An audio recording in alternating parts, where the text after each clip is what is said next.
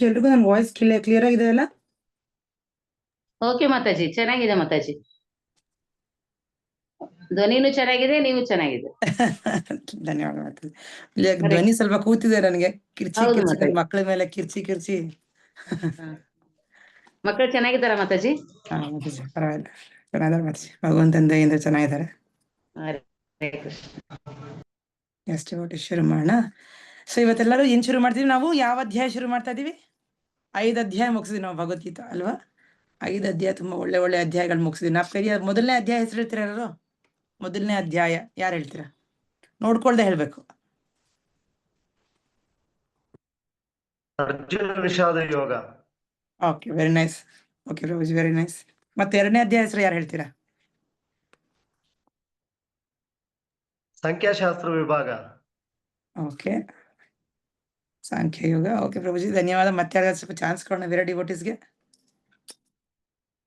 ಮತ್ತೆ ಮೂರನೇ ಅಧ್ಯಾಯ ಹೆಸರೇನು ಯಾರು ಹೇಳ್ತೀರಾ? ತುಂಬಾ ಈಸಿ, ತುಂಬಾ ಸುಲಭವಾದಂತ ಹೆಸರು. ಮೂರನೇ ಅಧ್ಯಾಯ ಹೆಸರೇನು? ಕರ್ಮಯೋಗ ಮಾತಾಜಿ. ಕರ್ಮಯೋಗ. ಭಾರತಿ ಮಾತಾಜಿ ಜೈ ಹೈ ಬೋಲ್. 4ನೇ ಅಧ್ಯಾಯ ಹೆಸರೇನು? ದಿವ್ಯ ಜ್ಞಾನ. ದಿವ್ಯ ಜ್ಞಾನ. ಜೈ ಭಾರತಿ ಮಾತಾಜಿಗೆ ಫುಲ್ ಪಾಯಿಂಟ್ಸ್. ಮತ್ತೆ ನಿಶಾಂತ ಮಾತಾಜಿ ಏನು ಹೇಳ್ತಾನೆ ಇಲ್ಲ ನೀವು. 5ನೇ ಅಧ್ಯಾಯ ಹೆಸರೇನು? ಲಾಸ್ಟ್ ಅಧ್ಯಾಯ ನಾವ್ ಯಾವ್ದು ಮಾಡಿದ್ವಿ? ಕರ್ಮ ಪ್ರಜ್ಞೆಯಲ್ಲಿ ಕಾರ್ಯ. ಕೃಷ್ಣ ಪ್ರಜ್ಞೆಯಲ್ಲಿ ಕರ್ಮಯೋಗ ಮಾಡೋದ್ರ ಬಗ್ಗೆ ನಾವು ತಿಳ್ಕೊಂಡು ಅಲ್ವಾ? ಸೊ ಅದರಲ್ಲಿ ಭಗವಂತ ಹೇಳ್ತಾನಲ್ವಾ, ಕೊನೆ ಶ್ಲೋಕ ಏನ್ ನೋಡಿದ್ವಿ ನಾವು? ಭುಕ್ತಾರಾಮ್ಯ ತಪಸ್ಸ ಅಲ್ವಾ, ಸರ್ವಲೋಕ ಮಹೇಶ್ವರಂ ನೋಡಿದ್ವಿ. ಸೊ ಇವಾಗ ಧ್ಯಾನ ಯೋಗ ಕೃಷ್ಣ ಬಂದಿದ್ದಾನೆ. ಧ್ಯಾನ ಯೋಗ ನೋಡಿ, ಧ್ಯಾನ ಯೋಗ ಕೂಡ ಲಿಂಕ್ ಕೃಷ್ಣ 5ನೇ ಅಧ್ಯಾಯದಲ್ಲಿ 27, 8 ಅನ್ಕೊಂತೀನಿ ನೋಡಿ. 5ನೇ ಅಧ್ಯಾಯ 27, 28 ತೆಗೆದ ಶ್ಲೋಕ ನಿಮ್ಗೆ ಗೊತ್ತಾಗತ್ತೆ.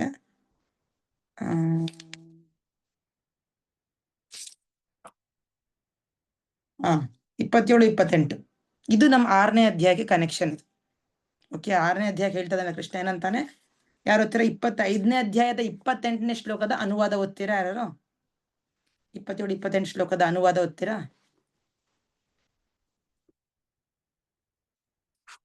ಹರೇ ಕೃಷ್ಣ ಮಾತಾಜಿ. ಹರೇ ಕೃಷ್ಣ. ಆಧ್ಯಾತ್ಮವಾದಿಯು ಹೊರಗಿನ ಇಂದ್ರಿಯ ವಿಷಯಗಳನ್ನು ದೂರ ಮಾಡಿ ಕಣ್ಣುಗಳನ್ನು ದೃಷ್ಟಿಯನ್ನು 2 ಹುಬ್ಬುಗಳ ನಡುವೆ ಕೇಂದ್ರೀಕರಿಸಿ ಶ್ವಾಸೋಚ್ಛ್ವಾಸಗಳನ್ನು ಮೂಗಿನ ಹೊಳ್ಳೆಗಳಲ್ಲಿ ನಿಲ್ಲಿಸಿ ಆ ಮೂಲಕ ಮನಸ್ಸನ್ನು, ಇಂದ್ರಿಯಗಳನ್ನು, ಬುದ್ಧಿಯನ್ನು ನಿಯಂತ್ರಿಸಿ ಮೋಕ್ಷವನ್ನೇ ಗುರಿಯನ್ನಾಗಿ ಮಾಡಿಕೊಂಡಿರುತ್ತಾನೆ. ಇಂತಹ ಆಧ್ಯಾತ್ಮವಾದಿಯು ಆಸೆ, ಭಯ ಮತ್ತು ಕ್ರೋಧಗಳಿಂದ ಮುಕ್ತನಾಗುತ್ತಾನೆ. ಸದಾ ಈ ಸ್ಥಿತಿಯಲ್ಲಿರುವವರು ನಿಶ್ಚಯವಾಗಿಯೂ ಮುಕ್ತನಾದವನು. ಧನ್ಯವಾದ ಮಾತಾಜಿ. ಧನ್ಯವಾದ ಮಾತಾಜಿ. ಹರೇ ಕೃಷ್ಣ. ಸೊ ಇದು ಬಂದ್ಬಿಟ್ಟು ನಮ್ಮ 6ನೇ ಅಧ್ಯಾಯಕ್ಕೆ ಕನೆಕ್ಷನ್. ಸೊ ಕೃಷ್ಣ ಇಲ್ಲೇ ಹೇಳ್ತದಾನೆ ಹೆಂಗೆ ಧ್ಯಾನ ಯೋಗ ಮಾಡುವಂತ ವ್ಯಕ್ತಿಗಳು ಯಾವ ರೀತಿಯಲ್ಲಿ ಕೂತಿರ್ತಾರೆ, ಯಾವ ರೀತಿಯವರ ಒಂದು ಆಸನ, ಯಾವ ರೀತಿ ಒಂದು ಏನಪ್ಪಾ ಒಂದು ಕೇಂದ್ರೀಕರಿಸೋದಲ್ವಾ, ಆ ಧ್ಯಾನದ ಒಂದು ಪೋಸ್ಚರ್ಸ್ ಅದ್ರ ಬಗ್ಗೆ ವಿವರಿಸ್ತಾ ಇದಾರೆ. ಸೊ ಇವತ್ತು 6ನೇ ಅಧ್ಯಾಯ ಶುರು ಮಾಡೋಣ, ಮೊದಲನೇ ಶ್ಲೋಕದಿಂದ. ಸೊ ಭಗವಂತ ಏನಂತ ತಿಳಿಸ್ತದೆ ನೋಡೋಣ, ನಾವು ವಿವರವಾಗಿ ತಿಳ್ಕೊಳ್ಳೋಣ. ಧ್ಯಾನ ಯೋಗ 6ನೇ ಅಧ್ಯಾಯದ ಹೆಸರು ಧ್ಯಾನ ಯೋಗ. ಇದು ತುಂಬಾ ಒಳ್ಳೆ ಅಧ್ಯಾಯ ಇದು ಧ್ಯಾನ ಯೋಗ. ಯಾಕಂದ್ರೆ ಈ ಅಧ್ಯಾಯದಲ್ಲಿ ತುಂಬಾ ಪ್ರಾಕ್ಟಿಕಲ್ ಆಗಿ ನಮ್ಮ ಜೀವನದಲ್ಲಿ, ಪ್ರತಿನಿತ್ಯ ಜೀವನದಲ್ಲಿ ಬೇಕಾಗುವಂತ ಕೆಲವೊಂದು ವಿಷಯಗಳ ಬಗ್ಗೆ ಭಗವಂತ ತುಂಬಾ ಚೆನ್ನಾಗಿ ತಿಳಿಸ್ತಾರೆ ನಮ್ಗೆ. ಏನು ನಮ್ಮ ಜೀವನದಲ್ಲಿ ಬರ್ತಾ ಇರೋಂತ ಅಡ್ಡಿಗಳು, ಯಾವುದು ನಮ್ಗೆ ಸಂತೋಷವಾಗಿರೋದಿಕ್ಕೆ, ನೆಮ್ಮದಿಯಾಗಿರೋದಿಕ್ಕೆ, ಖುಷಿಯಾಗಿರೋದಿಕ್ಕೆ ಏನ್ ಅಡ್ಡಿ ಬರುತ್ತೆ, ಏನ್ ನಮ್ಮನ್ನ ಒಂದು ದಾರಿನ ತಪ್ಸತ್ತೆ, ಹೆಂಗೆ ಮನಸ್ಸು ನಮ್ಗೆ ವಿರುದ್ಧ ಆಗಿರುತ್ತೆ, ಯಾವ ರೀತಿ ನಾವು ಇಂದ್ರಿಯ ತೃಪ್ತಿ ಹಿಂದೆ ಹೋಗ್ಬಿಟ್ಟು ನಾವು ಮೇನ್ ಗುರಿ ತಪ್ಪಿಸ್ಕೊಂಡ್ಬಿಡ್ತೀವಿ ಅನ್ನೋ ಎಷ್ಟೆಲ್ಲ ಒಳ್ಳೆ ಒಳ್ಳೆ ವಿಷಯಗಳ ಕೃಷ್ಣ ತಿಳಿಸ್ತಾನೆ. ಸೊ ಒಳ್ಳೆ ಅಧ್ಯಾಯ ಇದು 6ನೇ ಅಧ್ಯಾಯ. ಓಕೆ, ಸೊ ನಂಗೆ ಪರ್ಸನಲ್ ಆಗಿ ತುಂಬಾ ಸಹಾಯ ಆಗಿದೆ 6ನೇ ಅಧ್ಯಾಯ ಕೂಡ. ಸೊ ಹಾಗಾಗಿ ತುಂಬಾ ಚೆನ್ನಾಗದ್ ಒಳ್ಳೆ ಅಧ್ಯಾಯ ಇದು. ಓಕೆ, ಅಂಡ್ ಈ ಮೊದಲು 6 ಅಧ್ಯಾಯಗಳು ಏನಿದೆಯಲ್ಲ ಭಗವದ್ಗೀತೆಯಲ್ಲಿ, ಹೌದಾ, ಇದು ಕರ್ಮ ಸೆಕ್ಷನ್ಗೆ ಸೇರಿರೋಂಥದ್ದು. ಕರ್ಮ ಮೆಜಾರಿಟಿ ಆಗಿ ಮ್ಯಾಕ್ಸಿಮಮ್ ಕೃಷ್ಣ ಕರ್ಮ ಮಾಡಿ ಹೆಂಗೆ ಭಗವಂತನ ಪಡ್ಕೋಬಹುದು ಅನ್ನೋದ್ರ ಬಗ್ಗೆ ತಿಳಿಸ್ಕೊಡ್ತಾರೆ. ಓಕೆನಾ? ಸೊ ಹಾಗಾಗಿ ಇದು ಕೊನೆಯ ಅಧ್ಯಾಯ ಕರ್ಮದ ಒಂದು ಭಾಗದಲ್ಲಿ. 7ನೇ ಅಧ್ಯಾಯದಿಂದ ಭಕ್ತಿ ಭಾಗ ಶುರುವಾಗತ್ತೆ. ಅಂದ್ರೆ ಭಗವಂತ ಯಾವ ರೀತಿ ಅವನ ನೆನ್ಸ್ಕೊಳ್ಳೋದು ಅನ್ನೋದ್ರ ಬಗ್ಗೆ ವಿವರಿಸ್ತಾರೆ. ಸೊ ಇದು ತುಂಬಾ ಒಳ್ಳೆ ಅಧ್ಯಾಯ 6ನೇ ಅಧ್ಯಾಯ. ಚೆನ್ನಾಗಿದೆ ತಿಳ್ಕೊಳ್ಳೋಣ ನಾವು ಒಂದೊಂದು ಶ್ಲೋಕನು. ಓಕೆ, ಮೊದಲನೇ ಶ್ಲೋಕ ಶ್ರೀ ಭಗವಾನುವಾಚ. ಎಲ್ಲರೂ ದಯವಿಟ್ಟು ಆಕ್ಟಿವ್ ಆಗಿರಿ. ಪ್ರತಿಯೊಂದು ಶ್ಲೋಕ ಎಲ್ಲರೂ ಓದೋದಕ್ಕೆ ಪ್ರಯತ್ನ ಮಾಡಿ, ಅನುವಾದ. ಓಕೆ, ಯಾರು ರೆಗ್ಯುಲರ್ ಆಗಿ ಆಕ್ಟಿವ್ ಆಗಿದ್ದೀರೋ ಅವ್ರಲ್ದೇನೆ ಬಾಕಿ ಅವ್ರು ಯಾರು ಸೇರ್ಕೊಂಡಿದ್ರು ನೀವು ಎಲ್ಲರೂ ಅನ್ಮ್ಯೂಟ್ ಮಾಡ್ಕೊಂಡು ದಯವಿಟ್ಟು ಅನುವಾದ ಓದಿ. ಓಕೆ, ಎಲ್ಲರೂ ಅವಶ್ಯಕತೆ ಇದ್ರೆ ಭಾವಾರ್ಥ ಕೂಡ ಓದೋಣ. ಚಿಕ್ಕ ಚಿಕ್ಕ ಭಾವಾರ್ಥ ಇದೆ 2-3, ಅದು 1-2 ಓದೋಣ ಅಂತ ಅನ್ಕೊಂಡೆ ಇವತ್ತು. ಓಕೆ, ಶ್ರೀ ಭಗವಾನುವಾಚ ಅನಾಶ್ರಿತ ಕರ್ಮಫಲಂ ಕಾರ್ಯಂ ಕರ್ಮ ಕರೋತಿ ಯಃ ಸ ಸನ್ಯಾಸಿ ಚ ಯೋಗಿ ಚ ನ ನಿರಗ್ನಿರ್ನ ನ ಚಾಕ್ರಿಯಃ. ಅನಾಶ್ರಿತ ಕರ್ಮಫಲಂ ಕಾರ್ಯಂ ಕರ್ಮ ಕರೋತಿ ಯಃ ಸ ಸನ್ಯಾಸಿ ಚ ಯೋಗಿ ಚ ನ ನಿರಾಗ್ನಿರ್ ನ ಚಾಕ್ರಿಯಃ. ಏನಂತ ಭಗವಂತ ಅನುವಾದ ಯಾರುತ್ತೀರಾ? ಹರೇ ಕೃಷ್ಣ ಮಾತಾಜಿ. ಓದ್ಲ ಮಾತಾಜಿ. ಜೈ ಶ್ರೀ ಪ್ರಭುಪಾದ್. ಅನುವಾದ. ದೇವೋತ್ತಮ ಪರಮ ಪುರುಷನು ಹೇಳಿದನು, ತನ್ನ ಕರ್ಮ ಫಲಕ್ಕೆ ಅಂಟಿಕೊಳ್ಳದೆ ತಾನು ಮಾಡಬೇಕಾದ ಕರ್ಮವನ್ನು ಮಾಡುವವನೇ ಸನ್ಯಾಸಿ. ಅವನೇ ನಿಜವಾದ ಅನುಭಾವಿ. ಅಗ್ನಿಯನ್ನು ಹೊತ್ತಿಸದೆ ಮತ್ತು ಕರ್ತವ್ಯವನ್ನು ಮಾಡದಿರುವವನಲ್ಲ. ಎಸ್, ಹರಿ ಕೃಷ್ಣ. ಹರೇ ಕೃಷ್ಣ ಮಾತಾಜಿ. ಈ ಮೊದಲನೇ ಶ್ಲೋಕದಲ್ಲಿ ನೋಡಿ ಕೃಷ್ಣ ಏನ್ ಹೇಳ್ತಾನೆ, ಭಗವಂತ ಏನಂತಾನೆ, ಶ್ರೀ ಭಗವಾನು ವಾಚ ಅಲ್ವಾ? ಭಗವಂತ ಏನಂತಿದ್ದಾನೆ, ಅನಾಶ್ರಿತ ಕರ್ಮ ಫಲಂ ಕಾರ್ಯಂ ಕರ್ಮ ಕರೋತಿಯ. ಕಾರ್ಯಂ ಕರ್ಮ ಅಂತ ನೋಡಿ ತುಂಬಾ ಮುಖ್ಯವಾದಂತ ಪದ ಬಳಸಿದ್ದಾನೆ ಭಗವಂತ. ಕಾರ್ಯಂ ಕರ್ಮ ಕರೋತಿಯ ಸನ್ಯಾಸಿ ಚ ಯೋಗಿ ಚ. ಇಲ್ಲಿ ಇಬ್ಬರ ಬಗ್ಗೆ ಮಾತಾಡ್ತಾ ಇರೋದು, ಸನ್ಯಾಸಿ ಮತ್ತೆ ಯೋಗಿ. ಈಗ ನಿಮ್ ಜೀವನದಲ್ಲಿ ಸನ್ಯಾಸಿ ಅಂದ್ರೆ ಏನ್ ಅನ್ಸತ್ತೆ ನಿಮ್ಗೆ? ಸನ್ಯಾಸಿ ಅಂದ್ರೆ ಯಾವ ತರ ಇರ್ತಾರೆ, ಅವ್ರು ಏನ್ ಕಾರ್ಯಗಳು ಮಾಡ್ತಾರೆ, ಏನ್ ನಿಮ್ ಮನ್ಸಿಗೆ ಏನು ಸನ್ಯಾಸಿ ಅಂದ್ರೆ ಯಾರು? ನಿಮ್ಗೆ ಏನ್ ಅನ್ಸಿರೋದು ಸನ್ಯಾಸಿ ಅಂದ್ರೆ ಈ ತರನ ಆ ತರ ಅಂತ ಒಂದು ನಮ್ಮ ಮನ್ಸಲ್ಲಿ ಇರತ್ತಲ್ವ, ಭಾವನೆ ಇರತ್ತಲ್ವ, ಒಂದು ಅಂಡರ್ಸ್ಟ್ಯಾಂಡಿಂಗ್ ಇರತ್ತಲ್ಲ. ಏನಂದ್ರೆ ಸನ್ಯಾಸಿ ಹೆಂಗಿರ್ತಾರೆ, ಸನ್ಯಾಸಿ ಏನ್ ಮಾಡ್ತಾರೆ, ಯಾರು ಹೇಳ್ತೀರಾ? ಸನ್ಯಾಸಿ ಅಂದ್ರೆ ಮಾತಾಜಿ ಅವನು ಐಹಿಕ ಇಂದ್ರಿಯಗಳನ್ನ ನಿಯಂತ್ರಣ ಇಟ್ಕೊಂಡಿರ್ಬೇಕು. ಮತ್ತೆ ಯಾವುದೇ ಒಂದು ಆಸೆ ಆಕಾಂಕ್ಷೆನೇ ಇಲ್ದೇನೆ ದೇವರ ಕೃಷ್ಣನ ಭಕ್ತನಾಗಿರ್ಬೇಕು. ಅವನಿಗೆ ಯಾವುದೇ ಒಂದು ಆಸೆ ಆಕಾಂಕ್ಷೆ ಇರೋದಿಲ್ಲ. ಒಂದು ಮೇನ್ ಕರ್ಮ ಬಂದು ಅಂದ್ರೆ ಕೆಲಸ ಬಂದು ಭಗವಂತನ ಗುಣಗಾನ ಮಾಡೋದು, ಭಗವಂತನ ಬಗ್ಗೆ ಪ್ರಚಾರ ಮಾಡೋದು. ಅದು ನಿಜವಾದ ಸನ್ಯಾಸಿ ಲಕ್ಷಣ ಮಾತಾಜಿ. Okay, thank you. ಮತ್ತೆ ಯಾರು ಹೊಸ ಡಿವೋಟಿಸ್ ಚಾನ್ಸ್ ಕೊಡೋಣ? ಸೀನಿಯರ್ ಡಿವೋಟಿಸ್ ಬೇಡ, ಅವರೆಲ್ಲ ಕೇಳಿರ್ತೀರಾ ಆಲ್ರೆಡಿ. ಹೊಸ ಡಿವೋಟಿಸ್ ಏನ್ ಹೇಳ್ತೀರಾ? ಸನ್ಯಾಸಿಂದ ನಿಮ್ ಪ್ರಕಾರ ಹೆಂಗಿರ್ತಾರೆ? ಸನ್ಯಾಸಿ ಅಂದ್ರೆ ಏನ್ ಕಾರ್ಯ ಮಾಡ್ತಾರೆ? ಸನ್ಯಾಸಿ ಕಾವಿ ಡ್ರೆಸ್ ಹಾಕೊಂಡಿರ್ತಾರ? ಸನ್ಯಾಸಿ ಯಾವ ತರ ತಿಂಡೋದಾಗ್ಲಿ ಮಲ್ಗೋದಾಗ್ಲಿ ಅವ್ರ ಆಚಾರ ವಿಚಾರ ಹೇಗಿರತ್ತ ಅವ್ರದ್ದು? ಎಸ್, ಹರೇ ಕೃಷ್ಣ. ಜ್ಯೋತಿ ಮಾತಾಜಿ ಅವರು ಭಕ್ತಿ ಒಳಗಿರ್ತಾರ್ರಿ, ಮನೆ ಬಿಟ್ಟು ದೂರ ಇರ್ತಾರೆ. ಮನೆ ಬಿಟ್ಟು ದೂರ ಇರ್ತಾರೆ. ಮತ್ತೆ ದೇವಸ್ಥಾನದಲ್ಲಿ ಇದ್ದು ಅದ್ರದ್ ಬಗ್ಗೆ ಇಲ್ಲಿ ಜೀವನದ ಬಗ್ಗೆ ಅವ್ರಿಗೇನು ಇದಿರಲ್ರಿ. ಭೌತಿಕ ಪ್ರಪಂಚದ ಬಗ್ಗೆ ಜಾಸ್ತಿ ಅವ್ರಿಗೆ ಕನೆಕ್ಷನ್ ಇಲ್ಲ. ಹರೇ ಕೃಷ್ಣ ಮಾತಾಜಿ. ಓಕೆ, ಮತ್ತೆ ಅರುಣ ಮಾತಾಜಿ ನೀವೇನಂತೀರಾ? ಸನ್ಯಾಸಿ ಅಂದ್ರೆ ಹೇಗಿರ್ತಾರೆ? ಹರೇ ಕೃಷ್ಣ ಮಾತಾಜಿ. ಕಾವಿ ವಸ್ತ್ರಧಾರಿಗಳಾಗಿ ಹಾ, ಭಿಕ್ಷಾಟನೆ ಮಾಡಿ ಊಟ ಮಾಡ್ತಾರ, ಬೆಂಕಿ ಹೊತ್ಸಲ್ಲ ಅವರು. ಮತ್ತೆ ದೇವರ ಧ್ಯಾನದಲ್ಲಿ ಇರ್ತಾರೆ. ಯಾರಿಂದಲೂ ಹೆಚ್ಚಿನದನ್ನ ಏನನ್ನು ಅವ್ರು ತಗೊಳೋದಿಲ್ರಿ. ಅವತ್ತಿನ ದಿನಕ್ಕೆ ಅದೆಷ್ಟು ಬೇಕು ಅಷ್ಟು ಮಾತ್ರ 4 ಮನೆಯಲ್ಲಿ ಭಿಕ್ಷಾಟನೆ ಮಾಡಿ ಅವತ್ತು ಸಿಕ್ಕರೆ ಮಾತ್ರ ಊಟ, ಇಲ್ದಿದ್ರೆ ಉಪವಾಸ ಇರ್ತಾರೆ. ಅಷ್ಟು ವ್ರತಸ್ಥರಾಗಿರ್ತಾರ ಅವರು. ಹಾ, okay, very nice Aruna Mataji. Hare Krishna Mataji. Hare Krishna. ಅಷ್ಟೇನಾ?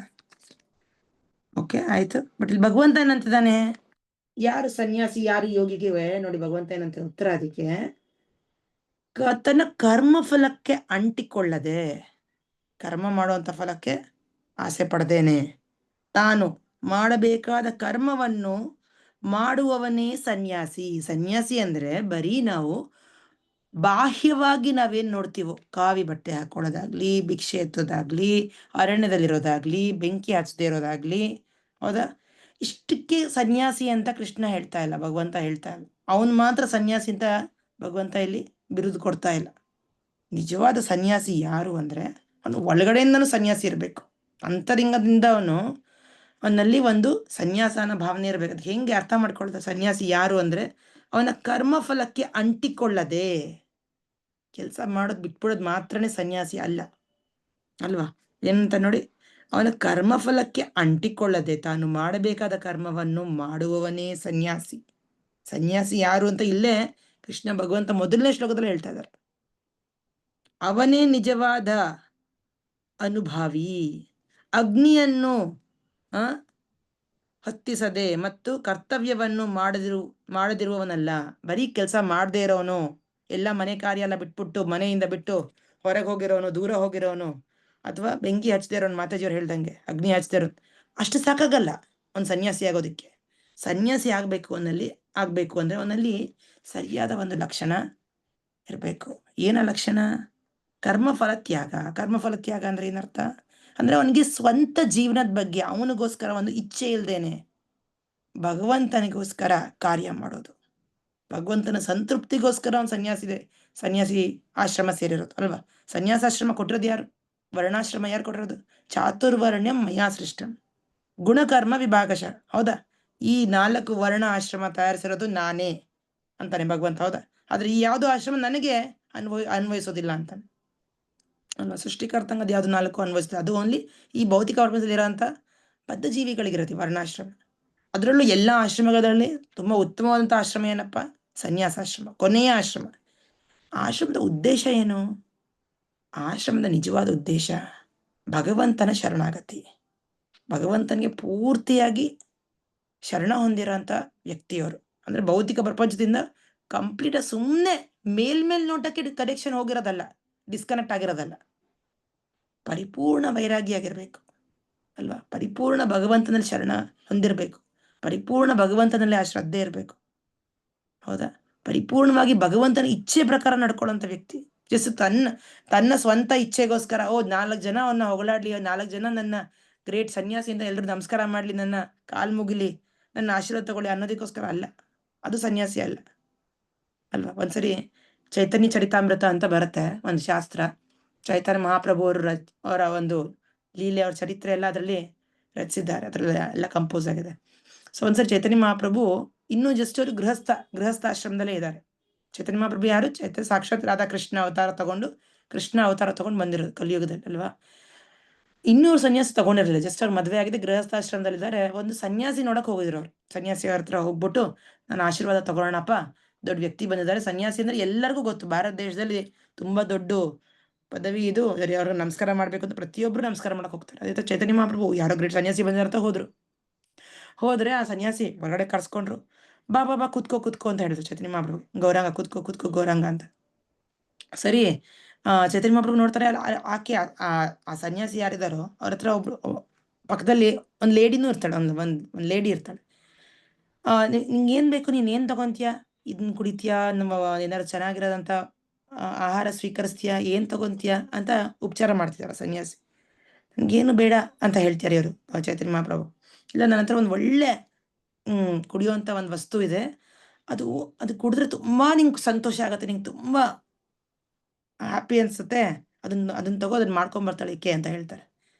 ಅದೇನು ಅಂತ ಕೇಳಿದ್ರೆ ಆ ಸನ್ಯಾಸಿ ಹೇಳ್ತಾರೆ, ಇದನ್ನ ಸ್ವಲ್ಪ ದಿನ ಅದನ್ನ ತುಂಬಾ ದಿನ ಇಟ್ಟು ಒಂದು ಫರ್ಮೆಂಟ್ ಆಗತ್ತೆ ನೋಡಿ. ದೋಸೆ ರಾತ್ರಿ ಒಬ್ರು ಬಿಟ್ರೆ ಹೆಂಗದು ಫರ್ಮೆಂಟ್ ಆಗತ್ತಲ್ವಾ, ಉಪ್ಪು ಹುಳಿ ಬರತ್ತಲ್ವಾ, ಆ ತರ ಅದ್ರಲ್ಲಿ ಒಂದಿಷ್ಟು ಒಳ್ಳೆ ಪದಾರ್ಥಗಳನ್ನ ಸೇರಿಸಿ ಮಾಡಿರುವಂಥದ್ದು. ಇದನ್ನ ಕುಡಿದ್ರೆ ನಿಂಗೆ ತುಂಬಾ ಚೆನ್ನಾಗಿ ಮಜಾ ಬರುತ್ತೆ ಅಂತ ಹೇಳ್ತಾರೆ ಆ ಸನ್ಯಾಸಿ. ಹಾಗಾದ್ರೆ ಇದು ನಶಾನ ಇದು ಅಂತ ಕೇಳ್ತಾರೆ. ಸ್ವಲ್ಪ ಇದೆ ಅದ್ರಲ್ಲಿ, ಏನ್ ಪರವಾಗಿಲ್ಲ, ತಗೋ, ಎಂಜಾಯ್ ಮಾಡ್ಬೇಕು, ಲೈಫ್ ಅಂದ್ರೆ ಎಂಜಾಯ್ ಮಾಡ್ಬೇಕು ಅಂತ ಹೇಳ್ತಾರೆ ಸನ್ಯಾಸಿ. ಇಮ್ಮಿಡಿಯೇಟ್ಲಿ ಚೈತನ್ಯ ಮಹಾಪ್ರಭು ಅಲ್ಲಿಂದ ಓಡ್ ಹೋಗ್ಬಿಟ್ಟು ಗಂಗೆಗೆ ಹೋಗ್ಬಿಟ್ಟು ಮುಳುಗ್ ಸ್ನಾನ ಮಾಡ್ತಾರಂತೆ. ಅಂದ್ರೆ ಸನ್ಯಾಸಿ ಅಂದ್ರೆ ಸುಮ್ಮನೆ ಕಾವಿ ಡ್ರೆಸ್ ಹಾಕೊಂಡಿರೋದಲ್ಲ, ಜೊತೆಗೆ ಆತನ ಹತ್ರ ಒಂದು ಏನು ಸನ್ಯಾಸಿ ಹತ್ರ ಯಾವ ಹೆಣ್ಮಕ್ಳು ಹತ್ರದಲ್ಲಿ ಇರಬಾರ್ದು. ಹೌದಾ? ಅಂಥದ್ರಲ್ಲಿ ಈಕೆ ಯಾರು ಅಂದ್ರೆ ಫ್ರೆಂಡ್ ಅಂತ ಕೂಡ ಹೇಳ್ತಾರೆ. ಸೊ ಅದು ಕೂಡ 2ನೇ ತಪ್ಪು. 3ನೇದೇನಪ್ಪ, ಈ ತರ ಏನು ನಿಯಮ ನಿಬಂಧನೆಗಳನ್ನ ಫಾಲೋ ಮಾಡ್ದೇನೆ ಅಲ್ವಾ, ರೆಗ್ಯುಲೇಟಿವ್ ಪ್ರಿನ್ಸಿಪಲ್ಸ್ ನ ಫಾಲೋ ಮಾಡ್ದೆ ನಶಾ ತಗೊಂಡು ಏನಂದ್ರೆ ತಿನ್ಕೊಂಡಿರೋರು ಸನ್ಯಾಸಿ ಅಂತ ಹೇಳ್ಕೊಳಕ್ ಆಗಲ್ಲ ಅಲ್ವಾ? ಸೊ ಆತರ ಒಂದು ಸುಮ್ಮನೆ ಬಾಹ್ಯದಿಂದ ಸನ್ಯಾಸಿ ಅಂತ, ಅಥವಾ ಕೆಲವರು ಪ್ರಪಂಚದಲ್ಲಿ ಎಷ್ಟೊಂದ್ ಜನ ಸನ್ಯಾಸಿ ಯಾಕಾಗ್ತಾರೆ, ಏನೋ ಅವ್ರಿಗೆ ಸಿಗ್ಬೇಕಾದ್ರೂ ಸಿಗ್ಲಿಲ್ಲ, ಏನೋ ದುಃಖದಲ್ಲಿ ಏನೋ ಬೇಜಾರು ಮಾಡ್ಕೊಂಡು ಸುಮ್ಮನೆ ಸನ್ಯಾಸಿ ಅಂತ ಒಂದು ಡ್ರೆಸ್ ಹಾಕೋತಾರೆ ಅಲ್ವಾ? ಅಂತ ಒಂದು ಸನ್ಯಾಸಿಗಳಿಗೆ ಸನ್ಯಾಸಿ ಅಂತ ಕರೆಯಕ್ಕಾಗಲ್ಲ. ಅದ್ರಲ್ಲಿ ಸನ್ಯಾಸಿ ಯಾರು ಅನ್ನೋದು ಕೃಷ್ಣ ಇಲ್ಲಿ ತಿಳಿಸ್ತಾನೆ, ಭಗವಂತ ಅರ್ಥ ಮಾಡಿಸ್ತಾನೆ. ಈ ಒಂದು ಅಧ್ಯಾಯದಲ್ಲಿ ಇನ್ನು ಹೆಚ್ಚು ವಿವರವಾಗಿ ತಿಳಿಸ್ತಾನೆ ನೋಡಿ. ನೋಡಿ, ಫಲಾಪೇಕ್ಷೆಯಿಂದ ಕರ್ಮ ಮಾಡದೆ ಕೇವಲ ಕೃಷ್ಣ ಪ್ರಜ್ಞೆಯಿಂದ ಕರ್ಮನಿರತನಾಗುವುದೇ ಪರಿಪೂರ್ಣತೆಯ ಅಳತೆಗೋಲು. ಎಲ್ಲರೂ ಸಹಜ ಸ್ಥಿತಿಯಲ್ಲಿ ಪರಮಪ್ರಭುವಿನ ವಿಭಿನ್ನ ಅಂಶಗಳು. ಆದುದರಿಂದ ಕೃಷ್ಣ ಪ್ರಜ್ಞೆಯಲ್ಲಿ ಕರ್ಮ ಮಾಡುವುದು ಪ್ರತಿಯೊಬ್ಬ ಜೀವಿಯ ಕರ್ತವ್ಯ. ದೇಹದ ಭಾಗಗಳು ಇಡೀ ದೇಹದ ತೃಪ್ತಿಗಾಗಿ ಕೆಲಸ ಮಾಡುತ್ತವೆ. ದೇಹದ ಅಂಗಾಂಗಗಳು ಸ್ವಂತ ತೃಪ್ತಿಗಾಗಿ ಕೆಲಸ ಮಾಡುವುದಿಲ್ಲ. ಹೌದಾ? ಅವೆಲ್ಲ ಭಗವಂತನ ವಿಭಿನ್ನ ಅಂಶ. ಸೊ ಭಗವಂತನಿಗೆ ನಿಜವಾಗ್ಲೂ ತೃಪ್ತಿಯಾಗಿ ನಡ್ಕೊಳ್ಳೋದು ಅದು ಪರ್ಫೆಕ್ಷನ್. ಹೌದಾ? ಈ ಚೈತನ್ಯ ಮಹಾಪ್ರಭು ಅದಕ್ಕೆ ವಿವರಿಸ್ತಾರೆ ನೋಡಿ. ನ ಧನಂ ನ ಜನಂ ನ ಸುಂದರಿಂ ಕವಿತಾಂ ನ ಜಗದೀಶ ಕಾಮಯೇ ಮಮ ಜನ್ಮನಿ ಜನ್ಮನೀಶ್ವರೇ ಭವತಾ ಭಕ್ತಿರಹೈತು ಕೀ ತ್ವಯಿ. ಇದು ಚೈತನ್ಯ ಮಹಾಪ್ರಭು ಹೇಳೋದು. ಏನಪ್ಪ, ಅವನಿಗೆ ಯಾವುದೇ ರೀತಿಯ ಒಂದು ಆಸೆ ಇರಬಾರ್ದು. ಏನು ಆಸೆ? ಸುಂದರಿಯ ಆಸೆ ಅಲ್ವಾ? ನ ಧನಂ ನ ಜನಂ ನ ಸುಂದರಿ. ಧನ ಬೇಡ, ಜನ ಬೇಡ, ಸುಂದರಿ ಬೇಡ ಅಲ್ವಾ? ಬಹುಮಂದಿ ಅನುಯಾಯಿಗಳು ಬೇಡ. ಜನ್ಮ ಜನ್ಮಾಂತರಗಳಲ್ಲಿಯೂ ನನ್ನ ಜೀವನದಲ್ಲಿ ನಿನ್ನ ಭಕ್ತಿ ಸೇವೆಯ ಕಾರಣ ರಹಿತ ಕೃಪೆಯೊಂದೇ ನನಗೆ ಬೇಕಾದದ್ದು. ಇದು ನಿಜವಾದ ಡೆಫಿನೇಷನ್ ಹೇಳೋದು. ಸನ್ಯಾಸಿ ಯಾರಪ್ಪ, ಯೋಗಿ ಯಾರಪ್ಪ ಅಂದ್ರೆ ನಿಜವಾದ ಕೃಷ್ಣ ಕಾನ್ಷಿಯಸ್ ವ್ಯಕ್ತಿ, ಕೃಷ್ಣನ ಪ್ರಜ್ಞೆಯಲ್ಲಿರೋಂಥ ವ್ಯಕ್ತಿ, ನಿಜವಾದ ಭಕ್ತನ ಪರಿಪೂರ್ಣ ಸನ್ಯಾಸಿ ಅಥವಾ ಯೋಗಿ. ಅಲ್ಲಿ ಕೃಷ್ಣ ಪ್ರಜ್ಞೆಯಲ್ಲಿ ಇಲ್ದಿರೋ ಅಂತ ಯೋಗಿ ಆಗಿರ್ಬೋದು, ಸನ್ಯಾಸಿ ಆಗಿರ್ಬೋದು, ಅವನಿಗೆ ಒಂದು ಸ್ವಂತ ಇಚ್ಛೆ ಅನ್ನೋದು ಇರುತ್ತೆ. ಅವನಿಗೊಂದು ಏನೋ ಒಂದು ಕೋರಿಕೆ ಇರುತ್ತೆ. ಸನ್ಯಾಸಿಗೆ ಏನಂತ ಕೋರಿಕೆ ಇರುತ್ತೆ? ಎಲ್ಲರೂ ನನ್ನ ಫಾಲೋ ಮಾಡಲಿ, ಎಲ್ಲರೂ ನನಗೆ ಸಲ್ಯೂಟ್ ಹೊಡೆದಿ ನಮಸ್ಕಾರ ಮಾಡಲಿ, ದೊಡ್ಡ ವ್ಯಕ್ತಿ ಅಂತ ಪೂಜಿಸ್ಲಿ ಅನ್ನೋ ಆಸೆ ಇರುತ್ತೆ ಅಲ್ಲ, ಫಾಲೋವರ್ಸ್ ಬರಲಿ. ಯೋಗಿಗೆ ಏನಂತ ಆಸೆ ಇರುತ್ತೆ? ಅವನಿಗೆ ಏನೋ ಒಂದು ಇಚ್ಛೆ ಇರುತ್ತೆ. ನಾನು ಐಕ್ಯ ಆಗ್ಬೇಕು, ಭಗವಂತನಲ್ಲಿ ಐಕ್ಯ ಆಗ್ಬೇಕು, ನಾನು ಭಗವಂತ ಆಗ್ಬೇಕು, ನನಗೂ ಭಗವಂತನಿಗೂ ಏನೂ ವ್ಯತ್ಯಾಸ ಇಲ್ಲ, ನಾನು ಆ ದೊಡ್ಡ ಪೊಸಿಷನ್ಗೆ ಹೋಗ್ಬೇಕು, ನಾನು ಆ ಐಕ್ಯತೆಗೆ ಒಳಗಾಗಬೇಕು ಅನ್ನೋ ಒಂದು ಕೋರಿಕೆ ಇದೆ. ಸೊ ಎರಡೂ ಭೌತಿಕ ಕೋರಿಕೆ, ಎರಡೂ ತಪ್ಪು ಕೋರಿಕೆ. ಆಕ್ಚುಲಿ ಎರಡೂ ಕೋರಿಕೆ ಇರಬಾರ್ದು. ಸೊ ಯಾವುದೇ ಅದೆಲ್ಲ ಭೌತಿಕ ಕೋರಿಕೆ ಆಟೋಮ್ಯಾಟಿಕಲಿ ಅಲ್ವಾ? ಭಗವಂತನ ನಿರಂತರ ಸೇವೆ ಮಾಡೋನೇ ನಿಜವಾದ ಕೋರಿಕೆ. ಅದು ಕರೆಕ್ಟ್ ಕೋರಿಕೆ ಇರಬೇಕು. ಅದು ಕೃಷ್ಣ ಹೇಳೋದು. ಓಕೆ, ಸೊ ಅನಾಶ್ರಿತ ಕರ್ಮ ಫಲಂ ಅಂತ ಅಂದಿಗೆ ಮೊದಲನೇ ಶ್ಲೋಕ ನೋಡಿ. ಶ್ಲೋಕದ ಪದದಲ್ಲಿ ಅನಾಶ್ರಿತ ಅಂತಾನೆ. ಅನಾಶ್ರಿತ ಅಂದ್ರೆ ಏನರ್ಥ? ಅನಾಶ್ರಿತ ಅಂದ್ರೆ ಏನರ್ಥ? ಆಶ್ರಯಿಸದೆ, ಅನಾಶ್ರಿತ ಕರ್ಮಫಲಂ, ಆಶ್ರಯಿಸದೆ ಕರ್ಮಫಲವನ್ನು ತ್ಯಜಿಸುವಂತ ವ್ಯಕ್ತಿ. ರೈಟ್. ಸೊ ಎರಡನೇ ಶ್ಲೋಕಕ್ಕೆ ಹೋಗೋಣ. ಭಗವಂತ ಏನಂತ ನೋಡೋಣ, ಇನ್ನೂ ಹೆಚ್ಚು ವಿವರ ತಿಳ್ಕೊತೀವಿ ನಾವು. ಯಂ ಸನ್ಯಾಸಮಿತಿ ಪ್ರಾಹುರ್ ಯೋಗಂ ತಂ ವಿಧಿ ಪಾಂಡವ ನಹಿ ಅಸನ್ಯಾಸ್ತ ಸಂಕಲ್ಪೋ ಯೋಗಿ ಭವತಿ ಕಶ್ಚನ. ಅನ್ನುವುದು ಗೊತ್ತಿರಲ್ಲ? ನಾವಲ್ಲ ಮಾತಾಜಿ. ಮಾತಾಜಿ ಓದಿ. ಪಾಂಡುಪುತ್ರನೇ, ಯಾವುದನ್ನು ಸನ್ಯಾಸವೆಂದು ಕರೆಯುವರೋ ಅದೇ ಯೋಗ ಅಥವಾ ಪರಮ ಪ್ರಭುವಿನೊಂದಿಗೆ ಸಂಪರ್ಕವನ್ನು ಹೊಂದುವುದು ಎಂದು ತಿಳಿ. ಏಕೆಂದರೆ ಇಂದ್ರಿಯ ತೃಪ್ತಿಯ ಆಸೆಯನ್ನು ತ್ಯಾಗ ಮಾಡದಿದ್ದರೆ ಯಾರೂ ಯೋಗಿ ಆಗಲಾರರು. ಹರೇ ಕೃಷ್ಣ ಮಾತಾಜಿ. ಹರೇ ಕೃಷ್ಣ. ಭಾವಾರ್ಥ ಓದ್ಲೆ ಮಾತಾಜಿ? ಭಾವಾರ್ಥ ಬೇಡ ಮಾತಾಜಿ, ನಾವು ರೀಡಿಂಗ್ ಟೈಮ್ಲೇ ಓದೋಣ ಸಾಕು, ತುಂಬಾ ಟೈಮ್ ಆಗುತ್ತೆ. ಹರೇ ಕೃಷ್ಣ. ಸೊ ನೋಡಿ, ಎರಡು ತರದ ಕೋರಿಕೆ ಇರುತ್ತೆ. ಒಂದು ಇಂದ್ರಿಯ ತೃಪ್ತಿಗೋಸ್ಕರ ಮಾಡುವಂತ ಕೋರಿಕೆ, ಎರಡನೇದು ಭಗವಂತನಿಗೋಸ್ಕರ ಪಡ್ಕೊಳ್ಳುವಂತ ಕೋರಿಕೆ, ಭಗವಂತನಿಗೋಸ್ಕರ ಮಾಡುವಂತ ಕಾರ್ಯ. ನಮಗೋಸ್ಕರ ಮಾಡ್ಕೊಂಡ್ರೆ ಏನಾಗತ್ತೆ? ಅದು ಸ್ವಾರ್ಥ ಆಗತ್ತೆ. ಭಗವಂತನಿಗೋಸ್ಕರ ಮಾಡಿದ್ರೆ ಏನಾಗತ್ತೆ? ಅದು ಪ್ರೇಮ ಆಗತ್ತೆ. ಆಯ್ತಾ? ಸ್ವಾರ್ಥ ಮತ್ತೆ ಪ್ರೇಮದಲ್ಲಿ ಜಸ್ಟ್ ಅಂತರ ಏನಪ್ಪ? ನಾವ್ ಯಾರಿಗೋಸ್ಕರ ಸೇವೆ ಮಾಡ್ತೀವಿ ಅನ್ನೋದು ಅಲ್ವಾ? ನಾವ್ ಯಾರಿಗೋಸ್ಕರ ಸೇವೆ ಮಾಡ್ತೀವಿ, ನಮಗೋಸ್ಕರ ನಾವು ಸೇವೆ ಮಾಡ್ಕೊಂಡ್ರೆ ಏನಾಗತ್ತೆ? ಅದು ಸ್ವಾರ್ಥ ಆಗತ್ತೆ, ಅದು ಇಂದ್ರಿಯ ತೃಪ್ತಿ ಆಗತ್ತೆ ಅದು. ಸೊ ಅದಕ್ಕೆ ಏನ್ ಹೇಳ್ತಿರೋದು ಭಗವಂತ ಎರಡನೇ ಶ್ಲೋಕದ ಇದ್ರಲ್ಲಿ, ಯಾವುದನ್ನು ಸನ್ಯಾಸವೆಂದು ಕರೆಯುವರೋ ಅದೇ ಯೋಗ ಅಥವಾ ಪರಮ ಪ್ರಭುವಿನೊಂದಿಗೆ ಸಂಪರ್ಕವನ್ನು ಹೊಂದುವುದು. ಭಗವಂತನ ಜೊತೆ ಸಂಪರ್ಕ ಇಳ್ದೆ ಹೋದ್ರೆ ಅದನ್ನ ಯೋಗ ಅಂತ ಕರೆಯೋದಿಕ್ಕಾಗಲ್ಲ. ಯೋಗ ಅಂದ್ರೇನೆ ಭಗವಂತನ ಸಂಪರ್ಕಕ್ಕೆ ಬರೋದು. ಓಕೆನಾ? ಭಗವಂತನ ಸಂಬಂಧದಲ್ಲಿ ಕಾರ್ಯ ಮಾಡೋದು, ಭಗವಂತನ ಸಂತೃಪ್ತಿಗೋಸ್ಕರ ಮಾಡೋದು. ಇಲ್ಲ ಅಂದ್ರೆ ನನ್ನ ಇಚ್ಛೆಗೋಸ್ಕರ, ನನ್ನ ಮನಸ್ಸಿಗೆ ಹೇಳ್ದಂಗೆ ಮಾಡಿದ್ರೆ, ನನ್ನ ಇಂದ್ರಿಯ ತೃಪ್ತಿಗೋಸ್ಕರ ಮಾಡಿದ್ರೆ, ನನ್ನ ಅನಿಸಿಕೆಗೋಸ್ಕರ ಮಾಡಿದ್ರೆ ಏನಾಗತ್ತದು? ಅದು ಭೌತಿಕ ಆಗೋಗುತ್ತೆ. ಅದು ಯೋಗ ಅಂತ ಹೇಳಕ್ಕಾಗಲ್ಲ ಅದಕ್ಕೆ. ರೈಟ್? ಏಕೆಂದರೆ ಇಂದ್ರಿಯ ತೃಪ್ತಿಯ ಆಸೆಯನ್ನು ತ್ಯಾಗ ಮಾಡದಿದ್ದರೆ ಯಾರೂ ಯೋಗಿ ಆಗಲಾರರು. ಇಂದ್ರಿಯ ತೃಪ್ತಿ ಅನ್ನೋದು ಅಂದ್ರೆ ಏನರ್ಥ? ಇಂದ್ರಿಯ ತೃಪ್ತಿ ಯಾಕೆ ಮಾಡ್ಕೋತೀವಿ ನಾವೆಲ್ಲ? ಆಕ್ಚುಲಿ ಎಲ್ಲರೂ ಮಾಡ್ತಾ ಇರೋದು ಏನು? ಆಕ್ಚುಲಿ ಜೀವನ ಪರ್ಯಂತ ಮಾಡ್ತಾ ಇರೋದೇನು? ನಮ್ಮ ಇಂದ್ರಿಯ ತೃಪ್ತಿನೇ ಮಾಡ್ತಾ ಇರೋದು. ಅಲ್ವಾ? ನಮ್ಗೆ ನೋಡೋದಕ್ಕೆ ಕಣ್ಣಿಗೆ ಚೆನ್ನಾಗಿರೋದಂಥ ಪದಾರ್ಥಗಳು ಬೇಕು, ತಿನ್ನೋದಕ್ಕೆ ಒಳ್ಳೆ ಚೆನ್ನಾಗಿರೋಂಥ ಅಲ್ವಾ ಫುಡ್ ಬೇಕು. ಹೌದಾ? ನಮ್ಮ ಇಂದ್ರಿಯಗಳನ್ನ ನಾವು ಪ್ರತಿ ಹೊತ್ತು, ಪ್ರತಿದಿನ, ಪೂರ್ತಿ ಜೀವನ ಅದನ್ನ ತೃಪ್ತಿಸ್ತಾ ಇದೀವಿ ನಾವು. ಹೌದಾ? ನಮ್ಮ ಇಂದ್ರಿಯಗಳ ಒಂದು ದಾಸರಾಗಿ ನಡ್ಕೋತಾ ಇದೀವಿ ನಾವು. ಇದನ್ನ ಮಾಡ್ತಾ ಇದ್ರೆ ಏನಾಗತ್ತೆ? ಎಲ್ಲಿವರೆಗೂ ನಾವು ಬರೀ ಇಂದ್ರಿಯಗಳನ್ನ ನೋಡ್ಕೋತಾ ಇರ್ತೀವಿ, ಇಂದ್ರಿಯಗಳು ಹೇಳ್ದಂಗೆ ನಡ್ಕೋತಿರ್ತೀವೋ, ಬರೀ ಇಂದ್ರಿಯಗಳನ್ನ ತೃಪ್ತಿಗೋಸ್ಕರ ನಾವು ಜೀವನ ನಡೆಸ್ತಾ ಹೋಗ್ತೀವೋ, ಅಲ್ಲಿವ್ರಿಗೆ ಏನಾಗತ್ತೆ? ನಾವು ಯೋಗಿ ಆಗಕ್ಕಾಗದೇ ಇಲ್ಲ. ಯೋಗಿ ಆಗ್ಬೇಕು, ಒಂದು ಯೋಗದ ಪ್ಲಾಟ್ಫಾರ್ಮ್ ಬರಬೇಕು, ಯೋಗ ಹಂತಕ್ಕೆ ಬರಬೇಕು ಅಂದ್ರೆ ಭಗವಂತನ ಅದು ಅಲ್ಲಿ ಸೇರಿಸ್ಬೇಕು. ಭಗವಂತನ ಒಂದು ಸೇರಿಸ್ದೇನೆ ಅದಕ್ಕೆ ಯೋಗ ಅಂತ ಕರೆಯಕ್ಕಾಗಲ್ಲ. ನಾವೇನಿವತ್ತು ಯೋಗ ಕ್ಲಾಸ್ ಅಂತ ಕರಿತೀವೋ, ಏನ್ ಪ್ರಾಣಾಯಾಮ ಮಾಡ್ತೀವೋ, ಜಸ್ಟ್ ಅದೊಂದು ಆಸನಗಳಷ್ಟೇ.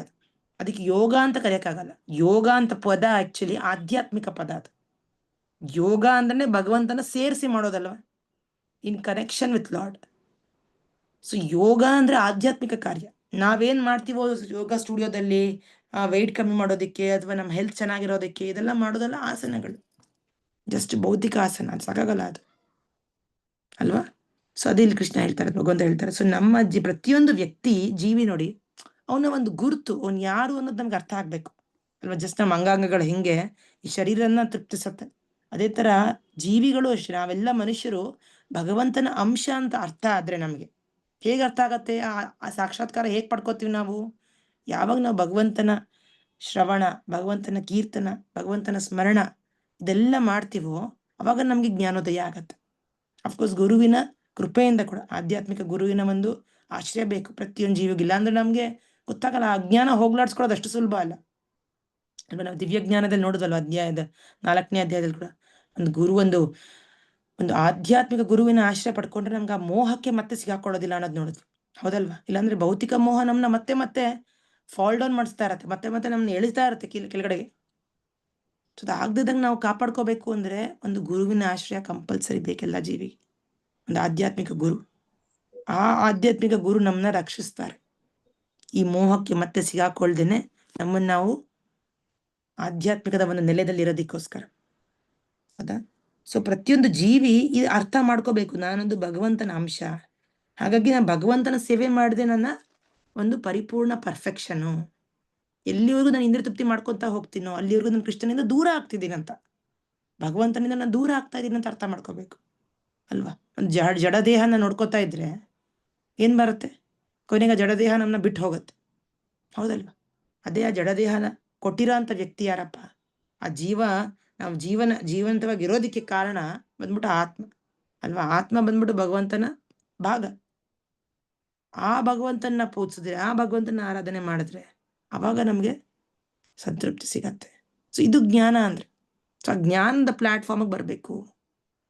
ಅದಕ್ಕೆ ಕೃಷ್ಣ ಹೇಳ್ತಾನೆ, ಈ ವಿಧಿ ವಿಧಾನ ಏನಿದೆಯಲ್ಲ, ಈ ಪೂಜೆ ಪುನಸ್ಕಾರ, ಈ ಕರ್ಮಕಾಂಡ, ನಂಗೆ ಆ ಕರ್ಮ ಬೇಕು, ನಂಗೆ ಆ ಫಲಿತ ಬೇಕು ಅಲ್ವಾ? ಈ ವ್ರತ ಮಾಡಿದ್ರೆ, ಈ ಪೂಜೆ ಮಾಡಿದ್ರೆ ಈ ಫಲಿತ ಬರುತ್ತೆ ಅಲ್ವಾ? ಈ ತಪಸ್ಸೆ ಮಾಡಿದ್ರೆ ಈ ಫಲಿತ ಬರುತ್ತೆ. ಆ ಫಲಿತದ ಒಂದು ಕಾಮ್ಯಕ್ಕೋಸ್ಕರ ನಾವು ಹಿಂದೆ ಹೋಗ್ತಾ ಇದ್ರೆ ನಾವು ಇದೇ ಪ್ರಪಂಚಕ್ಕೆ ಮತ್ತೆ ಸಿಗಾಕೊಂತೀವಿ. ಯಾಕಂದ್ರೆ ಇದೆಲ್ಲ ಭೌತಿಕದ ಒಂದು ಫಲಿತಗಳು. ನಿಜವಾದ ಫಲಿತ ಏನಪ್ಪಾ? ನಿಜವಾದ ಫಲಿತ ಅಂದ್ರೆ ನಾನು ಯಾರು ಅಂತ ತಿಳ್ಕೊಳ್ಳೋದು ಅಲ್ವಾ? ಮತ್ತೆ ಮಾಯ ಪ್ರಪಂಚಕ್ಕೆ ಬರದೇ ಇರೋದು ಅಲ್ವಾ? ಭಗವಂತನ ಸಾನ್ನಿಧ್ಯಕ್ಕೆ ಹೋಗೋದು, ಕರೆಕ್ಟಾ? ಅದು ನಿಜವಾದ ಒಂದು ಜ್ಞಾನದ ಪ್ಲಾಟ್ಫಾರ್ಮ್. ಅಂದ್ರೆ ಆ ಜ್ಞಾನದ ಹಂತಕ್ಕೆ ಬರೋದಕ್ಕೆ ಭಗವಂತ ಹೇಳ್ತಾ ಇರೋದು ನೋಡಿ. ಏನಂತ ಭಗವಂತ ಜ್ಞಾನ ಮತ್ತು ಯೋಗ ಪ್ರಕ್ರಿಯೆಗಳಲ್ಲಿ ವಿಧಿಸಿರುವ ಪ್ರಕಾರ ಜ್ಞಾನ ಮತ್ತು ಇಂದ್ರಿಯ ನಿಗ್ರಹಗಳ ಉದ್ದೇಶವು ಕೃಷ್ಣ ಪ್ರಜ್ಞೆಯಲ್ಲಿ ತಂತಾನೇ ನೆರವೇರುತ್ತದೆ. ಮನುಷ್ಯನು ಸ್ವಾರ್ಥದ ಕ್ರಿಯೆಗಳನ್ನು ಬಿಟ್ಟು ಬಿಡಲು ಶಕ್ತನಾಗದಿದ್ದರೆ ಜ್ಞಾನ ಮತ್ತು ಯೋಗಗಳು ನಿರರ್ಥಕ. ಎಲ್ಲ ಸ್ವಾರ್ಥ ತೃಪ್ತಿಯನ್ನು ತ್ಯಜಿಸಿ ಪರಮ ಪ್ರಭುವನ್ನು ತೃಪ್ತಿಗೊಳಿಸಲು ಸಿದ್ಧವಾಗಿರುವುದೇ ಜೀವಿಯ ನಿಜವಾದ ಗುರಿ. ಓಕೆ, ಸೊ ಕೃಷ್ಣ ಪ್ರಜ್ಞೆ ಇರುವ ಮನುಷ್ಯನಿಗೆ ಯಾವುದೇ ಬಗೆಯ ಸ್ವಂತ ಭೋಗದ ಆಸೆ ಇರುವುದಿಲ್ಲ. ಅವನು ಸದಾ ಕಾಲದಲ್ಲಿ ಪರಮ ಪ್ರಭುವನ್ನು ತೃಪ್ತಿಪಡಿಸುವುದರಲ್ಲಿಯೇ ನಿರತನಾಗಿರುತ್ತಾನೆ. ಸೊ ಭಗವಂತನ ಬಗ್ಗೆ, ಫಾರ್ ಎಕ್ಸಾಂಪಲ್, ನಿನ್ನೆ ನಾನು ಬ್ರಾಹ್ಮಣರು ಅಲ್ವಾ, ಭಗವಂತ ಕೃಷ್ಣ ಲೀಲೆದಲ್ಲಿ ಎಷ್ಟೆಲ್ಲ ಲೀಲೆಗಳು ಮಾಡಿದಾನೆ ಭಗವಂತ. ಕೃಷ್ಣ ಅನ್ನೋ ಪುಸ್ತಕ ನಾನು ದಿವಸ ತೋರಿಸಿದ್ನಲ್ಲ, ಸೊ ಆ ಪುಸ್ತಕದಲ್ಲಿ ಒಂದು ಅಧ್ಯಾಯ ಬರುತ್ತೆ, ಹೆಂಗೆ ಬ್ರಾಹ್ಮಣರ ಪತ್ನಿಯರು ಕೃಷ್ಣನಿಗೋಸ್ಕರ ಎಷ್ಟು ಹಂಬಲ್ಸ್ತಿರ್ತಾರೆ ಅಂತ. ಇದು ಪುಸ್ತಕ ನಾ ಹೇಳ್ತಿಲ್ಲ ಅವತ್ತು ತೋರಿಸಿದ್ನಲ್ಲ, 10ನೇ ಸ್ಕಂದ ಭಾಗವತ, ಕಾಣಿಸ್ತಿದ್ಯಾ? ಕೃಷ್ಣ ಪುಸ್ತಕ. ಸೊ ಈ ಪುಸ್ತಕದಲ್ಲಿ ಒಂದು ಅಧ್ಯಾಯ ಬರುತ್ತೆ, ಅದರಲ್ಲಿ ಬ್ರಾಹ್ಮಣರು ಮತ್ತು ಬ್ರಾಹ್ಮಣರ ಹೆಂಡತಿಯರ ಬಗ್ಗೆ. ಸೊ ಕೃಷ್ಣ ಮತ್ತೆ ಬಲರಾಮ ಮತ್ತೆ ಇನ್ನೊಂದಿಷ್ಟು ಗೋಪ ಬಾಲಕರೆಲ್ಲರೂ ಬರ್ತಾರೆ, ನಮ್ಗೆ ಹಶ್ವಾಗಿದೆ ಏನಾರು ಪ್ರಸಾದ ಕೊಡಿ ಅಂತ ಕೇಳೋದಿಕ್ಕೆ. ಬ್ರಾಹ್ಮಣರು ಹತ್ರ ಕೇಳಕ್ ಬಂದ್ರೆ, ಬ್ರಾಹ್ಮಣರು ಶುದ್ಧ ಭಕ್ತರಲ್ಲ, ಅವರೆಲ್ಲ ಇಷ್ಟೆಲ್ಲ ಅಡಿಗೆ ಪದಾರ್ಥಗಳು ರೆಡಿ ಮಾಡ್ಕೊಂಡಿದ್ದಾರೆ, ಬಟ್ ಅವರೆಲ್ಲ ಯಜ್ಞದಲ್ಲಿ ಆಹುತಿ ಆಗೋದಕ್ಕೋಸ್ಕರ ಬೇಕು ಅಂತ ಇಟ್ಕೊಂಡಿದ್ದಾರೆ. ಬಟ್ ಅಲ್ಲಿ ಯಜ್ಞ ಪುರುಷ ಸಾಕ್ಷಾತ್ ಭಗವಂತ ವಿಷ್ಣು ಅಲ್ವಾ? ಕೃಷ್ಣ ಅಲ್ಲಿ ಎದುರುಗಡೆ ಬಂದಿದ್ದಾರೆ, ಕೃಷ್ಣ ಬಲರಾಮ. ಕೃಷ್ಣ ಬಲರಾಮ ಯಾರು? ಸಾಕ್ಷಾತ್ ಭಗವಂತ ವಿಷ್ಣು, ವಿಷ್ಣುವಿನ ಒಂದು ಮೂಲ ಕೃಷ್ಣ ಅಂದ್ರೆ ಅಲ್ವಾ? ಕೃಷ್ಣ ಮತ್ತೆ ಬಲರಾಮ ಅಂದ್ರೆ. ಸೊ ಅವರು ಸಾಕ್ಷಾತ್ ಬಂದಿದ್ದಾರೆ, ಆದ್ರೆ ಇವ್ರುಗಳಿಗೆ ಆ ಜ್ಞಾನ ಇಲ್ಲ. ಅದೇ ಅವ್ರ ಹೆಂಡತಿಯರು ಬ್ರಾಹ್ಮಣರ ಪತ್ನಿಯರು, ಅವ್ರಿಗೇನು ವೇದ ಜ್ಞಾನ ಇಲ್ಲ, ವೇದ ಪಠನೆ ಏನ್ ಮಾಡೋದಿಲ್ಲ ಅವರು, ಆದ್ರೆ ಪ್ರತಿನಿತ್ಯ ಅವ್ರು ಭಗವಂತನ ನಾಮಸ್ಮರಣೆ ಮಾಡ್ತಾರೆ. ಓಕೆ, ಪ್ರತಿನಿತ್ಯನ ಭಗವಂತನ ಶ್ರವಣ ಮಾಡ್ತಾರೆ, ಪ್ರತಿನಿತ್ಯ ಅವರು ಭಕ್ತಿದಲ್ಲಿರ್ತಾರೆ, ಭಗವಂತನ ಸ್ಮರಣೆದಲ್ಲಿರ್ತಾರೆ. ಹಾಗಾಗಿ ಯಾವ ಕೃಷ್ಣ ಬಲರಾಮ ಮತ್ತೆ ಆ ಗೋಪ ಬಾಲಕರು ಆ ಬ್ರಾಹ್ಮಣರ ಪತ್ನಿಯರನ್ನ ಕೇಳ್ತಾನೋ, ಇಮ್ಮಿಡಿಯೇಟ್ಲಿ ಅವ್ರು ಕೊಡೋದಕ್ಕೆ ತಯಾರಾಗ್ತಾರೆ. ಅಂದ್ರೆ ಏನರ್ಥ ಅಂದ್ರೆ, ಭಗವಂತನ ಭಕ್ತರಿಗೆ ನಿಜವಾದ ಉದ್ದೇಶ, ವೇದದ ಉದ್ದೇಶ ಗೊತ್ತವ್ರಿಗೆ, ವೇದದ ಸಾರ ಗೊತ್ತವ್ರಿಗೆ. ಅದೇ ಅಲ್ಲದೆ ಇರೋರು ಜಸ್ಟ್ ಮೇಲ್ಮೇಲೆ ಪ್ರಪಂಚದ ಒಂದು ಮೇಲ್ನೋಟಕ್ಕೋಸ್ಕರ ಬದುಕಿರೋರು, ಪ್ರಪಂಚದ ಮೇಲ್ನೋಟಕ್ಕೋಸ್ಕರ ವೇದ ಪಠನೆ ಮಾಡೋರು, ಸೋಕಾಲ್ಡ್ ಭಕ್ತಿ ಮಾಡೋರಿಗೆ ಪೂರ್ತಿ ಜ್ಞಾನ ಇರೋದಿಲ್ಲ. ಅದಕ್ಕೆ ಭಕ್ತಿ ಪ್ಲಾಟ್ಫಾರ್ಮ್ ಬರಕ್ಕೆ ಹೇಳ್ತಾನೆ ಕೃಷ್ಣ. ಸೊ ಅದಕ್ಕೆ ಹೇಳ್ತೀನಿ ನೋಡಿ, ಕೃಷ್ಣ ಪ್ರಜ್ಞೆ ಮಾಡೋದ್ರಿಂದ ನಾವು ಪಡ್ಕೊಳ್ಳೋಂಥ ನಿಜವಾದ ಜ್ಞಾನ ಸಾರ್ಥಕತೆ ಆಗತ್ತೆ, ಜ್ಞಾನ ಯೋಗ ಅನ್ನೋದು. ಇಲ್ಲ ಅಂದ್ರೆ ಅಲ್ಲಿವರೆಗೂ ನಾವು ಬರೀ ನಮ್ಮ ಇಂದ್ರಿಯ ತೃಪ್ತಿಗೋಸ್ಕರ ಮಾಡ್ತೀವಿ. ಆ ಯಾಗ ಯಜ್ಞ ಯಾಕೆ ಮಾಡ್ತಾ ಇದಾರೆ ಅವ್ರ ಬ್ರಾಹ್ಮಣರು? ಸುಮ್ಮನೆ ಅವ್ರಿಗೋಸ್ಕರ, ಅವ್ರ ಸ್ವಂತದ ಒಂದು ಬೆನಿಫಿಟ್ಗೋಸ್ಕರ. ಅವರು ಏನು ಮೇಲ್ಗಡೆ ಲೋಕಕ್ಕೆ ಅಲ್ಲ ಸ್ವರ್ಗ ಲೋಕಗಳಿಗೆ ಏರ್ಬಹುದು ಅಂತ. ಇನ್ನು ಸ್ವರ್ಗ ಲೋಕದ ಮೇಲೆ ಇನ್ನೂ ಎಷ್ಟೆಲ್ಲ ಲೋಕ ಇದೆ ಅನ್ನೋದು ಅವರಿಗೆ ಜ್ಞಾನ ಇಲ್ಲ ಅಲ್ವಾ? ಆಧ್ಯಾತ್ಮಿಕ ಲೋಕ ಇದೆ ಅನ್ನೋದು ಅವ್ರಿಗೆ ಜ್ಞಾನ ಇಲ್ಲ ಪಾಪ ಅಲ್ವಾ? ಅದಕ್ಕೆ ಕೃಷ್ಣ ಹೇಳೋದು, ಕೃಷ್ಣ ಪ್ರಜ್ಞದಲ್ಲಿ ಇರೋಂಥ ವ್ಯಕ್ತಿಗೆ ಮಾತ್ರ ಪೂರ್ತಿ ಜ್ಞಾನ ಇರುತ್ತೆ, ಅವನು ನಿಜವಾಗ್ಲೂ ಸರಿಯಾಗಿ ಕಾರ್ಯ ಮಾಡ್ತಿದ್ದಾನಂತ ಅರ್ಥ. ಇಲ್ಲದೆ ಅವ್ರು ಅವ್ನು ಸುಮ್ಮನೆ ಏನೋ ಮೇಲ್ನೋಟಕ್ಕೆ ಮಾಡ್ತಿದ್ದಂಗ ಅವನು ನಾನು ಮಾಡ್ತಿದ್ದೀನಿ ಅಂತ ಹೇಳ್ಕೊಳಕಷ್ಟೆ. ಓಕೆ, 3ನೇ ಶ್ಲೋಕಕ್ಕೆ ಹೋಗೋಣ. ಆರುರುಕ್ಷೋರ್ಮುನಿರ್ಯೋಗಂ ಕರ್ಮ ಕಾರಣ ಮುಚ್ಯತೆ, ಯೋಗಾರೂಢಸ್ಯ ತಸ್ಯೈವ ಶಮ ಕಾರಣ ಮುಚ್ಯತೆ. 3ನೇ ಶ್ಲೋಕ ಅನುವಾದ ಯಾರು ಇರುತ್ತೀರಾ? ಹರೇ ಕೃಷ್ಣ. ಸರಸ್ವತಿ ಮಾತಾಜಿ ಓದ್ತೀರಾ? ಸರಸ್ವತಿ ಅಮರ್, ಹರೇ ಕೃಷ್ಣ ಇದ್ದೀರಾ? ಓಕೆ, ಮತ್ತೆ ಯಾರು ಓದ್ತೀರಾ? ಡ್ಯೂಟೀಸ್ ಅರುಣ ಮಾತಾಜಿ, ಜ್ಯೋತಿ ಮಾತಾಜಿ ಓದ್ತೀರಾ? ಹೇಳ್ತೀನಿ. ಅಷ್ಟಾಂಗ ಯೋಗ ಪದ್ಧತಿಯಲ್ಲಿ ಹೊಸಬನಿಗೆ ಕರ್ಮವೇ ಸಾಧನ ಎಂದು ಹೇಳಿದೆ. ಯೋಗದಲ್ಲಿ ಆಗಲೇ ಬಹು ಮುಂದುವರಿದವನಿಗೆ ಎಲ್ಲ ಐಹಿಕ ಕಾರ್ಯಗಳನ್ನು ನಿಲ್ಲಿಸುವುದೇ ಸಾಧನ ಎಂದು ಹೇಳಿದೆ. ಹರೇ ಕೃಷ್ಣ ಮಾತಾಜಿ. ಹರೇ ಕೃಷ್ಣ, ಧನ್ಯವಾದ. ಓಕೆ, ಸೊ ಇಲ್ಲಿ ಭಗವಂತ ಏನಂತಾನೆ, ಈ ಯೋಗ ಅನ್ನೋದೇನಿದೆಯಲ್ಲ ಇದೊಂದು ಏಣಿ ಇದ್ದಂಗೆ. ಇದೊಂದು ಏಣಿಯಲ್ಲಿ ಎಷ್ಟು ಕೆಳಗಿಂದ ಮೇಲ್ಗಡೆ ಹತ್ತಬೇಕು, ಹೌದಲ್ವಾ? ಸೊ ಒಂದೊಂದು ಹಂತ ಏನಿದೆಯಲ್ಲ ಅದನ್ನು ನಾವು ನಿಧಾನಕ್ಕೆ ದಾಟ್ತಾ ಹೋಗ್ಬೇಕು. ಓಕೆ, ಮೊದಲನೇ ಲೈನಲ್ಲೇ ಹೇಳ್ತಾರೆ ಭಾವಾರ್ಥದಲ್ಲಿ, ಮನುಷ್ಯನು ಪರಮೋನ್ನತನೊಂದಿಗೆ ಸಂಬಂಧ ಪಡೆಯುವ ಪ್ರಕ್ರಿಯೆಗೆ ಯೋಗವೆಂದು ಹೆಸರು. ಸೊ ಭಗವಂತನ ಸಂಪರ್ಕಕ್ಕೆ ನಾವೆಲ್ಲರೂ ಬರೋದು ಅಲ್ವಾ? ಒಂದು ಕನೆಕ್ಷನಲ್ಲಿ ಬರೋದು, ಅದಕ್ಕೆ ಯೋಗ ಅಂತ ಕರೆಯೋದು. ಅತ್ಯುನ್ನತ ಆಧ್ಯಾತ್ಮಿಕ ಸಾಕ್ಷಾತ್ಕಾರವನ್ನು ಸಾಧಿಸುವ ಏಣಿಗೆ ಇದನ್ನು ಹೋಲಿಸಬಹುದು. ಓಕೆ, ಸೊ ಈ ಏಣಿದಲ್ಲಿ ಎಷ್ಟೆಲ್ಲ ಹಂತಗಳಿದೆ. ತುಂಬಾ ಕೆಳಮಟ್ಟ ಹಂತ ಏನಪ್ಪಾ?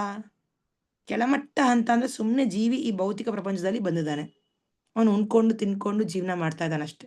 ಏನೋ ಅವ್ನ ಫ್ಯಾಮಿಲಿ ಅನ್ಕೊಂತಿದ್ದಾನೆ, ಎಲ್ಲರೂ ಇದಾರಪ್ಪ, ಅವ್ರ ಖುಷಿಗೋಸ್ಕರ ನಾನು ಏನೋ ಕಾರ್ಯ ಮಾಡಬೇಕು, ಕರ್ಮ ಮಾಡಬೇಕು, ಆಫೀಸ್ಗೆ ಹೋಗ್ಬೇಕು, ಬರಬೇಕು, ಮನೆ ಮಾಡ್ಕೋಬೇಕು, ಮಠ, ಮಕ್ಕಳು, ಫ್ಯಾಮಿಲಿ ಆಗೋಯ್ತು, ಇದ್ರಲ್ಲಿ ನಾನು ಸಂತೋಷವಾಗಿದ್ದೀನಿ ಅಂತ ಭಾವಿಸ್ತಾ ಇದ್ದಾನಲ್ಲ, ಇದು ತುಂಬಾ ಕೆಳಮಟ್ಟದ ಒಂದು ಆಲೋಚನೆ ಶಕ್ತಿ. ಓಕೆ, ಇದು ನೆಕ್ಸ್ಟ್ ಹಂತ ಏನಪ್ಪಾ?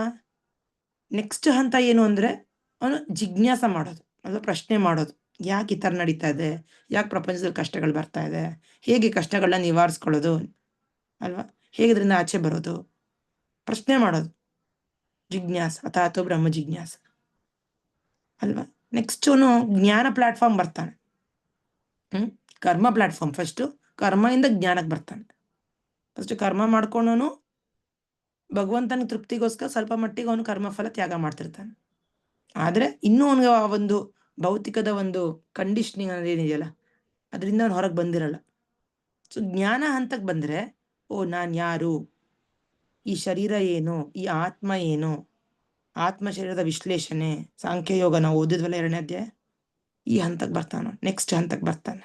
ಸೊ ತುಂಬಾ ಮುಖ್ಯ ಇದು. ನಾನು ಯಾರು ಅರ್ಥ ಮಾಡ್ಕೊಳ್ಳೋದು, ಈ ಶರೀರ ಬೇರೆ, ಈ ಆತ್ಮ ಬೇರೆ, ನಾನು ಈ ಶರೀರ ಅಲ್ಲ. ಈ ಶರೀರ ಅನ್ನೋದು ನಮ್ಗೆ ಭಗವಂತ ಕೊಟ್ಟಿರೋದು ನನ್ನ ಕರ್ಮದ ಅನುಸಾರ ಅಲ್ವಾ. ಈ ಭೌತಿಕ ಪ್ರಪಂಚ, ಈ ಪ್ರಕೃತಿ ನನಗೆ ಕೊಟ್ಟಿರೋದು ಅಲ್ವಾ, ನನ್ನ ಆಸೆ ತಕ್ಕಂಗೆ. ಸೊ ಇದು ಯಾವತ್ತು ಬೇಕಾದ್ರೂ ನಶ್ವರ ಆಗ್ಬಹುದು. ಸೊ ನನ್ನ ಒಂದು ನಿಜವಾದ ಸ್ಥಿತಿ ಬಂದ್ಬಿಟ್ಟು ಆತ್ಮಸ್ಥಿತಿಗೆ ನಾನು ಏರ್ಬೇಕು. ಅದನ್ನ ಬರೀ ತಿಳ್ಕೊಂಡ್ರೆ ಸಾಕಾಗಲ್ಲ, ತಿಳ್ಕೊಂಡ್ರೆ ಜ್ಞಾನ ಅದು. ಬಟ್ ಅದು ಅಷ್ಟು ಸಾಕ, ತಿಳ್ಕೊಂಡ್ಬಿಟ್ಟು ಬಿಟ್ಬಿಟ್ರೆ ಸಾಕಾಗತ್ತ? ತಿಳ್ಕೊಂಡ್ಬಿಟ್ಟು ಆ ಥರ ನಡ್ಕೋಬೇಕಲ್ವಾ. ತಿಳ್ಕೊಂಡ್ಮೇಲೆ ಆ ರೀತಿ ನಾವು ನಡ್ಕೋಬೇಕು, ಆತ್ಮ ರೀತಿಯಲ್ಲಿ ನಡ್ಕೋಬೇಕು, ಜೀವಿಯ ಒಂದು ನಿಜವಾದ ಸ್ಥಿತಿಯಲ್ಲಿ ನಡ್ಕೋಬೇಕು ಅನ್ನೋ, ಹೌದಲ್ವಾ. ಅದು ನೆಕ್ಸ್ಟ್ ಹಂತ. ಆ ಥರ ಹಂತ ಹಂತ ಹಂತ ಹಂತ ಹಂತ ಹೋಗೋದಿದೆಯಲ್ಲ, ಅದಕ್ಕೆ ಈ ಬಿಗಿನಿಂಗ್ ಆಫ್ ದ ಲ್ಯಾಡರ್ ಏನಿದೆಯಲ್ಲ, ಈ ಒಂದು ಏಣಿಯ ಪ್ರಾರಂಭವನ್ನು ಯೋಗಾರುರುಕ್ಷು ಹಂತವೆಂದು ಕರೀತಾರೆ. ಯೋಗ ರುರುಕ್ಷು, ಅದೇ ಕೊನೆಯ ಮಟ್ಟ ಏನಿದೆಯಲ್ಲ, ಆ ಕೊನೆಯ ಮೇಲ್ಗಡೆ ಟಾಪ್ ಮೋಸ್ಟ್, ಆ ಮಟ್ಟಕ್ಕೆ ಏನಂತ ಕರೀತಾರೆ, ಯೋಗಾರೂಢ ಅಂತ ಕರೀತಾರೆ. ಸೊ ಯೋಗಾರುರುಕ್ಷು ಇಂದ ಯೋಗಾರೂಢಕ್ಕೆ ಹೋಗ್ಬೇಕು ನಾವೆಲ್ಲರೂ, ಓಕೆನಾ. ಯೋಗಾರುರುಕ್ಷು ಇಂದ ಯೋಗಾರೂಢಕ್ಕೆ ಬರ್ಬೇಕು. ಈ ಅಷ್ಟಾಂಗ ಯೋಗದಲ್ಲೂ ಕೂಡ ಎಷ್ಟೆಲ್ಲ 8 ಥರದ ಹೇಳ್ತೀನಿ, ಅದ್ರ ಮುಂದೆ ವಿವರಿಸ್ತೇನೆ. ಓಕೆ, ಆ 8 ಆಸನಗಳ, ಆ 8 ಸ್ಥಾನಗಳೇನಿದೆಯಾ, 8 ಫೋಲ್ಡ್ ಯೋಗ ಸಿಸ್ಟಮ್ ಅಂತ ಹೇಳ್ತೀವಲ್ಲ, ಅದೆಲ್ಲ ಮಾಡೋದು ಎಂತಕ್ಕೋಸ್ಕರ ಅಂದ್ರೆ ಈ ಯೋಗಾರುರುಕ್ಷು ಇಂದ ಯೋಗಾರೂಢ ಹಂತಕ್ಕೆ ಬರೋದಕ್ಕೋಸ್ಕರ ಇರೋದು, ಆಯ್ತಾ. ಆದರೆ ಕೃಷ್ಣ ಪ್ರಜ್ಞೆಯ ಮನುಷ್ಯನು ಸದಾ ಕೃಷ್ಣನನ್ನೇ ಕುರಿತು ಚಿಂತಿಸುತ್ತಿರುವುದರಿಂದ ಅವನು ಪ್ರಾರಂಭದಿಂದಲೇ ಧ್ಯಾನದ ನೆಲೆಯ ಮೇಲಿರುತ್ತಾನೆ. ಧ್ಯಾನ ಅಂದ್ರೆ ಅವನು ಈ ಯೋಗಾರುರುಕ್ಷು ಮತ್ತು ಯೋಗಾರೂಢ ಇದೆಯಲ್ಲ, ಆ ಮಧ್ಯದಲ್ಲಿ ಆಲ್ರೆಡಿ ಅವನ್ ಮಧ್ಯಕ್ಕೆ ಬಂದಂಗೆ ಅರ್ಥ. ಯಾರು ಕೃಷ್ಣ ಪ್ರಜ್ಞೆಗೆ ಇವತ್ತೇ ಕಾಲಿಟ್ಟಿದ್ದಾರೆ ಅನ್ಕೊಳ್ಳಿ, ಇವತ್ತೇ ಹೊಸ ಡಿವೋಟಿ, ಇವತ್ತೇ ಏನೋ 1 ರೌಂಡ್ ಜಪ ಮಾಡ್ತಿದ್ದಾರೆ ಅನ್ಕೊಳ್ಳೋಣ, 1 ರೌಂಡ್ ಜಪ, ಅವಾಗ ಭಗವದ್ಗೀತೆ ಕೇಳಿಸ್ಕೊಂತ ಇದ್ದಾರೆ, ಹೌದಾ. ಇವರು ಆಲ್ರೆಡಿ ಧ್ಯಾನದ ಒಂದು ಹಂತಕ್ಕೆ ಬಂದಂಗೆ, ಧ್ಯಾನ ಅಂದ್ರೆ ಮಧ್ಯದ್ದು, ಓಕೆನಾ. ಸೊ ಹಾಗಾಗಿ ಕೃಷ್ಣ ಪ್ರಜ್ಞೆದಲ್ಲಿರೋ ವ್ಯಕ್ತಿ ತುಂಬಾ 4-5 ಹಂತ ಆಲ್ರೆಡಿ ಮೇಲಕ್ಕೆ ಬಂದಂಗೆ ಅರ್ಥ. ಅವನೇನೋ ಕೆಳಗಡೆಯಿಂದ ಬಂದಿಲ್ಲ, ಅವನು ಕೆಳಮಟ್ಟದಿಂದ ಆ ಯೋಗಾರುರುಕ್ಷದ ಆಸನ, ಪ್ರಾಣಾಯಾಮ ಎಷ್ಟೆಲ್ಲ ಇರತ್ತೆ ಸ್ಟೆಪ್ಸ್, ಅದೆಲ್ಲ ದಾಟಿ ಧ್ಯಾನಕ್ಕೆ ಬಂದಂಗೆ ಲೆಕ್ಕ. ಅದಕ್ಕೆ ಕೃಷ್ಣ ಪ್ರಜ್ಞೆದಲ್ಲಿರೋಂಥ ವ್ಯಕ್ತಿ ತುಂಬಾ ಬೇಗ ಫಾಸ್ಟ್ ಆಗೋರು ಪ್ರೋಗ್ರೆಸ್ ಆಗ್ತಾರೆ, ಆಯ್ತಾ. ನೋಡಿ, ಧ್ಯಾನದ ನೆಲೆಯನ್ನು ಮೇಲಿರುತ್ತಾನೆ, ಸದಾ ಕೃಷ್ಣ ಸೇವೆಯಲ್ಲಿ ನಿರತನಾಗಿರುವುದರಿಂದ ಎಲ್ಲ ಐಕ ಕಾರ್ಯಗಳನ್ನು ನಿಲ್ಲಿಸಿದ್ದಾನೆ ಎಂದು ಪರಿಗಣಿಸಲಾಗುತ್ತದೆ. ಅಂದ್ರೆ ಏನರ್ಥ, ಎಲ್ಲ ಭೌತಿಕ ಕಾರ್ಯ ನಿಲ್ಲಿಸ್ತಾ ಇದ್ರೆ ಏನರ್ಥ, ಎಲ್ಲ ಕೆಲಸ ಮಾಡಿ ಬಿಟ್ಬಿಟ್ರೆ ಅವರು, ಊಟ ತಿಂಡಿ ಮಲಗೋದು ಫ್ಯಾಮಿಲಿ ಏನು ಇಲ್ವಾ, ಇಲ್ಲ, ಎಲ್ಲ ಮಾಡ್ತಾ ಇದ್ದಾರೆ ಅವರು. ಆದ್ರೆ ನಾನು ಒಡೆಯ, ನನಗ್ ಸೇರಿದ್ದು ನಂದು ಅಂತ ಮಾಡ್ತಾ ಇಲ್ಲ. ನನಗೆ ಭಗವಂತ ಇದನ್ನ ಕೊಟ್ಟಿದ್ದಾನೆ, ಇದನ್ನ ನನ್ನ ಡ್ಯೂಟಿ ತರ ಮಾಡ್ತಾ ಇದ್ದೀನಿ. ಈ ಫ್ಯಾಮಿಲಿ ಕೊಟ್ಟಿದ್ದು ಭಗವಂತ ಅಲ್ವಾ, ಈ ತಿಂತಾ ಇರುವಂತ ಆಹಾರ ಭಗವಂತನ ಪ್ರಸಾದ, ಉಚ್ಚಿಷ್ಟ ಇದು ಅಲ್ವಾ. ಭಗವಂತನ ಉಚ್ಚಿಷ್ಟ ತಿಂದ್ರೆ ಏನಾಗತ್ತೆ, ಸರ್ವ ರೋಗ, ಎಲ್ಲ ರೋಗ ಪರಿಹಾರ ಸಿಗತ್ತೆ, ಎಲ್ಲ ರೋಗಗಳಿಂದ ಪರಿಹಾರ, ಎಲ್ಲ ಕಷ್ಟಗಳಿಂದ ಪರಿಹಾರ, ಎಲ್ಲ ಆತಂಕದಿಂದ ಪರಿಹಾರ. ಸೊ ಅದು ನಾವು ತಿಂತಾ ಇರೋದು ಉಚ್ಚಿಷ್ಟ, ಭಗವಂತನ ಉಚ್ಚಿಷ್ಟ ಅಲ್ವಾ. ನಾವು ಕೇಳಿಸ್ಕೊಂಡ್ರೆ ಭಗವಂತನ ಒಳ್ಳೆ ನಾಮಸ್ಮರಣೆ, ಇಷ್ಟನ ನಾಮಸ್ಮರಣೆ, ಸಾಕ್ಷಾತ್ ಭಗವಂತ ಕೃಷ್ಣನೇ ಒಂದು ನಾಮರೂಪದಲ್ಲಿ ಇದ್ದಾನೆ ಕಲಿಯುಗದಲ್ಲಿ, ಯಾವ ರೂಪದಲ್ಲೂ ಇಲ್ಲ ಅವನು. ಸೊ ಆ ರೀತಿಯಲ್ಲಿ ಯಾವ ಕೃಷ್ಣ ಪ್ರಜ್ಞೆಯಲ್ಲಿ ಒಳಗಾಗ್ತೀವೋ ನಾವು ತುಂಬಾ ಒಂದು ಉನ್ನತ ಸ್ಥಾನಕ್ಕೆ ಹೋಗೋದಕ್ಕೆ ನಮಗೆ ಅನುಕೂಲ ಆಗತ್ತೆ, ಅದು ಕೃಷ್ಣ ಹೇಳ್ತಾ ಇರೋದು. ಸೊ ಹಾಗಾಗಿ ಆ ಧ್ಯಾನದ ಒಂದು ಪ್ಲಾಟ್ಫಾರ್ಮ್ ನಾವು ಆಲ್ರೆಡಿ ಬಂದಂಗೆ ಲೆಕ್ಕ. ಸೊ ಡಿವೋಟೀಸ್ ಯಾರು ಜಪ ಮಾಡ್ತಿದಾರೋ, ಯಾರು ಹರಿಕೃಷ್ಣ ಮಹಾಮಂತ್ರ ಪ್ರತಿನಿತ್ಯ ಹೇಳ್ಕೊಂತ ಇದಾರೋ, ಯಾರು ಭಗವದ್ಗೀತೆ ಅಧ್ಯಯನ ಮಾಡ್ತಿದಾರೋ, ಕೇಳಿಸ್ಕೊಂತಿದಾರಲ್ಲ, ಈ ಒಂದು ಯೋಗಾರುರುಕ್ಷು ಯೋಗಾರೂಢ ಮಧ್ಯದ ಒಂದು ಹಂತಕ್ಕೆ ಆಲ್ರೆಡಿ ಮುಟ್ಟಂಗೆ, ಆಯ್ತಾ. ಇನ್ನು ನಮ್ಮ ಆಚಾರ್ಯರು, ಶುದ್ಧ ವೈಷ್ಣವರು, ಶುದ್ಧ ಭಕ್ತರವರೆಲ್ಲ ಆಲ್ರೆಡಿ ಯೋಗಾರೂಢ ಮುಟ್ಟಾಗೋಯ್ತು. ಯೋಗಾರೂಢ ಅಂದ್ರೆ ಅವ್ರು ಭಗವಂತನ ಜೊತೆ, ಫಾರ್ ಎಕ್ಸಾಂಪಲ್ ನಮ್ಮ ಗುರು ಮಹಾರಾಜ್ ಸೋಲ್ನ ಜಯಪ್ರತಾಪ್ ಸ್ವಾಮಿ ಮಹಾರಾಜ್ ಅವ್ರಿಗೆ ಎಷ್ಟೆಲ್ಲ ಹೆಲ್ತ್ ಪ್ರಾಬ್ಲಮ್ಸ್ ಇದೆ, ಆ್ಯಂಡ್ ಅವ್ರು ಇವಾಗ ಅಮೆರಿಕಾಗೆ ಹೋಗ್ಬೇಕು ಆ್ಯಕ್ಚುಲಿ. ಎಷ್ಟೆಲ್ಲ ಅವರ ಶಿಷ್ಯರೆಲ್ಲ ಇದ್ದಾರೆ, ಎಷ್ಟೆಲ್ಲ ಡ್ಯೂಟೀಸ್ ಇದೆ, ಸರ್ವಿಸಸ್ ಇದೆ. ಸೊ ಹೋಗ್ಬೇಕು ಅಂದ್ರೆ ಡಾಕ್ಟರ್ಸ್ ಟೀಮ್ ಎಲ್ಲ ಏನು ಹೇಳಿದ್ರು, ಇಲ್ಲ ಇವಾಗ ನಿಮ್ಮ ಹೆಲ್ತ್ ಪರ್ಮಿಟ್ ಮಾಡೋದಿಲ್ಲ, ನೀವು ಯಾವುದೇ ಕಾರಣಕ್ಕೂ ಟ್ರಾವೆಲ್ ಮಾಡಬೇಡಿ ಇವಾಗ ಅಂತ ಹೇಳಿದ್ರು. ಬಟ್ ನಮ್ಮ ಗುರು ಮಹಾರಾಜ್ಗೆ ಏನಂದ್ರೆ ನೋಡಿ, ಭೌತಿಕವಾಗಿ ಶರೀರ ಎಷ್ಟೆಲ್ಲ ತೊಂದರೆಗಳು ಬರ್ತಾನೆ ಇರುತ್ತೆ, ಬಟ್ ಅದರಿಂದ ಅವ್ರ ಕೃಷ್ಣ ಪ್ರಜ್ಞೆ ಯಾವುದೇ ರೀತಿ ಬದಲಾವಣೆ ಇರೋದಿಲ್ಲ. ಅದರಲ್ಲಿ ಅವರ ಒಂದು ಗುರಿ ಏನಪ್ಪ, ಅವ್ರ ಗುರುಗಳನ್ನ ಸರ್ವಿಸ್ ಮಾಡೋದು. ಸೊ ಅವ್ರು ಏನು ಮಾಡಿದ್ರು, ಹೋಗ್ಬಿಟ್ಟು ರಾಧಾ ಮಾಧವ್ ಇದಾರಲ್ಲ, ರಾಧಾ ಮಾಧವ್ ವಿಗ್ರಹಗಳಿದಾರಲ್ಲ, ರಾಧಾ ಮಾಧವ್ ಅಷ್ಟಸಖಿ ನಮ್ಮ ಮಾಯಾಪುರಲ್ಲಿ ನೋಡಿದಿರಲ್ಲ ನೀವೆಲ್ಲರೂ, ಎಲ್ಲರೂ ನೋಡಿದಿರ? ಆ ವಿಗ್ರಹಗಳ ಹತ್ರ ಕೇಳ್ಬಿಟ್ಟು ವಿಚಾರಿಸಿದ್ರು ಅವರು. ಆ್ಯಂಡ್ ರಾಧಾ ಮಾಧವ್ ಹೇಳಿದ್ರು, ನೀನು ಹೋಗು, ಏನು ಪರವಾಗಿಲ್ಲ, ನಾನು ನೋಡ್ಕೋತೀನಿ ಅಂತ ಹೇಳಿದ್ರು. ಆ್ಯಂಡ್ ಇದನ್ನ ಡಾಕ್ಟರ್ಸ್ ಟೀಮ್ ಹತ್ರ ಹೋಗ್ಬಿಟ್ಟು ಹೇಳಿದ್ರು ನಮ್ಮ ಗುರು ಮಹಾರಾಜ್, ಈ ಥರ ನಾನು ರಾಧಾ ಮಾಧವನ ಕೇಳಾಯ್ತು, ಅವ್ರು ಹೋಗ್ಬೋದು ಅಂತ ಪರ್ಮಿಷನ್ ಕೊಟ್ಟಿದ್ದಾರೆ, ನೀವು ಯಾರು ಹೋಗ್ಬಿಟ್ಟು ಕೇಳಿ ರಾಧಾ ಮಾಧವನ, ನೀವು ಬೇಡ ಅಂತ ಅವ್ರನ್ನ ನಿಲ್ಲಿಸಿ, ಅವಾಗ ನಾನು ಹೋಗಲ್ಲ ಅಂತ ಹೇಳಿದ್ರು. ಅವಾಗ ಯಾರು ಏನೂ ಮಾತಾಡಲಿಲ್ಲ. ಆ ಥರ ಪ್ಯೂರ್ ಡಿವೋಟಿ ಅಂದರೆ ಯೋಗಾರೂಢ ಸ್ಟೇಜಿಗೆ ಮುಟ್ಟಾಯ್ತು ಅಂದರೆ ಅವರು ಡೈರೆಕ್ಟ್ ಅವರು ಭಗವಂತನ ಸಂಪರ್ಕದಲ್ಲಿ ಇರ್ತಾರೆ, ಅವರು ಭಗವಂತನ ಹತ್ರ ಮಾತುಕತೆ ಆಡ್ತಾರೆ. ಆಯ್ತಾ? ಪರಮಾತ್ಮ ಹೇಳೋದು ಕ್ಲಿಯರ್ ಆಗಿ ಅವ್ರಿಗೆ ಗೊತ್ತಾಗತ್ತೆ, ಪರಮಾತ್ಮ ಏನು ಹೇಳ್ತಾರಂತ. ನಮಗೆ ಪರಮಾತ್ಮ ನಮ್ಮಲ್ಲಿ ಇದ್ದಾನೆ, ಆದ್ರೂ ನಮಗೆ ಕೇಳಿಸೋದಿಲ್ಲ ಪರಮಾತ್ಮ ಹೇಳೋ ಮಾತು. ಕೇಳತ್ತ ಏನಾರು? ಕೇಳಿಸಲ್ಲ. ನಮ್ಮ ಮನ್ಸು ಹೇಳೋದು, ನಮ್ಮ ಇಂದ್ರಿಯಗಳು ಹೇಳೋದು ಇವೇ ಕೇಳಿಸತ್ತೆ ತಪ್ಪ, ಭಗವಂತ ಇರೋದನ್ನ ನಾವು ಕಾಳಜಿನೂ ವಹಿಸಲ್ಲ. ಅವ್ನು ಇಲ್ಲದಂಗೆ ನಾವು ಜೀವನ ಮಾಡ್ತಿರ್ತೀವಿ, ಹೌದಲ್ವಾ? ಸೊ ಅದು ನಮ್ಮ ಪರಿಸ್ಥಿತಿ. ಬಟ್ ಯೋಗಾರೂಢ ಅಂದರೆ ಟಾಪ್ ಮೋಸ್ಟ್ ಲೆವೆಲಲ್ಲಿ ಇದ್ದಂಗೆ, ಅವರಿಗೆ ಯಾವುದು ಏನೂ ಅಡ್ಡಿ ಆಗೋದಿಲ್ಲ, ಯಾವುದು ಭೌತಿಕದ ಲಕ್ಷಣಗಳು ಅಡ್ಡಿಯಾಗಿ ಬರೋಕ್ಕೆ ಸಾಧ್ಯನೇ ಇಲ್ಲ. ಆಯ್ತಾ? ಇನ್ನೂ ಕೆಲವು ವರ್ಷಗಳ ಹಿಂದೆನೂ ಅಷ್ಟೇ ನಮ್ಮ ಗುರು ಮಹಾರಾಜರಿಗೆ ಒಂದಿಷ್ಟು ಪ್ರಾಬ್ಲಮ್ ಆಗಿತ್ತು. ಅವ್ರಿಗೆ ಲಿವರ್ ಟ್ರಾನ್ಸ್ಪ್ಲಾಂಟು, ಕಿಡ್ನಿ ಟ್ರಾನ್ಸ್ಪ್ಲಾಂಟ್ ಎಲ್ಲ ಆದಾಗ ಅವ್ರಿಗೆ ಡಾಕ್ಟರ್ಸ್ ಟೀಮ್ ಹೇಳಿದ್ರು, 1% ಮಾತ್ರ ಇದೆ ಚಾನ್ಸ್ ಇವ್ರಿಗೆ ಇರೋದಕ್ಕೆ ಈ ಭೂಮಿ ಮೇಲೆ, ನಾವು ಏನೂ ಮಾಡೋದಕ್ಕಾಗಲ್ಲ, ಇವ್ರ ಕಂಡೀಷನ್ ಆ ಥರ ಇದೆ ಅಂತ ಹೇಳಿದ್ರು. ಎಷ್ಟೆಲ್ಲ ದೊಡ್ಡ ದೊಡ್ಡ ಗ್ರೇಟ್ ಅಸ್ಟ್ರಾಲಜರ್ಸ್ ಕೂಡ ನೋಡಿದ್ರು, ಜ್ಯೋತಿಷ್ಯರೆಲ್ಲ ನೋಡಿ ನಾವೇನು ಹೇಳೋಕ್ಕಾಗಲ್ಲ ಇವ್ರ ಬಗ್ಗೆ ಅಂತ. ಆದರೆ ಯಾವ ಜ್ಯೋತಿಷ್ಯರು ಹೇಳಿದ್ದು, ಯಾವ ಡಾಕ್ಟರ್ಸ್ ಟೀಮ್ ಹೇಳಿದ್ದು ಯಾವುದು ಕೆಲಸಕ್ಕೆ ಬರಲಿಲ್ಲ. ಅವ್ರು ಇವತ್ತರೆಗೂ ಭೂಮಿ ಮೇಲಿದ್ದಾರೆ. ಸೊ ಹೆಂಗಿದ್ದಾರೆ ಅನ್ನೋದು ಯಾರಿಗೂ ಗೊತ್ತಿಲ್ಲ. ಅದು ಅವ್ರು ಹೆಂಗೆ ಆ ಸ್ಥಿತಿದಲ್ಲಿ ಕೂಡ, ಆ ಶರೀರದಲ್ಲಿ ಕೂಡ ಅವ್ರು ಇದ್ದಾರೆ ಅಂದರೆ ಅದು ಆ ಸ್ಟೇಜ್ ಅಂತ ಒಂದು ಹಂತಕ್ಕಲ್ಲಿದ್ದಾರೆ ಅವರು, ಅಂತ ಒಂದು ಯೋಗ ಪ್ಲಾಟ್ಫಾರ್ಮಲ್ಲಿ ಅವ್ರು ಇದ್ದಾರೆ. ಸೊ ಅದು ಕೃಷ್ಣಲ್ಲಿ ಎಕ್ಸ್ಪ್ಲೇನ್ ಮಾಡ್ತಾ ಇರೋದು, ನಾವು ಯೋಗಾರೂಢದಿಂದ ಯೋಗಾರೂಢಕ್ಕೆ ಇರೋದು. ಮುಂದಿನ ಶ್ಲೋಕಕ್ಕೆ ಹೋಗೋಣ. 4ನೇ ಶ್ಲೋಕ, ಇನ್ನು ಒಳ್ಳೊಳ್ಳೆ ಶ್ಲೋಕಗಳಿದೆ. ಇವತ್ತು 8 ಶ್ಲೋಕಗಳು ಮಾಡ್ಬಿಟ್ಟು ಸ್ಟಾಪ್ ಮಾಡೋಣ, ಓಕೆನಾ? ಯದಾ ಹೀನೇಂದ್ರಿಯಾರ್ಥೇಷು ನ ಕರ್ಮ ಅನುಸಜ್ಜತೆ ಸರ್ವ ಸಂಕಲ್ಪ ಸನ್ಯಾಸಿ ಯೋಗಾರೂಢಸ್ತದೋಚ್ಯತೆ. ಅನುವಾದ ಇರುತ್ತೀರಾ? ಅನುವಾದ ಭಾವಾರ್ಥ ಎರಡೂ ಅದೇ, ಚಿಕ್ಕದಾಗಿದೆ ಇದು. ಹರೇ ಕೃಷ್ಣ ಮಾತಾಜಿ. ಹರೇ ಕೃಷ್ಣ. ಸುಗುಣ ಮಾತಾಜಿ. ಅನುವಾದ: ಒಬ್ಬ ಮನುಷ್ಯನು ಎಲ್ಲ ಐಹಿಕ ಬಯಕೆಗಳನ್ನು ತ್ಯಜಿಸಬಹುದು, ಇಂದ್ರಿಯ ತೃಪ್ತಿಗಾಗಿ ಕರ್ಮ ಮಾಡದೆ ಫಲಾಪೇಕ್ಷೆಯ ಕರ್ಮದಲ್ಲಿ ತೊಡಗದೆ ಇರಬಹುದು. ಇಂತಹ ಮನುಷ್ಯನನ್ನು ಯೋಗಾರೂಢ ಎಂದು ಹೇಳುತ್ತಾರೆ. ಭಾವಾರ್ಥ: ಮನುಷ್ಯನು ಭಗವಂತನ ಆಧ್ಯಾತ್ಮಿಕ ಪ್ರೇಮಪೂರ್ವಕ ಸೇವೆಯಲ್ಲಿ ಸಂಪೂರ್ಣವಾಗಿ ತೊಡಗಿದ್ದಾಗ ಅವನು ತನ್ನಲ್ಲಿಯೇ ಸಂತೃಪ್ತನಾಗಿರುತ್ತಾನೆ. ಆದುದರಿಂದ ಆತನು ಇಂದ್ರಿಯ ತೃಪ್ತಿಯಲ್ಲಾಗಲಿ ಕಾಮ್ಯಕರ್ಮಗಳಲ್ಲಾಗಲಿ ತೊಡಗುವುದಿಲ್ಲ. ಇಲ್ಲವಾದರೆ ಮನುಷ್ಯನು ಕೆಲಸ ಮಾಡದೆ ಬದುಕಲು ಸಾಧ್ಯವಿಲ್ಲವಾದುದರಿಂದ ಆತನು ಇಂದ್ರಿಯ ತೃಪ್ತಿಯಲ್ಲೇ ತೊಡಗಬೇಕು. ಕೃಷ್ಣ ಪ್ರಜ್ಞೆ ಇಲ್ಲದಿದ್ದರೆ ಮನುಷ್ಯನು ಸದಾ ಸ್ವಾರ್ಥಪರ ಕಾರ್ಯಗಳಲ್ಲಿ ಅಥವಾ ವಿಸ್ತೃತವಾದ ಸ್ವಾರ್ಥ ಕಾರ್ಯಗಳಲ್ಲಿ ತೊಡಗಬೇಕಾಗುತ್ತದೆ. ಆದರೆ ಕೃಷ್ಣ ಪ್ರಜ್ಞೆ ಇರುವ ಮನುಷ್ಯನು ಎಲ್ಲವನ್ನೂ ಕೃಷ್ಣನ ತೃಪ್ತಿಗಾಗಿ ಮಾಡಬಹುದು. ಹೀಗೆ ಆತನು ಇಂದ್ರಿಯ ತೃಪ್ತಿಯಿಂದ ಸಂಪೂರ್ಣವಾಗಿ ನಿರ್ಲಿಪ್ತನಾಗಬಹುದು. ಇಂತಹ ಸಾಕ್ಷಾತ್ಕಾರವಿಲ್ಲದವನು ಯೋಗದ ಏಣಿಯ ಅತ್ಯುನ್ನತ ಮೆಟ್ಟಿಲಿಗೆ ಏರುವ ಮುನ್ನ ಐಹಿಕ ಬಯಕೆಗಳಿಂದ ತಪ್ಪಿಸಿಕೊಳ್ಳಲು ಯಾಂತ್ರಿಕವಾಗಿ ಪ್ರಯತ್ನಿಸಬೇಕಾಗುತ್ತದೆ. ಧನ್ಯವಾದ ಮಾತಾಜಿ. ಹರೇ ಕೃಷ್ಣ. Thank you Mataji. ಅದು ಆಗ್ತಿದ್ಯಾ?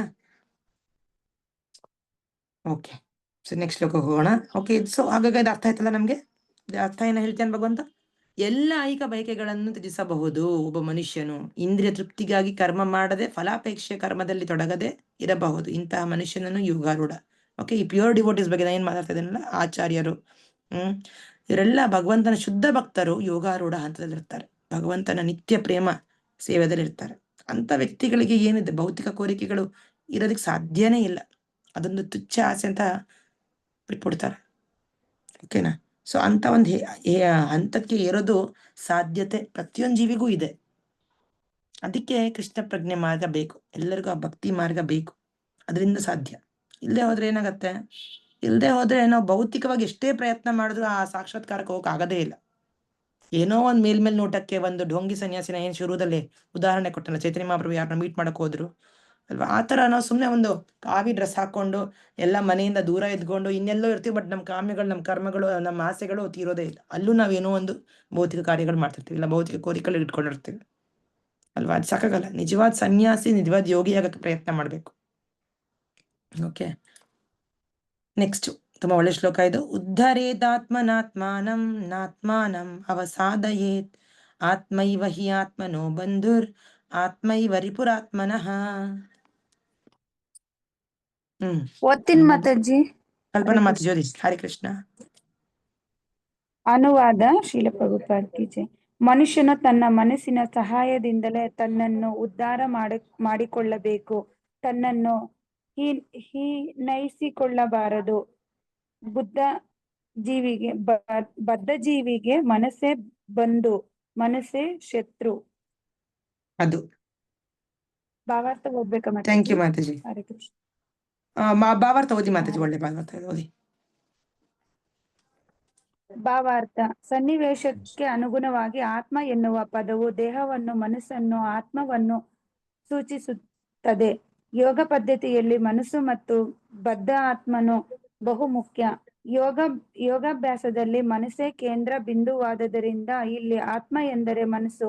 ಯೋಗ ಪದ್ಧತಿಯ ಗುರಿ ಮನಸ್ಸನ್ನು ಹತೋಟಿಯಲ್ಲಿಟ್ಟುಕೊಂಡು ಅದನ್ನು ಇಂದ್ರಿಯ ವಸ್ತುಗಳ ಮೋಹದಿಂದ ವಿಮುಖಗೊಳಿಸುವುದು.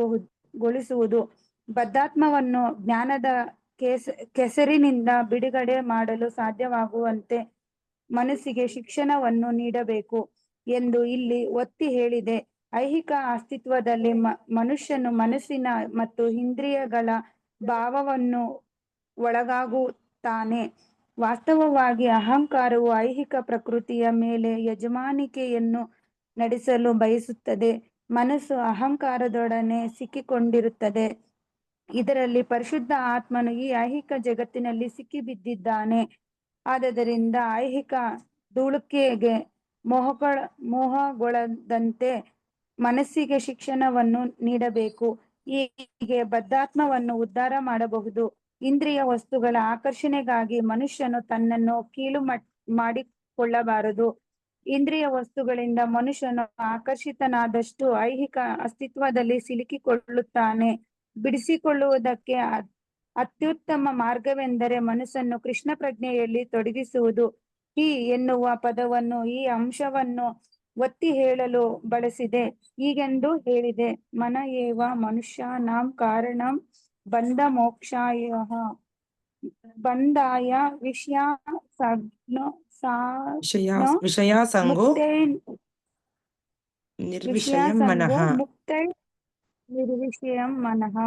ಮನುಷ್ಯನ ಬಂಧನಕ್ಕೆ ಮನಸ್ಸೇ ಕಾರಣ, ಮೋಕ್ಷಕ್ಕೂ ಮನಸ್ಸೇ ಕಾರಣ. ಇಂದ್ರಿಯ ವಸ್ತುಗಳಲ್ಲಿ ಮುಳುಗಿದ ಮನಸ್ಸು ಬಂಧನಕ್ಕೆ ಕಾರಣ. ಇಂದ್ರಿಯ ವಸ್ತುಗಳಿಂದ ದೂರವಾದ ಮನಸ್ಸು ಮುಕ್ತಿಗೆ ಕಾರಣ. ಅಮೃತ ಬಿಂದು ಉಪನಿಷತ್ತು 2.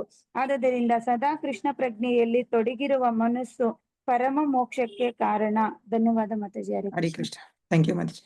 ಸೊ ನಮ್ಮ ಜೀವನದ ಗುರಿ ಏನಿರ್ಬೇಕು ಅನ್ನೋದು ಕೃಷ್ಣ ಹೇಳ್ತೀಯ ನೋಡಿ.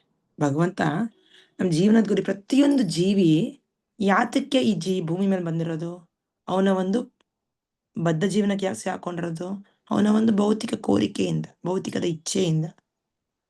ಇಚ್ಛೆಯಿಂದ ಈ ಪ್ರಪಂಚಕ್ಕೆ ಬಂದಿರೋದು. ಈ ಪ್ರಪಂಚಕ್ಕೆ ಬಂದಾಯ್ತು, ಇದರಿಂದ ಬಿಡುಗಡೆ ಹೇಗೆ ಹೊಂದೋದು? ಆ ಬಿಡುಗಡೆ ಹೊಂದೋದೇ ನಿಜವಾದ ಜೀವನದ ಲಕ್ಷಣ ಆಗಿರ್ಬೇಕು ಅವನಿಗೆ. ಆ ಜೀವನದ ಲಕ್ಷಣ ಏನಿದೆಯೋ ಬಂಧನದಿಂದ ಹೊರಗೆ ಬರೋದಕ್ಕೆ, ಅದಕ್ಕೆ ಯಾರು ಸಹಾಯ ಮಾಡಬೇಕು? ಅವನ ಒಂದು ಮನಸ್ಸಿನ ಒಂದು ಸಹಾಯದಿಂದ ಅವನು ಬಿಡುಗಡೆ ಹೊಂದಬೇಕು. ಆ ಮನಸ್ಸು ಅನ್ನೋದು ಏನಿದೆಯಲ್ಲ ನಮ್ಮಲ್ಲಿ, ಆ ಮನಸ್ಸಿನ ಸಹಾಯದಿಂದಾನೇ ನಮ್ಮನ್ನು ನಾವು ಮೇಲೇರ್ಬೇಕು. ಉದ್ಧರೇತ್ ಆತ್ಮನಾತ್ಮಾನಂ ಅಂತಾರೆ. ಉದ್ಧರಿಸೋದು, ನಮ್ಮನ್ನ ನಾವು ಉದ್ಧರಿಸ್ಕೋಬೇಕು. ನಾವು ಒಂದು ಮೇಲಿನ ಹಂತಕ್ಕೆ ಹೋಗ್ಬೇಕಲ್ಲ. ನಾವು ಹೆಂಗೆ ಸ್ಕೂಲಲ್ಲೂ 1ನೇ ಕ್ಲಾಸಿಂದ 2ಕ್ಕೆ ಹೋಗ್ತೀವಿ, 3ಕ್ಕೆ ಹೋಗ್ತೀವಿ, 5, 10 ಹಂಗೆ ಹೋಗ್ತೀವಲ್ವ, ಮೇಲಕ್ಕೆ ಹೋಗ್ತೀವಿ. ಕೆಳಗಡೆ ಹೋಗ್ತೀವ ನಾವು? ಕೆಳಗಡೆ ಹೋಗೋದಕ್ಕೆ ನಾವು ಇಷ್ಟಪಡೋದಿಲ್ಲ. ಕೆಳಗಡೆ ಅಂದ್ರೆ ಏನರ್ಥ? ಇನ್ನೂ ಅವನಿಗೆ ಸರಿಯಾಗಿ ಅರ್ಥ ಆಗಿಲ್ಲ, ಅವನು ಬುದ್ಧಿವಂತ ಅಲ್ಲ, ಅವನಿಗೆ ಇನ್ನು ಮೇಲ್ ಕಳ್ಸೋಕ್ಕೆ ಪ್ರಯತ್ನ ಮಾಡ್ತಾರೆ ಹೊರತು ಕೆಳಗೆ ಬಿಡೋದಿಲ್ಲ. ಅದೇ ರೀತಿ ನಮ್ಮ ಜೀವನದಲ್ಲೂ ನಾವು ಮನಸ್ಸಿನ ಸಹಾಯದಿಂದ ನಾವು ಉದ್ಧಾರ ಮಾಡ್ಕೋಬೇಕು ನಮ್ಮ ಸ್ಥಿತಿನ, ನಮ್ಮ ಪರಿಸ್ಥಿತಿನ. ಇನ್ನು ನಾವು ಕೆಳಮಟ್ಟಕ್ಕೆ ಬೀಳೋಂಗೆ ನಾವು ಹೋಗ್ಬಾರ್ದು. ಸೊ ಕೆಳಮಟ್ಟಕ್ಕೆ ನಾವು ಬೀಳೋದಕ್ಕೆ ಕಾರಣ ಏನು? ಕಾರಣ ಈ ಮನಸ್ಸು, ಇಂದ್ರಿಯಗಳೇನಿದೆಯೋ ಈ ಭೌತಿಕ ಪ್ರಪಂಚದ ವಸ್ತುಗಳ ಒಂದು ಆಕರ್ಷಣೆಗೆ ಒಳಗಾಗ್ತಾ ಇರುತ್ತೆ. ಭೌತಿಕ ಪ್ರಪಂಚದ ವಸ್ತುಗಳು ಏನೇನು? ಸೇಮ್ ನಮ್ಮ ಇಂದ್ರಿಯಗಳಿಂದ ನೋಡುವಂಥ ವಸ್ತುಗಳು, ಕಣ್ಣಿಂದ ನೋಡುವಂಥ ವಸ್ತುಗಳು, ಕಿವಿಯಿಂದ ಕೇಳುವಂಥ ವಸ್ತುಗಳು, ಬಾಯಿಂದ ತಿನ್ನುವಂಥ ವಸ್ತುಗಳು, ಮೂಗಿಂದ ತಗೊಳ್ಳುವಂಥ ವಸ್ತುಗಳು, ಚರ್ಮದಿಂದ ಸ್ಪರ್ಶ ಮಾಡುವಂಥ ವಸ್ತುಗಳು, ನಮ್ಮ ಇಂದ್ರಿಯಗಳು ಏನೇನು ನೋಡಿ ಏನೇನು ಅನುಭವಿಸುತ್ತೋ ಆ ಎಲ್ಲ ಇಂದ್ರಿಯ ವಸ್ತುಗಳು ನಮ್ಮನ್ನ ಈ ಪ್ರಪಂಚಕ್ಕೆ ಬಂಧಿಸ್ತಾ ಇದೆ. ಅದೇ ನಮ್ಮ ಒಂದು ಬಂಧನಕ್ಕೆ ಕಾರಣ. ಹಾಗಾದ್ರೆ ಏನ್ ಮಾಡ್ಬೇಕು ಮತ್ತೆ? ಹೌದು ಮಾತಾಜಿ, ಇವಾಗ ಆಕರ್ಷಣೆ ಇದ್ದೇ ಇದೆ, ಎಲ್ಲ ಅಟ್ರಾಕ್ಟಿವ್ ಆಗಿದೆ, ಭಗವಂತನ ಸೃಷ್ಟಿ ಆ ಥರ ಇದೆ, ನೋಡೋದಕ್ಕೆ ತುಂಬಾ ಸುಂದರವಾಗಿದೆ ಅಲ್ವಾ? ದೊಡ್ಡ ಕಾರ್, ಒಳ್ಳೆ ಕಾರ್ ನೋಡಿದ್ರೆ ಯಾರಿಗ ಮನ್ಸಿಗೆ ಇದಾಗಲ್ಲ, ಅಟ್ರಾಕ್ಟ್ ಆಗಲ್ಲ? ಬೇಕು ಅನ್ಸತ್ತೆ, ಆ ಕಾರ್ ತಗೋಬೇಕನ್ಸತ್ತೆ, ಆ ಕಾರಲ್ಲಿ ಹೋಗ್ಬೇಕು ಅನ್ಸತ್ತೆ. ಹೋಗದೆ ಇರಕ್ಕಾಗತ್ತಾ? ಆಡ್ದೇ ಇರಕ್ಕಾಗತ್ತಾ? ಮನುಷ್ಯಂಗೆ ಆಸೆ ಆಗೇ ಆಗತ್ತೆ. ಹೌದಾ? ಹೌದು. ಯಾಕಂದ್ರೆ ಭಗವಂತನ ಸೃಷ್ಟಿನೇ ಆ ಥರ ಇದೆ, ಮಾಯಾಶಕ್ತಿ ಅಲ್ವಾ? ಅದು ಕೃಷ್ಣನ ಶಕ್ತಿನೇ ನಮ್ಮನ್ನ ಆಕರ್ಷಿಸ್ತಾ ಇರೋದು. ಆದ್ರೆ ಜ್ಞಾನಚಕ್ಷುವಿಂದ ನೋಡಿದ್ರೆ ಅದನ್ನ ನಮ್ಮನ್ನ ಬಂಧಿಸಕ್ಕೆ ಪ್ರಯತ್ನ ಮಾಡ್ತದೆ, ಹೌದಲ್ವಾ? ಅದನ್ನ ಭಗವಂತನ ಸೇವೆದಲ್ಲಿ ಬಳಸಿದ್ರೆ ಅದೇ ಕಾರಣ, ಅದು ನಮ್ಮ ಬಂಧನಕ್ಕೊಳಗಾಗೋದಿಲ್ಲ ಅಲ್ವಾ? ನಮ್ಮ ಮೋಕ್ಷಕ್ಕೆ ಅದು ಕಾರಣ ಆಗತ್ತೆ. ಆ ಒಂದು ವಸ್ತು ಏನಿದೆಯೋ, ಇಂದ್ರಿಯ ವಸ್ತು ಏನಿದೆಯೋ ಅದನ್ನ ನಾವು ಭೌತಿಕವಾಗಿ ನೋಡ್ದೇನೆ ಆಧ್ಯಾತ್ಮಿಕ ಸೇವೆದಲ್ಲಿ ಅದನ್ನ ಬಳಸಕ್ ಶುರು ಮಾಡಿದ್ರೆ, ಆಹಾರನ ಸುಮ್ಮನೆ ತಿನ್ಬಿಟ್ರೆ ಏನಾಗತ್ತೆ? ನಮಗೆ ಕರ್ಮ ಅಂಟ್ಕೊಳತ್ತೆ. ಅಥವಾ ಯಾರೋ ಮಾಡೋದನ್ನ ತಿಂದ್ರೆ ಕರ್ಮ ಸೇರ್ಕೊಳತ್ತೆ. ಹೌದಾ? ನಾವು ಕರ್ಮದ ಬಗ್ಗೆ ಮಾತಾಡಿದ್ವಿ. ಕರ್ಮದಿಂದ ಎಷ್ಟೆಲ್ಲ ನಾವು ಪಾಪ ಪುಣ್ಯ ಇಂದ ಅನುಭವಿಸ್ತಾ ಹೋಗ್ತೀವಿ, ಎಲ್ಲ ಬಂಧನಕ್ಕೆ ಕಾರಣ. ಕೈಗಳಿಗೆ ನಾವು ಬೇಡಿ ಹಾಕೊಂಡಂಗೆ ಎಷ್ಟೆಲ್ಲ ನಾವು ಡಿಸ್ಕಸ್ ಮಾಡಿದ್ವಿ ಎಲ್ಲ ಹೋದ್ವಾರ. ಅದೇ ಆ ಕರ್ಮನ ನಾವು ಹೆಂಗ್ ಬದಲಾಯಿಸ್ಕೋಬಹುದು? ಪ್ರಸಾದ ಸೇವನೆಯಿಂದ. ಈ ರೀತಿ ನಾವು ಈ ಇಂದ್ರಿಯದ ಒಂದು ವಸ್ತುಗಳಿಂದ, ಆಕರ್ಷಣೆಯಿಂದ ನಮ್ಮನ್ನು ನಾವು ಹೇಗೆ ಕಾಪಾಡ್ಕೊಳ್ಳೋದು? ಅದಕ್ಕೆ ನಾವು ಸಾಕಷ್ಟು ಟ್ರೈನಿಂಗ್ ಕೊಡಬೇಕು, ಅಭ್ಯಾಸ ಮಾಡಬೇಕು, ಟ್ರೈನಿಂಗ್ ಬೇಕು. ನಮ್ಮ ಮೈಂಡಿಗೆ ಸಾಕಷ್ಟು ಟ್ರೈನಿಂಗ್ ಬೇಕು. ಜಸ್ಟ್ ಲೈಕ್ ಹೆಂಗೆ ಅರ್ಥ ಮಾಡ್ಕೊಳ್ಳಿದ್ದೇನ? ಈಗ ಒಂದು ಕೀ ಇದೆ ಅನ್ಕೋಣ, ಹೌದಾ? ಕೀ ಉಪಯೋಗ ಯಾತಕ್ಕೆ ಮಾಡ್ತೀವಿ ನಾವು? ಚಾಬಿ ಇರೋದು ರೂಮ್ ತೆಗಿಯೋದಕ್ಕೂ ಇದೆ, ಅಥವಾ ಇನ್ಯಾರನ್ನಾರು ರೂಮಲ್ಲಿ ಹಾಕ್ಬಿಟ್ಟು ಕೂಡಾಕೋದಕ್ಕೂ ಇದೆ. ಕತ್ತಿ ಇದೆ, ಚಾಕು ಕತ್ತರ್ಸಕ್ಕೂ ಇದೆ, ತರಕಾರಿ ಹಣ್ಣು ಕತ್ತರ್ಸಕ್ಕೂ ಇದೆ. ಇಲ್ಲ ಒಂದು ಮರ್ಡರ್ ಕೈಗೋ ಅಲ್ವಾ, ದರೋಡೆಕೋರ ಕೈಗೆ ಸಿಕ್ಕಿದ್ರೆ ಒಂದು ಯಾರನ್ನಾರು ಹತ್ಯೆನೂ ಮಾಡ್ಬೋದು, ಹೌದಲ್ವಾ? ಸೊ ನಾವು ಹೆಂಗೆ ಬಳಸ್ತೀವಿ ಅನ್ನೋದ್ರ ಮೇಲಿದೆ ಅಲ್ವಾ? ನಮ್ಮ ಮನಸ್ಸು, ಇಂದ್ರಿಯಗಳಿದೆ, ಅದನ್ನ ನಾವು ಎಂಜಾಯ್ಮೆಂಟ್, ಟಿವಿ ನೋಡ್ಕೊಂಡು ಇವ್ರ ಬಗ್ಗೆ ವಿಷಯಗಳು ಮಾತಾಡ್ಕೊಂಡು ಆ ಥರ ನಮ್ಮನ್ನು ನಾವು ಕೆಳಗಡೆ ಮಟ್ಟಕ್ಕೆ ಬೀಳೋದಿಕ್ಕೂ ಆಗತ್ತೆ. ಇಲ್ಲ ಅದೇ ಮನಸ್ಸು, ಇಂದ್ರಿಯಗಳಿಂದ ನಾವು ಭಗವಂತನ ಬಗ್ಗೆ ಕೇಳಿಸ್ಕೊಳ್ಳೋದು, ಭಗವಂತನ ವಿಷಯದಲ್ಲಿ ಎಂಜಾಯ್ ಮಾಡೋದು, ಆ ಥರ ಮಾಡೋದ್ರಿಂದ ನಮ್ಮನ್ನ ಉದ್ಧಾರನೂ ಮಾಡ್ಕೋಬಹುದು. ಈ ಥರ ಉದ್ಧಾರ ಮಾಡ್ಕೊಂಡ್ರೆ ಏನಾಗತ್ತೆ? ನಾವು ಮೋಕ್ಷಕ್ಕೆ ದಾರಿ ಮಾಡ್ಕೋತೀವಿ, ಬಂಧನದಿಂದ ಹೊರಗಡೆ ಬರ್ತೀವಿ. ಯಾಕಂದ್ರೆ ಭೌತಿಕ ಪ್ರಪಂಚದ ಬಂಧನ ನಮ್ಗೆ ಓನ್ಲಿ ಕಷ್ಟನೇ ಕೊಡತ್ತೆ. ಕಷ್ಟ ಯಾರು ಕೋರ್ಕೋತಾರೆ? ಕಷ್ಟ ಯಾರು ಬುದ್ಧಿವಂತ ವ್ಯಕ್ತಿ ಕೋರ್ಕೋತಾನ? ಕೋರ್ಕೊಳ್ಳಲ್ಲ. ಹಾಗೆ ಕೃಷ್ಣ ಏನಂತಾನೆ, ಅವ್ನ ಭಕ್ತರು ತುಂಬಾ ಬುದ್ಧಿವಂತರಂತಾನೆ. ನನ್ನ ಭಕ್ತ ಬಡ ಚತುರ್ ಅಂತಾನೆ. ಕೃಷ್ಣನ್ ಡಿವೋಟೀಸು ತುಂಬಾ ಇಂಟೆಲಿಜೆಂಟ್. ಎರಡನೇದು, ಅವ್ರು ಯಾವಾಗ್ಲೂ ಸಂತೋಷವಾಗಿ ಶಾಂತಿಯಿಂದ ಇರ್ತಾರೆ, ತುಂಬಾ ಶಾಂತಿಯಿಂದ ಇರ್ತಾರೆ, ಪರಮ ಸುಖಿಯಾಗಿರ್ತಾರೆ. ಅವ್ರಿಗೆಲ್ಲ ಸಿಗತ್ತೆ, ಊಟ ತಿಂಡಿ, ಒಳ್ಳೆ ನೃತ್ಯ, ಒಳ್ಳೆ ಹಾಡು, ಒಳ್ಳೆ ಕೀರ್ತನೆ, ಒಳ್ಳೆ ಫೆಸ್ಟಿವಲ್, ಒಳ್ಳೆ ಹಬ್ಬ ಅಲ್ವಾ? ಉತ್ಸವ. ನಮ್ಗೆ ಉತ್ಸವ ಅಂದ್ರೆ ಎಷ್ಟಿಷ್ಟ, ರೆಡಿ ಆಗೋದು, ತಯಾರಾಗೋದು ಎಲ್ಲವ, ಆ ಒಂದು ಹಬ್ಬದ ಒಂದು ಏನಂತಾರೆ ಗಲಾಟೆ ನಮ್ಗೆ ಎಷ್ಟು ಇಷ್ಟ ಆಗತ್ತದಲ್ಲ, ಹೌದಲ್ವಾ? ಮಕ್ಳುಗಳು ಹಬ್ಬದ ದಿವಸ ಸ್ಕೂಲ್ ರಜೆ ಕೊಟ್ಟಾಗ ಮನೇಲಿ ಎಷ್ಟೆಲ್ಲ ಲವಲವಿಕೆಯಿಂದ ಗಲಾಟೆ, ತಿಂಡಿ, ಹೌದಾ, ಎಲ್ಲ ಅರೇಂಜ್ಮೆಂಟು, ತಯಾರಿ, ಜನ ಬರೋದಿರ್ತಾರೆ, ನಮ್ಗೆ ಎಷ್ಟು ಇಷ್ಟ ಆಗತ್ತದಲ್ಲ ವಾತಾವರಣ ಅಲ್ವಾ? ಅದೇ ಆ ವಾತಾವರಣ ಎಂಜಾಯ್ ಮಾಡೋದಕ್ಕೆ ಕೃಷ್ಣ ಹೇಳ್ತಾ ಇರೋದು, ಆಧ್ಯಾತ್ಮಿಕ ವಿಷಯವಾಗಿ, ಭೌತಿಕವಾಗಲ್ಲ ಅಲ್ವಾ? ಜಸ್ಟ್ ನಮಗೋಸ್ಕರ ಎಂಜಾಯ್ ಮಾಡ್ಕೊಂಡ್ರೆ ಏನಾಗತ್ತೆ? ಅಥವಾ ದೇವತೆ ಆರಾಧನೆಗಳು ಮಾಡ್ತಾ ಹೋದ್ರೆ ಏನಾಗತ್ತೆ? ನಮ್ಗೆ ಇದೇ ಪ್ರಪಂಚಕ್ಕೆ ಉಳ್ಕೊಳ್ಳೋಕ್ಕೆ ಕಾರಣ ಆಗತ್ತೆ, ಬಂಧನಕ್ಕೆ. ಅದೇ ಕೃಷ್ಣನ ಒಂದು ಫೆಸ್ಟಿವಲ್, ಜನ್ಮಾಷ್ಟಮಿ ಆಯ್ತು, ರಥಯಾತ್ರೆ ಆಯ್ತು, ಈಗ ರಾಧಾಷ್ಟಮಿ ಬರ್ತಾ ಇದೆ ಅಲ್ವಾ? ಭಗವಂತನ ಸಂಬಂಧಿಸಿರುವಂತ ಉತ್ಸವಗಳಲ್ಲಿ ಭಾಗಿಯಾಗೋದು, ಅದ್ರಲ್ಲಿ ನಾವೆಲ್ಲರೂ ಇನ್ವಾಲ್ವ್ ಆಗ್ತಾ ಇದ್ದಾರೆ, ನಮ್ಮ ಇಂದ್ರಿಯಗಳನ್ನ, ನಮ್ಮ ಮನಸ್ಸನ್ನ. ಅವಾಗ ನಾವು ಉದ್ಧಾರ ಆಗ್ತಾ ಹೋಗ್ತೀವಿ. ಈ ಭೌತಿಕದ ಬಂಧನದ ಒಂದು ಆಕರ್ಷಣೆಯಿಂದ ಹೊರಗೆ ಬರ್ತೀವಿ ನಾವು. ಈ ಆಕರ್ಷಣೆ ನಮಗೆ ಕಮ್ಮಿ ಆಗ್ತಾ ಹೋಗುತ್ತೆ. ಅದೇ ಅದೇ ನಮ್ಮ ಬೆಳವಣಿಗೆಯ ಒಂದು ಸೂಚನೆ. ಆಕ್ಚುಲಿ ನಾವು ಆಧ್ಯಾತ್ಮಿಕವಾಗಿ ಪ್ರಗತಿ ಸಾಧಿಸ್ತಾ ಇದೀವೋ ಇಲ್ವೋ ಅನ್ನೋದಕ್ಕೆ ಏನಪ್ಪಾ ಸೂಚನೆ, ಏನ್ ಇಂಡಿಕೇಟ್ ಮಾಡತ್ತೆ? ಭೌತಿಕದ ಒಂದು ಆಕರ್ಷಣೆ ನಮ್ಗೆ ಕಮ್ಮಿ ಆಗ್ತಾ ಹೋಗತ್ತೆ, ಆಧ್ಯಾತ್ಮಿಕದ ಆಕರ್ಷಣೆ ಹೆಚ್ಚಾಗ್ತಾ ಹೋಗತ್ತೆ. ಆಯ್ತಾ? ಯಾಕಂದ್ರೆ ಭಗವಂತನ ಹತ್ರ ಎಲ್ಲ ಆಕರ್ಷಣೆ ಇದೆ. ಜಸ್ಟ್ ಇಮ್ಯಾಜಿನ್ ಮಾಡಿ, ಜಸ್ಟ್ ಯೋಚನೆ ಮಾಡಿ, ಈ ಜಡ ಪ್ರಪಂಚನ ಇಷ್ಟು ಆಕರ್ಷಣೆ ಕೊಡಂಗೆ ಮಾಡಿದಾನೆ ಭಗವಂತ ಅಂದ್ರೆ ಭಗವಂತನ ಹತ್ರ ಇನ್ನೆಷ್ಟು ಆಕರ್ಷಣೆ ಇರ್ಬೋದು? ಒಪ್ತೀರಾ? ಇದೆಲ್ಲ ಏನಿದೆ ಅಂದ್ರೆ ನಾನ್ ಲಿವಿಂಗ್ ಪ್ರಪಂಚ, ಇದು ಜಡ ಪ್ರಪಂಚ. ಈ ಲೈಟು, ಸೌಂಡು ಅಲ್ವಾ, ವಸ್ತುಗಳನ್ನ ನಮ್ಮ ಮನ್ಸಿಗೆ ಎಷ್ಟು ಹತ್ತಂಗ್ ಮಾಡಿದಾನೆ ಅಲ್ವಾ? ಬಣ್ಣ, ಸೌಂಡು, ಕಾರು, ಮನೆ, ಏನಿದೆ ಇದ್ರಲ್ಲಿ ಆಕ್ಚುಲಿ ಏನೂ ಇಲ್ವೇ ಇಲ್ಲ. ಆದ್ರೂ ನಮ್ಮ ಮನ್ಸಿಗೆ ತುಂಬಾ ಖುಷಿ ಆಗಂಗೆ, ಆಕರ್ಷಣೆಗೆ ಅಟ್ರಾಕ್ಟ್ ಮಾಡಂಗ್ ಮಾಡಿದಾನೆ. ಅಂದ್ರೆ ಅವನ ಹತ್ರ, ಭಗವಂತನ ಹತ್ರ ಇನ್ನೆಷ್ಟು ಆಕರ್ಷಣೆ ಆಗೋಂಥ ವಸ್ತುಗಳಿರ್ಬೋದು, ಅವನೆಷ್ಟು ಆಕರ್ಷಣೆಗೆ ಒಳಗಾಗ್ಬೋದು ಅಲ್ವಾ? ಕೃಷ್ಣ ಎಷ್ಟು ಬ್ಯೂಟಿಫುಲ್ ಆಗಿದ್ದಾನೆ ದಟ್ ಅವನನ್ನ ನಮ್ಗೆ ಆಕರ್ಷಣೆಗೆ ಒಳಗಾಗ್ತಿಲ್ವಲ್ಲ. ಒಬ್ರು ಮಹಾರಾಜ್ ಹತ್ರ ಒಬ್ಬ ವ್ಯಕ್ತಿ ಬಂದಿದ್ದಂತೆ. ಅವ್ನು ಹೇಳಿದಂತೆ, ಸನ್ಯಾಸಿ ಸ್ವಾಮಿಗಳೇ, ನೀವೆಷ್ಟು ಗ್ರೇಟ್, ನಿಮ್ಮಲ್ಲಿ ಎಷ್ಟು ವೈರಾಗ್ಯತೆ ಇದೆ, ನೀವೆಷ್ಟು ಗ್ರೇಟ್, ಇಷ್ಟು ಸಣ್ಣ ವಯಸ್ಸಲ್ಲೇ ನೀವು ಎಷ್ಟೆಲ್ಲ ಸಾಧಿಸಿದ್ದೀರಾ, ಎಷ್ಟು ಒಂದು ಗ್ರೇಟ್ ಹಂತಕ್ಕೆ ಬಂದಿದ್ದೀರಾ, ನೀವು ತುಂಬಾ ಗ್ರೇಟು ಅಂತ ಹೇಳಂತೆ. ಇಲ್ಲಪ್ಪ, ನಾನೇನ್ ಗ್ರೇಟು, ನೀನ್ ತುಂಬಾ ಗ್ರೇಟ್ ಆಕ್ಚುಲಿ. ನೀನು ಅಷ್ಟು ಸರ್ವಾಕರ್ಷಕವಾಗಿರುವಂತ ಭಗವಂತನ ಅವನ ಒಂದು ಲೀಲೆ, ಅವನ ಒಂದು ಮಾಧುರ್ಯ, ಅವನ ಒಂದು ಸಾಂಗತ್ಯ ಬಿಟ್ಟು ಈ ಜಡ ಪದಾರ್ಥಕ್ಕೆ ಆಕರ್ಷಣೆಗೆ ಒಳಗಾಗಿದೆಯಲ್ಲ ನೀನ್ ಎಷ್ಟು ಗ್ರೇಟು, ನಿನ್ನಲ್ಲಿ ಎಷ್ಟು ವೈರಾಗ್ಯ ಇದೆ ಅಂತ ಹೇಳ್ತಾರಂತೆ. ಆತರ ಅಂದ್ರೆ ಸರ್ವಾಕರ್ಷಕ ಭಗವಂತ ಕೃಷ್ಣ, ಅವನನ್ನ ಬಿಟ್ಟು ನಾವ್ ಈ ಜಡ ವಸ್ತುಗಳಿರೋಂಥ ಈ ಭೌತಿಕ ಪ್ರಪಂಚದ ಆಕರ್ಷಣೆಗೆ ಒಳಗಾದ್ರೆ ನಮ್ಮನ್ನ ಏನಂತ ಕರಿಬೇಕು ಅಲ್ವಾ? ಅಂದ್ರೆ ಯೋಚನೆ ಮಾಡ್ಬೇಕು, ಈ ಆಕರ್ಷಣೆ ಇರೋಂಥ ಪ್ರಪಂಚ ಕೂಡ ಬರ್ತಾ ಇರೋದು ಆ ಭಗವಂತನಿಂದ. ಅಂದ್ರೆ ಅವನ್ ಧಾಮ ಇನ್ನೆಷ್ಟು ಸುಂದರವಾಗಿರತ್ತೆ, ಅವನ್ ಧಾಮದಲ್ಲಿ ಇನ್ನೂ ಪ್ರಾಣಿ ಪಕ್ಷಿಗಳು ಇನ್ನೆಷ್ಟು ಚೆನ್ನಾಗಿರತ್ತೆ, ಗಿಡ ಮರಗಳು ಇನ್ನೆಷ್ಟು ಚೆನ್ನಾಗಿರತ್ತೆ. ಆಯ್ತಾ? ಸೊ ಭಗವಂತನ ಹತ್ರ ಅವನು ಏನಂತಾರೆ, ಖಜಾನೆ ಇದ್ದಂಗ. ಅವನು ಆಕರ್ಷಣೆ, ಆ ಸಂತೋಷ, ಆನಂದ ಕೊಡೋಷ್ಟು ಖಜಾನೆ ಅವನ ಹತ್ರ ಇದೆ. ಅದನ್ನ ನಾವು ತೆಗೆದು ನೋಡ್ಬೇಕಷ್ಟೆ, ಅದನ್ನ ನಾವು ಬಗಿಬೇಕು. ಬಗಿತಾ ಇದ್ರೆ, ನಾವು ಭಕ್ತಿ ಮಾಡ್ತಾ ಅದ್ ನಮ್ಗೆ ಸಿಗತ್ತದು. ಭಕ್ತಿ ಮಾಡಿದ್ರೆ ಏನನ್ಸುತ್ತೆ, ನಮಗೆ ಗೊತ್ತೇ ಇಲ್ಲ ಅಲ್ಲಿದೆ ಅನ್ನೋದೇ ಗೊತ್ತಿಲ್ಲ. ಹರೇ ಕೃಷ್ಣ ಮಾತಾಜಿ, ನೀವ್ ಹರೇ ಕೃಷ್ಣ. ಹೇಳ್ತಿದ್ದೀರಲ್ಲ, ನನಗೆ ಬೆಂಗಳೂರು ಸಿಟಿನಲ್ಲಿ ಸಾಯಂಕಾಲದ ಹೊತ್ತು ಅಡ್ಡಾಡ್ಬೇಕಾದ್ರೆ ಶೋರೂಮ್ಲೆಲ್ಲ ಲೈಟ್ ಗಳೆಲ್ಲ ಹಾಕಿ, ಆ ಡ್ರೆಸ್ಸಿನ ಶೋರೂಮ್, ಮೊಬೈಲ್ ಶೋರೂಮ್, ಅದು ಎಷ್ಟು ಅಟ್ರಾಕ್ಟ್ ಮಾಡ್ತಿರುತ್ತೆ ಅಂದ್ರೆ ಹೋಗ್ಬಿಡೋಣ ಒಳಗಡೆ ಅನಿಸ್ತಿರುತ್ತೆ. ಆತರ ಈ ಭೌತಿಕಕ್ಕೆ ನಿಜವಾಗ್ಲೂ ಅಟ್ರಾಕ್ಟ್ ಆಗ್ತೀವಿ, ಕೃಷ್ಣನ್ ಇನ್ನೂ ಇದಕ್ಕಿಂತ ಚೆನ್ನಾಗಿರುತ್ತೆ ಅಲ್ವಾ ಮಾತಾಜಿ? ಹೌದು ಮಾತಾಜಿ. ಈ ಭೌತಿಕ ಪ್ರಪಂಚನ ಇಷ್ಟು ಅಟ್ರಾಕ್ಟಿವ್ ಮಾಡಿದ್ದಾನೆ ಅಂದ್ರೆ ಕೃಷ್ಣ ಎಷ್ಟು ಅಟ್ರಾಕ್ಟಿವ್ ಆಗಾದ್ರೆ ಅಲ್ವಾ? 100% ಮಾತಾಜಿ. ಮೊನ್ನೆ ನಾನು ಸಂಡೇ ಒಂದ್ ಪ್ರೋಗ್ರಾಮ್ಗೆ ಹೋಗಿದ್ದೆ. ಇಲ್ಲಿ ನಮ್ಮ ರಾಧೇಶ್ಯಾಮ್ ಪ್ರಭು ಎಲ್ಲ ಬಂದಿದ್ರು. ಒಂದ್ ಒಳ್ಳೆ ಕ್ಲಾಸ್ ಕೊಟ್ಟಿದ್ರು ಅವರು. ತುಂಬಾ ಸೀರಿಯಸ್ ಡಿವೋಟೀಸ್ನ ಕರೆದಿದ್ರು. ಒಂದ್ ಒಳ್ಳೆ ಕ್ಲಾಸ್ ಮಾಡಿದ್ರು ಅವರು.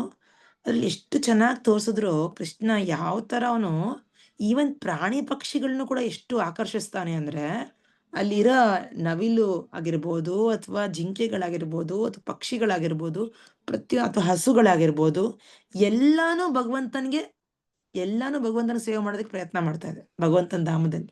ಅಂಡ್ ಭಗವಂತ ಪ್ರತಿಯೊಂದು ಜೀವಿಗೂ ಟೈಮ್ ಕೊಡ್ತಾ ಇದ್ದಾನೆ. ಅವ್ನು ಹೇಳ್ತಿಲ್ಲ, ನಾನೊಬ್ಬ ದೊಡ್ಡ ದೇವ್ರು ಇಲ್ಲಿ, ನಾನೊಬ್ಬ ದೊಡ್ಡ ಭಗವಂತ, ನೀವೆಲ್ಲ ತುಸ್ಪಟಾಕಿಗಳು, ನೀವೆಲ್ಲ ಸೈಡಿಗೆ ನಡೀರಿ ಅಂತ ಹಂಗ ಹೇಳ್ತಿಲ್ಲ ಅವನು. ಪ್ರತಿಯೊಂದು ಜೀವಿ ಹತ್ರ ಮಾತಾಡ್ತಾ ಇದ್ದಾನೆ, ಪ್ರತಿಯೊಂದು ಜೀವಿಗೂ ಸ್ಪಂದಿಸ್ತಾ ಇದ್ದಾನೆ, ಪ್ರತಿಯೊಂದು ಪ್ರಾಣಿಗಳಿಗೂ ಕೂಡ.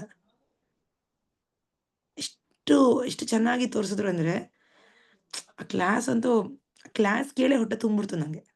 ಒಂಥರ ಒಂದು ಹಬ್ಬ ತರ ಆಯ್ತು ಕಣ್ಣಿಗೆ ಕಿವಿಗೆ. ಅಷ್ಟು ಎಂಜಾಯ್ಮೆಂಟ್ ಬಂತು ನಂಗಂತೂ. ಆತರ ಕೃಷ್ಣ ಕಾನ್ಶಿಯಸ್ನೆಸ್ ಅಂದ್ರೆ ದ ಬೆಸ್ಟ್ ಫೆಸ್ಟಿವಲ್ ಇದ್ದಂಗೆ ನಮ್ಗೊಂದು. ಜಸ್ಟ್ ನಾವ್ ಇನ್ನೊಂದು ಆಳಕ್ಕೆ ಹೋಗ್ಬೇಕು. ಆಳಕ್ಕೆ ಹೋಗದೆ ಹೋದ್ರೆ ಸುಮ್ನೆ ಮೇಲ್ಮೇಲೆ ಇದ್ರೆ ಸಾಕಾಗಲ್ಲ.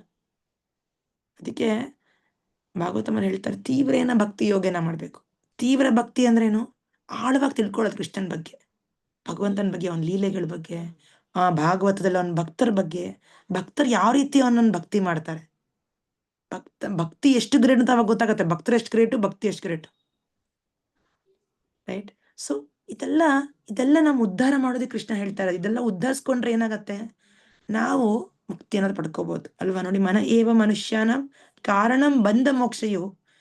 ಮನುಷ್ಯನ ಒಂದು ನಿಜವಾದ ಬಂಧನ ಕಾರಣ ಏನು? ಮನಸ್ಸು. ಆ ಮನಸ್ಸು ಏನಂತೆ, ನಾವೇನಾದ್ರು ಅಲಾರಾಮ್ ಇಟ್ಕೊಂಡ್ವಿ ಅನ್ಕೊಳ್ಳಿ ಬೆಳಿಗ್ಗೆ 5 ಗಂಟೆಗೆ ಹೇಳಕ್ಕೆ, ಏನಿರತ್ತೆ ಫಸ್ಟ್ ನಮ್ಮ ಮನ್ಸು ಏನಿರುತ್ತೆ, ಅಯ್ಯೋ ರಾತ್ರಿ ನಿಧಾನ ಆಯ್ತು, ಲೇಟ್ ಆಯ್ತು, ಇವತ್ ಮಲ್ಕು, ನಾಳೆಯಿಂದ ನೋಡೋಣ ಅಲ್ವಾ. ಅಥವಾ ಮನ್ಸು ಇನ್ನೇನಾರು ಹೇಳತ್ತೆ, ಇವತ್ತಿಂದ ಬೇಡ, ನಾಳೆಯಿಂದ ಶುರು ಮಾಡೋಣ. ಇಲ್ಲ ಮನ್ಸು ಹೇಳುತ್ತೆ, ಇವತ್ತು ಬೇಗ ಮಲ್ಕು, ನಾಳೆಯಿಂದ ಸರಿಯಾಗಿ ಅಲಾರಾಮ್ ಇಟ್ಕೊ. ಇಲ್ಲ ಮನ್ಸು ಹೇಳುತ್ತೆ, 5 ಗಂಟೆಗೆ ತಪ್ಪು ಮಾಡಿದ್ರೆ 6ಕ್ಕೆ ಕೇಳ್ಬೇಕಿತ್ತು ಅಂತೆ. ಅಥವಾ ಮನ್ಸು ಇನ್ನೇನಾರು ಹೇಳತ್ತೆ. ಅಥವಾ ಕ್ಲಾಸ್ ಇದ್ರೆ, ಇವತ್ತು ಬೇಡ ಬಿಡು ಕ್ಲಾಸ್, ಇವತ್ತು ಏನಾರು ಬೇರೆ ಕೆಲಸ ಮಾಡೋಣ, ಆಮೇಲೆ ಅಟೆಂಡ್ ಮಾಡಿದ್ರೆ ಆಯ್ತು, ಅಥವಾ ಆಮೇಲೆ ರೆಕಾರ್ಡಿಂಗ್ ಕೇಳಿದ್ರೆ ಆಯ್ತು ಅನ್ನತ್ತೆ. ಇನ್ನೇನೋ ಹೇಳತ್ತೆ ಮನ್ಸು ಅಲ್ವಾ. ಮನ್ಸು ನಮ್ಮನ್ನ ದಾರಿ ತಪ್ಸೋದಿಕ್ಕೆ ಇರೋದು. ಆಕ್ಚುಲಿ ಮನಸ್ಸು ಇರೋದೇ ನಮ್ಮ ದಾರಿ ತಪ್ಸೋದಿಕ್ಕೆ. ಅದನ್ನ ನಾವು ದಾರಿ ತಪ್ಸ್ಕೊಂಡು ಇಲ್ಲಿವರೆಗೂ ಬಂದಿದ್ದೀವಿ. ಇಲ್ಲಾಂದ್ರೆ ನಾವ್ ಯಾವಾಗಲೂ ಭಗವಂತನ ಧಾಮಕ್ಕೆ ಹೋಗ್ಬೋದಾಗಿತ್ತು. ಆ ಮನಸ್ಸನ್ನ ಹೇಳೋದನ್ನ ನಾವು ಕೇಳಿ ಕೇಳಿ ಕೇಳಿ ಕೇಳಿ ಜಾರ್ತಾ ಇರೋದು. ಓಕೆ, ನೆಕ್ಸ್ಟ್ ಶ್ಲೋಕಕ್ಕೆ ಹೋಗೋಣ. ಬಂಧುರಾತ್ಮಾತ್ಮನಸ್ತಸ್ಯ ಏನಾತ್ಮೈವಾತ್ಮನ ಜಿತಃ ಅನಾತ್ಮನಸ್ತು ಶತ್ರುತ್ವೇ ವರ್ತೇತಾತ್ಮೈವ ಶತ್ರುವತ್. ಯಾರು ಹೋಗ್ತೀರಾ? ಅನುವಾದ, ಬರೀ ಅನುವಾದ ಸಾಕು.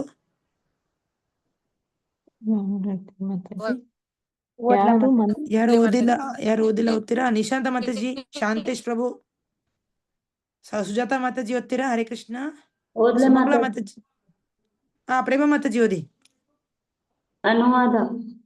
ಯಾರು ಮನಸ್ಸನ್ನು ಗೆದ್ದಿದ್ದಾನೋ ಅವನಿಗೆ ಮನಸ್ಸೇ ಅತ್ಯಂತ ಒಳ್ಳೆಯ ಬಂಧುವಾಗುತ್ತವೆ. ಆದರೆ ಹಾಗೆ ಮಾಡದಿರುವವನಿಗೆ ಅವನ ಮನಸ್ಸೇ ಅತ್ಯಂತ ದೊಡ್ಡ ಶತ್ರುವಾಗುತ್ತದೆ. ಹರೇ ಕೃಷ್ಣ ಮಾತಾಜಿ. Thank you Mataji. ಹರೇ ಕೃಷ್ಣ. ನೋಡಿ, ಅದೇ ಭಗವಂತ ಹೇಳ್ತಾ ಇರೋದು. ಹರೇ ಕೃಷ್ಣ. ಹರೇ ಕೃಷ್ಣ ಮಾತಾಜಿ. ನಂದು 3 ದಿನದಿಂದ ನಂದು ಕ್ಲಾಸ್ ಇದ್ದಿದ್ದಿಲ್ಲ. ನನ್ನ ಮನಸ್ಸೆಲ್ಲ ತಳಮಳ. ಹೌದಾ ಮಾತಾಜಿ? ಸ್ಟಾರ್ಟಿಂಗ್ ಕೇಳಿಲ್ರಿ ಮಾತಾಜಿ. ಮತ್ತ ಅಲ್ಲೊಬ್ರ ಹತ್ರ ಹೋಗಿ ಇದನ್ನೆಲ್ಲಾ ಮಾಡಿಸ್ಕೊಂಡ್ ಬಂದೆ, ಅದನ್ನ ಜೂಮ್ನ. ಹೌದಾ? ಧನ್ಯವಾದ ಮಾತಾಜಿ. ಥ್ಯಾಂಕ್ ಯು ಮಾತಾಜಿ. Thank you Mataji. ಸೊ ನೋಡಿ, ಕೃಷ್ಣ ಹೇಳ್ತಿದ್ದಾನೆ ದಟ್ ಭಗವಂತ ಹೇಳೋದು, ಈ ಮನಸ್ಸನ್ನ ಗೆದ್ರೆ ಮನಸ್ಸೇ ನಮ್ಮ ಬೆಸ್ಟ್ ಫ್ರೆಂಡ್ ಅಲ್ವಾ. ಬೆಸ್ಟ್ ಫ್ರೆಂಡ್ ಅಂದ್ರೆ ಏನರ್ಥ? ಆಪ್ತ ಮಿತ್ರ ಅಂದ್ರೆ ಏನ್ ಮಾಡ್ತಾನೆ? ಆಪ್ತ ಮಿತ್ರ ಒಳ್ಳೆ ಮಿತ್ರ ಅಪ್ಪ. ಅವ ನಮ್ಗೆ ಒಳ್ಳೆ ದಾರಿಲಿ ಇಡಿಸ್ತಾನಲ್ವಾ.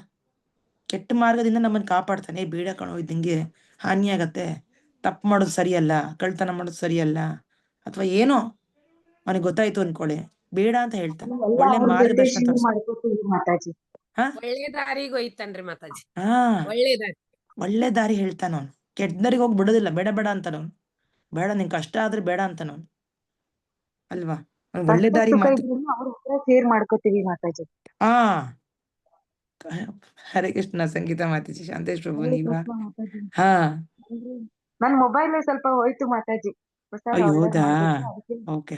ನನಗೆ 2 days ಇಂದ ಇವಾಗ ಮಾತಾಜಿ ಹೇಳಿದ್ರಲ್ವಾ, ತಳಮಳ ಅನಿಸ್ತಾ ಇತ್ತು. ಕ್ಲಾಸ್ ನಾನು ನಿನ್ನೆ ಇಡೋಣ ಅನ್ಕೊಂಡೆ, ಆಮೇಲೆ ಎಲ್ಲ ಹಬ್ಬದ ಇದ್ರಲ್ಲಿದ್ದಾರೇನೋ ಅನ್ಕೊಂಡು. ಮಾತಾಜಿ ಗಾಯತ್ರಿ ಮಾತಾಜಿಗೆ ಕಾಲ್ ಮಾಡಿದ್ದೆ, ಅವ್ರಿಗೆ ಎಲ್ಲ ಜೂಮ್ ಕಳಿಸ್ತಾ ಇದ್ದಾರೆ ಮಾತಾಜಿ. ಇವತ್ತಿಂದ ಅಟೆಂಡ್ ಆಗ್ತಿದ್ದೀರಾ?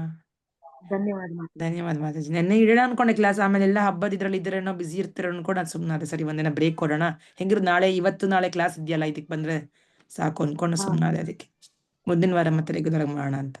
ಓಕೆ. ಸೊ ಅದೇ ಕೃಷ್ಣ ಹೇಳ್ತಿರೋದು, ಮನಸ್ಸನ್ನು ಅತ್ಯಂತ ಒಳ್ಳೆಯ ಬಂಧುವಾಗುತ್ತದೆ ಯಾವಾಗ ಮನಸ್ಸನ್ನ ಗೆದ್ದಿದ್ದಾನೋ. ಮನಸ್ಸನ್ನ ಗೆದ್ದದಂದ್ರೆ ಏನರ್ಥ? ಮನಸ್ಸನ್ನ ನಿಯಂತ್ರಿಸ್ಕೊಳ್ಳೋದು, ಮನಸ್ಸಿಗೆ ಒಂದು ಟ್ರೈನಿಂಗ್ ಕೊಡೋದು ಅಲ್ವಾ. ಮನಸ್ಸಿಗೆ ಒಂದು ಪ್ರತಿನಿತ್ಯವಾಗಿ, ಹಿಂಗೆ ಒಂದು ಸ್ಟೂಡೆಂಟ್ ಕೂಡ, ಒಂದು ವಿದ್ಯಾರ್ಥಿಗೆ ಪ್ರತಿನಿತ್ಯ ಒಂದು ಟ್ರೈನಿಂಗ್ ಅಲ್ವಾ. ಅವನಿಗೆ ಬೆಳಗ್ಗೆ ಬೇಗ ಹೇಳ್ಬೇಕು, ತಯಾರಾಗ್ಬೇಕು, ಸ್ಕೂಲ್ಗೆ ಹೋಗ್ಬೇಕು, ಬರ್ಬೇಕು, ಓದ್ಕೋಬೇಕು, ಬರಿಬೇಕು. ಅವನಿಗೆ ಎಲ್ಲೂ ಖಾಲಿ ಟೈಮ್ ಅನ್ನೋದಿಲ್ಲ. ಖಾಲಿ ಟೈಮ್ ಕೊಟ್ರೆ ಏನಾಗತ್ತೆ? ಖಾಲಿ ಟೈಮ್ ಕೊಟ್ರೆ ಅವನೆಲ್ಲ ಟೈಮ್ ಖಾಲಿ ಮಾಡ್ತಾನೆ ಅಲ್ವಾ. ಬೇಡದ ಕೆಲ್ಸದಲ್ಲಿ ಅವ್ನು ಮುಗಿಸ್ತಾನೆ, ಟಿವಿ ನೋಡ್ತಾನೆ, ಆಟದಲ್ಲಿ ಹೋಗ್ಬಿಟ್ಟು ಮುಗಿಸ್ಬಿಡ್ತಾನೆ ಅಲ್ವಾ. ಸೊ ಆ ರೀತಿ ಒಂದು ಚಂಚಲ ಕೋತಿ ತರ ಇರಬಾರ್ದು ನಮ್ಮ ಮನ್ಸು. ಅದಕ್ಕೊಂದು ಟ್ರೈನಿಂಗ್ ಇರಬೇಕು, ಅದಕ್ಕೊಂದು ಆಕ್ಟಿವಿಟಿ ಇರಬೇಕು, ಅದಕ್ಕೊಂದು ಯಾವಾಗ್ಲೂ ಒಂದು ಪ್ರಾಪರ್ ಎಂಗೇಜ್ಮೆಂಟ್ ಇರಬೇಕು. ಸರಿಯಾದ ಒಂದು ಎಂಗೇಜ್ಮೆಂಟ್, ಪಾಸಿಟಿವ್ ಎಂಗೇಜ್ಮೆಂಟ್ ಇರಬೇಕು ಮನ್ಸಿಗೆ. ಇಲ್ಲ ಅಂದ್ರೆ ಅದು ಕೆಟ್ಟ ಆಲೋಚನೆಗಳಿಗೆ ಬರುತ್ತೆ. ಅದಕ್ಕೆ ಅಯ್ಯೋ ನೋಡು ಅವ್ರು ಆ ಥರ ಅಂದ್ರು, ಇವ್ರು ಈ ಥರ ಅಂದ್ರು, ನಿಂಗೆ ಹಿಂಗೆ ಮಾಡಿದ್ರು, ನಿಂಗೆ ಹಂಗೆ ಮಾಡಿದ್ರು ಅಂತ ನಮ್ಮನ್ನ ಇನ್ನೂ ನಮ್ಮನ್ನ ದಬಾಫೈ ಮಾಡಿ, ಇನ್ನೂ ನಮ್ಮನ್ನ ಬೇಜಾರು ಮಾಡಿಸಿ, ಇನ್ನೂ ನಮ್ಮ ಮನಸ್ಸನ್ನ ವೀಕ್ ಮಾಡಿ ಅಲ್ವಾ, ಇನ್ನೂ ನಾವು ಬೇಜಾರು ಪಟ್ಕೊಳಂಗೆ ಮಾಡಿ, ಅಳಂಗ್ ಮಾಡಿ, ಕರಿಯಂಗ್ ಮಾಡಿ, ನಮ್ಮಲ್ಲಿರೋ ಶಕ್ತಿ ಎಲ್ಲ ತೆಗೆದಾಕ್ಬಿಡತ್ತದು. ಅದನ್ನ ದಾಸ ಮಾಡ್ಕೊಂಡ್ಬಿಡತ್ತೆ ನಮ್ಮನ್ನ ಅದ್ರ ದಾಸ ಮಾಡ್ಕೊಂಡ್ಬಿಡತ್ತದು ಅಲ್ವಾ. ನಾವದ್ರ ಯಜಮಾನ ಆಗಿ ನಿಂತ್ಕೋಬೇಕು. ಸುಮ್ನಿರು, ಬೇಜಾರಾದ್ರೆ ಆಯ್ತು, ಏನ್ ಇವಾಗ ಅವ್ರು ಅಂದ್ರು ಅದನ್ನ ಮನ್ಸಿಗೆ ಹಚ್ಕೊ ಕೂತ್ಕೊಂಡ್ರೆ ಏನ್ ಬರತ್ತೆ, ಬಿಟ್ಬಿಡ್ಬೇಕು ಅದನ್ನ. ಏನೋ ಅಂದ್ರು, ಬಂತು, ಹೋಯ್ತು, ಮುಗೀತು ಅಲ್ವಾ. ಒಂದ್ ಕಡೆಯಿಂದ ಕೇಳಿ ನಾವು ಕಡೆಯಿಂದ ಬಿಟ್ಬಿಡ್ಬೇಕು ಅಲ್ವಾ. ಆ ರೀತಿಯಲ್ಲಿ ನಾವು ಆ ಮನಸ್ಸಿಗೆ ಪ್ರಾಪರ್ ಎಂಗೇಜ್ಮೆಂಟ್ ಕೊಡ್ಬೇಕು. ಸರಿಯಾಗಿ ನಾವು ಅಫ್ಕೋರ್ಸ್ ಭಕ್ತಿ ಸೇವೆದಲ್ಲಿ ನಾವು ನಿಯಂತ್ರಿಸ್ಕೊಳಂಗಾದ್ರೆ ತುಂಬಾ ಒಳ್ಳೇದದು. ಯಾಕಂದ್ರೆ ಅದರಷ್ಟು ಪವರ್ಫುಲ್ ಮಾರ್ಗ ಇನ್ಯಾವುದೂ ಇಲ್ಲ ಮನಸ್ಸನ್ನು ಕೇಂದ್ರೀಕರಿಸೋದಿಕ್ಕೆ. ಅಂದ್ರೆ ಮಂತ್ರ ಜಪದಿಂದ, ಶ್ರವಣದಿಂದ ಇದು ಮಾಡೋಂಗಾದ್ರೆ ಬೆಸ್ಟ್ ಅದು. ಇಲ್ಲ ಪಾಸಿಟಿವ್ ಎಂಗೇಜ್ಮೆಂಟ್, ಒಳ್ಳೆ ಬೆಳಿಗ್ಗೆ ಬೇಗ ಹೇಳೋದು, ಕೆಲವರು ಪ್ರಾಣಾಯಾಮ ಮಾಡ್ತಾರೆ, ಯೋಗ ಮಾಡ್ತಾರೆ, ವಾಕಿಂಗ್ ಮಾಡ್ತಾರೆ, ಇನ್ನೇನಾದ್ರು ಒಳ್ಳೆ ಕಾರ್ಯಗಳು ಮಾಡ್ತಾರೆ, ಆ ಥರ ಅಲ್ವಾ. ಅದು ಸಾತ್ವಿಕ. ಅದು ಸಾತ್ವಿಕ ಮೇಲಿರೋದು ಭಕ್ತಿ. ಸೊ ಅದಕ್ಕೆ ಕೃಷ್ಣ ಹೇಳ್ತಾ ಇರ್ತಾರೆ, ಮನಸ್ಸನ್ನ ಗೆಲ್ಲೋದಿಕ್ಕೆ ಪ್ರಯತ್ನ ಮಾಡ್ಬೇಕು. ಗೆದ್ರೆ ಆಟೋಮ್ಯಾಟಿಕಲಿ ಮನಸ್ಸು ಕಂಟ್ರೋಲಿಗೆ ಬರುತ್ತೆ ಅಂಡ್ ನಮಗೆ ಒಂದು ಒಳ್ಳೆ ಮಿತ್ರನಾಗ್ತಾನೆ, ಒಳ್ಳೆ ಗೈಡ್ ಆಗತ್ತೆ ಮನಸ್ಸು. ಇಲ್ಲ ಅಂದ್ರೆ ಆ ಮನಸ್ಸಿಗೆ ಬೇಕಾದಂಗೆ ನಾವು ನಡ್ಕೋಬೇಕಾಗತ್ತೆ ಅಲ್ವಾ. ನಮ್ ಒಳ್ಳೆ ದಾರಿ ಕೊಡತ್ತದು, ಹೌದಾ. ಫಾರ್ ಎಕ್ಸಾಂಪಲ್ ನಾವು ಒಂದು ಊಬರಲ್ಲಿ ಕೂತ್ಕೊಂಡ್ವಿ ಅನ್ಕೊಳ್ಳಿ, ಊಬರ್ ಕ್ಯಾಬಲ್ಲಿ ಕೂತ್ಕೊಂಡ್ವಿ ಅನ್ಕೊಳ್ಳಿ. ಆ ಊಬರ್ ಕ್ಯಾಬಲ್ಲಿ ನಾನು ಇವಾಗ ಒಂದು ಡೆಸ್ಟಿನೇಷನ್ ಕೊಟ್ಟಿರ್ತೇನೆ, ಇಲ್ಲಿಗೆ ಹೋಗ್ಬೇಕು, ನನ್ನ ಮನೆಯಿಂದ ಈ ಜಾಗಕ್ಕೆ ಹೋಗ್ಬೇಕು. ಫಾರ್ ಎಕ್ಸಾಂಪಲ್ ನಾನು ಇಸ್ಕಾನ್ ಬಿಡ್ಸ್ಕೋಬೇಕು ಅಂತ ಅನ್ಕೊಂಡ, ಅಥವಾ ಶೇಷಾದ್ರಿಪುರಂ, ಇಸ್ಕಾನ್ ಶೇಷಾದ್ರಿಪುರಂ ನೀವು ಕೂತಿದ್ದೀರಾ ನಿಮ್ಮ ಮನೆಯಿಂದ. ಆ ಡ್ರೈವರು ಇಸ್ಕಾನ್ ಶೇಷಾದ್ರಿಪುರಂ ಕರ್ಕೊಂಡು ಹೋಗ್ದೇನೆ ಇನ್ನೆಲ್ಲೋ ಕರ್ಕೊಂಡು ಹೋದ ಅನ್ಕೊಳ್ಳಿ, ಒಪ್ತೀವ ನಾವು? ಅರೆ ನಾನು ಕೊಟ್ಟಿರೋ ಡೆಸ್ಟಿನೇಷನ್ ಇದು, ಇಲ್ಲಿಗೆ ಹೋಗ್ಬೇಕು, ನೀನು ಅಲ್ಲಿಗೆ ಹೋಗದೆ ಎಲ್ಲೆಲ್ಲೋ ಹೋಗ್ತಿದ್ಯಾ ಏನೋ. ನಾವೇನಂತೀವಿ ಅಂದ್ಮೇಲೆ ಬೈತೀವಿ, ಜೋರು ಮಾಡ್ತೀವಿ, ಕಂಪ್ಲೇಂಟ್ ಮಾಡ್ತೀವಿ, ಹೌದಲ್ವಾ. ಸೊ ಅವನು ನಮಗೆಲ್ಲಿ ಹೋಗ್ಬೇಕು ಅಲ್ಲಿ ಕರ್ಕೊಂಡು ಹೋಗ್ಬೇಕು. ಹಂಗೆ ಜೀವಿಗೆ ಎಲ್ಲಿ ಕರ್ಕೊಂಡು ಹೋಗ್ಬೇಕು, ಮನುಷ್ಯನಿಗೆ ಒಳ್ಳೆ ದಾರಿದಲ್ಲಿ ಕರ್ಕೊಂಡು ಹೋಗ್ಬೇಕು, ಭಗವಂತನ ಮಾರ್ಗದಲ್ಲಿ ಕರ್ಕೊಂಡು ಹೋಗ್ಬೇಕು ಆ ಮನಸ್ಸು ಅಲ್ವಾ. ಮನಸ್ಸು ಸಹಕರಿಸ್ಬೇಕು, ಇಲ್ಲ ಅಂದ್ರೆ ಅದು ನಮ್ಮ ವೈರಿ ಆದಂಗೆ. ಅದೇ ಕೃಷ್ಣ ಹೇಳ್ತಾರೆ, ಅದಕ್ಕೆ ಪ್ರಾಪರ್ ಟ್ರೈನಿಂಗ್ ಕೊಡ್ಬೇಕು. ಓಕೆ, ಪ್ರಾಪರ್ ಟ್ರೈನಿಂಗ್ ಸಾಧ್ಯ. ಮಾರ್ಗ ಮಾತಾಜಿ, ಮನಸ್ಸಿದ್ದರೆ ಮಾರ್ಗ. ನೋಡಿ, ಒಳ್ಳೆ ಮನ್ಸು ಮಾಡ್ಕೊಂಡು ನಾವು ಬಂದ್ರೆ ನಾವು ಕೇಳ್ತೀವಿ, ಕ್ಲಾಸ್ ಕೇಳ್ತೀವಿ, ಎಷ್ಟೆಲ್ಲ ತಿಳ್ಕೊತೀವಿ ವಿಷಯ ಅಲ್ವಾ. ನಮ್ಗೆ ಎಷ್ಟು ಶಾಂತಿ ಸಿಗತ್ತೆ, ಎಷ್ಟು ಸಾಧಿಸ್ಬೋದು ನಾವು, ಎಷ್ಟು ತಿಳ್ಕೊಬೋದು, ಮನುಷ್ಯನಾಗ ನಾವು ಎಷ್ಟೆಲ್ಲ ಗೆಲ್ಬೋದು ನಾವು ಅಲ್ವಾ. ಆ ಜನನ ಮನಸ್ಸನ್ನ ಗೆಲ್ಬೋದು, ಆ ಜನನ ಒಂದು ಒಳ್ಳೆ ಮಾರ್ಗದಲ್ಲಿ ನಾವು ಹೇಳೋದಕ್ಕೆ ಸಹಾಯ ಮಾಡ್ಬೋದು ಅಲ್ವಾ. ಭಗವಂತನ ಭಕ್ತರನ್ನ ಸೇವೆ ಮಾಡ್ಬೋದು, ಇಷ್ಟು ಉನ್ನತ ಕಾರ್ಯಗಳು ಮಾಡ್ಬೋದು ನಾವು ಅಲ್ವಾ. ಸೊ ಅದೇ ಟ್ರೈನಿಂಗ್ ಬೇಕು ಅಂತ ಕೃಷ್ಣ. ಎಲ್ಲಾನು ಪ್ರಾಪರ್ ಟ್ರೈನಿಂಗ್ ಬೇಕು. ಒಂದು ದಿವಸ ಆಗೋ ಕಾರ್ಯ ಅಲ್ಲ ಇದು. ಪ್ರತಿನಿತ್ಯ ನಾವು ಇದನ್ನ ಮಾಡ್ಬೇಕು. ಪ್ರತಿನಿತ್ಯ ಬೇಗ ಹೇಳೋ ಅಂತ ಅಭ್ಯಾಸ ನಾವು ಮಾಡ್ಕೋಬೇಕು. ಈಗ ನಾವು 6 ಗಂಟೆಗೆ ಹೇಳ್ತಿದೀವಿ ಅನ್ಕೊಳ್ಳೋಣ, ಫಾರ್ ಎಕ್ಸಾಂಪಲ್ 5:15 ಅಥವಾ 5:45 ಪ್ರತಿನಿತ್ಯ ಒಂದು 15 ನಿಮಿಷ ಮುಂಚೆ. ಯಾತಿಗೋಸ್ಕರ? 1-2 ಜಪ, 1 ಮಾಲೆ ಜಪ ಮಾಡೋದಕ್ಕೋಸ್ಕರ ಎಕ್ಸ್ಟ್ರಾ ಒಂದು 15 ನಿಮಿಷ ಹೇಳೋಂಥದ್ದು. ಎಷ್ಟು ದಿವಸ? ಅದೊಂದು 1 ತಿಂಗಳ ಹತ್ರ ಮಾಡೋದು. 1 ತಿಂಗಳ ಹತ್ರ 5:45 ಹೇಳ್ತಾ ಹೋದ್ರೆ ಆಗ ಮೈಂಡ್ ಫಿಕ್ಸ್ ಆಗ್ಬಿಡುತ್ತೆ, 5:45 ನಾನು ಹೇಳ್ಬೇಕು ಅಂತ. ಅದು 6 ಗಂಟೆಗೆ ಮರ್ತೇ ಹೋಗ್ಬಿಡುತ್ತೆ ಅದು, ಹೌದಾ ಅಲ್ವಾ. 5:45 ಹೇಳಕ್ ಶುರು ಮಾಡ್ತೀವಿ ನಾವು. 5:45 ಆದ್ಮೇಲೆ ನಿಧಾನವಾಗಿ ಮತ್ತೆ ಭಕ್ತರ ಸಾಂಗತ್ಯಲ್ಲಿ ಮತ್ತೆ ಭಕ್ತರು ನಮ್ಗೆ ಜ್ಞಾಪಿಸ್ತಾರೆ, ಬೆಳಿಗ್ಗೆ ಹೇಳ್ಬೇಕಪ್ಪ, ಬ್ರಹ್ಮ ಮುಹೂರ್ತದಲ್ಲಿ ಹೇಳ್ಬೇಕು, ಭಗವಂತನ ಸೇವೆ ಮಾಡ್ಬೇಕು. ಇದು ಒಳ್ಳೆ ಆಪರ್ಚುನಿಟಿ. ಇದು ನಾವು ಬದುಕಿದೀವಿ, ಆರೋಗ್ಯವಾಗಿದ್ದೀವಿ, ಭಕ್ತಿ ಸೇವೆ ಮಾಡ್ಬೋದು, ಭಗವಂತನ ಸೇವೆ ಮಾಡ್ಬೋದು. ಏನೂ ಇಲ್ಲ ಅಂದ್ರೆ ಜ್ಞಾಪಕ ಶಕ್ತಿ ಇಲ್ಲ, ಕೈಕಾಲು ಆಡ್ತಾ ಇಲ್ಲ, ಕಣ್ ಕಾಣ್ತಾ ಇಲ್ಲ, ಕಿವಿ ಕೇಳಿಸ್ತಿಲ್ಲ, ಆರೋಗ್ಯ ಇಲ್ಲ, ಏನ್ ಮಾಡಕ್ಕಾಗತ್ತಾಗ ನಾವು? ಏನೂ ಮಾಡಕ್ಕಾಗಲ್ಲ. ಎಲ್ಲ ಸರಿ ಇದ್ದಾಗ ನಾವು ಮಾಡ್ಬಹುದು ಅಂತ ಮತ್ತೆ ಜ್ಞಾಪಿಸಿದಾಗ ಭಕ್ತರು, ಓಕೆ ಇವತ್ತಿಂದ 5:15 ಮಾಡೋಣ, ಇನ್ನೂ 4 ರೌಂಡ್ ಹೆಚ್ಚು ಮಾಡೋಣ, ಇನ್ನು ಭಗವಂತನ ಭಕ್ತಿದಲ್ಲಿ ಆಳವಾಗಿ ನಾವು ಇನ್ನೂ ಪ್ರಯತ್ನ ಮಾಡೋದಿಕ್ಕೆ ಅಲ್ವಾ. ಆ ಥರ ಮಾಡ್ತಾ ಮಾಡ್ತಾ ಇನ್ನೂ ನಾವು ಪ್ರೋಗ್ರೆಸ್ ಆಗ್ತೀವಿ, ಇನ್ನೂ ನಮ್ಗೆ ಎಷ್ಟೆಲ್ಲ ಜ್ಞಾನೋದಯ ಸಿಗತ್ತೆ. ಅದೇ ಕೃಷ್ಣನ್ ಬ್ಯೂಟಿ ಏನಂದ್ರೆ, ಭಗವಂತ ಒಳಗಡೆ ಇದ್ಕೊಂಡು ಭಕ್ತರಿಗೆ ಯಾವ ತರ ಸಹಾಯ ಮಾಡ್ತಾರೆ ಅಂದ್ರೆ ಒಳಗಡೆಯಿಂದಾನೇ ಕೊಡ್ತಾನೆ ಜ್ಞಾನ ದೀಪೇನ ಭಾಸ್ವತ. ಅಜ್ಞಾನ ತೆಗೆದ್ಬಿಟ್ಟು ಜ್ಞಾನ ಕೊಡ್ತಾನೆ ಅವನೇ ಒಳಗಡೆಯಿಂದ. ನಮಗೊಂದು ದಾರಿ ಕೊಡ್ತಾನೆ, ಹೇಗ್ ಜೀವನದಲ್ಲಿ ನಡ್ಕೋಬೇಕು, ಯಾವ ರೀತಿ ಯೋಚನೆ ಮಾಡ್ಬೇಕು, ನಾನು ಯಾವ ರೀತಿ ನಮ್ಮ ಮನಸ್ಥಿತಿ ಇರ್ಬೇಕು. ಯಾಕಂದ್ರೆ ನಮ್ಮ ಮನಸ್ಥಿತಿ ಅನ್ನೋದು ಯಾವಾಗ್ಲೂ ಕೆಲಸ ಮಾಡತ್ತಲ್ವಾ. ನಾವು ಸಾಯೋ ಕಾಲದಲ್ಲೂ ಯಾವ ಮನಸ್ಸಲ್ಲಿ ಇದೀವೋ ನಮಗೆ ಗೊತ್ತಿಲ್ಲ, ಇವಾಗ ಯಾವ ಮನಸ್ಸಲ್ಲಿ ಇದೀವೋ ನಮ್ ಕಂಟ್ರೋಲ್ ಅಲ್ಲಿ ಇಲ್ಲ ಅಂದ್ರೆ ಹೆಂಗ್ ಬೇಕಾದ್ರೂ ಮನ್ಸು ಹೆಂಗ್ ತಗೊಂಡೋಗುತ್ತೆ, ನಾವು ಜಾರೋಗ್ಬಿಡ್ತೀವಿ ಅಲ್ವಾ. ಅದೇ ಭಗವಂತನ ಮೇಲೆ ಮನ್ಸಿದ್ರೆ,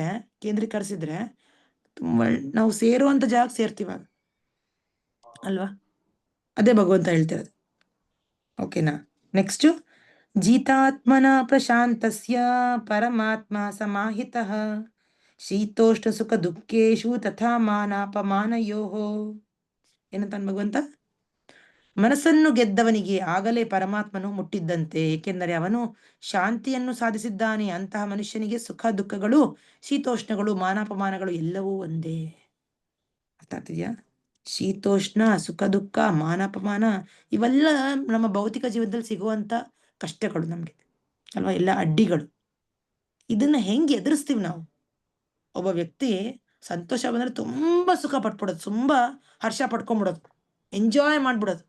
ಸ್ವಲ್ಪ ದುಃಖ ಬಂದ ತಕ್ಷಣ ಪೂರ್ತಿಯಾಗಿ ಕುಗ್ಗು ಬಿಡೋದು, ಪೂರ್ತಿಯಾಗಿ ಬೇಜಾರು ಮಾಡ್ಕೊಂಡಿರೋದು. ಅಯ್ಯೋ ಈ ತರ ಆಗೋಯ್ತಲ್ಲ, ಅಯ್ಯೋ ಈ ತರ ಆಗೋಯ್ತಲ್ಲ, ಅಯ್ಯೋ ಈ ತರ ಆಗೋಯ್ತಲ್ಲ. ಎರಡೂ ಅವನನ್ನ ಕೆಳಮಟ್ಟ ಕರ್ಕೊಂಡು ಹೋಗುತ್ತೆ, ಎರಡೂ ಈ ಪ್ರಪಂಚಕ್ಕೆ ಬಂಧಿಸುತ್ತೆ, ಎರಡೂ ಆ ಶೋಕದಿಂದ ಅಲ್ವಾ, ಶೋಕ ಮೋಹ ಭಯಾಪಹ ಅಂತ ಹೇಳ್ತಾರೆ. ಭಾಗವತ ಓದ್ರೆ, ಕೃಷ್ಣನ ಬಗ್ಗೆ ಓದ್ರೆ ಶೋಕ ಮೋಹ ಎರಡೂ ತೆಗೆಯತ್ತಂತೆ. ಕೃಷ್ಣ ಕಥಾ ಅಂದ್ರೆ ಅಷ್ಟು ಪವರ್ಫುಲ್. ಕೃಷ್ಣ ಕಥಾ ಅಂದ್ರೆ ಭಗವದ್ಗೀತೆ, ಭಾಗವತ, ಕೃಷ್ಣ ಕಥಾ.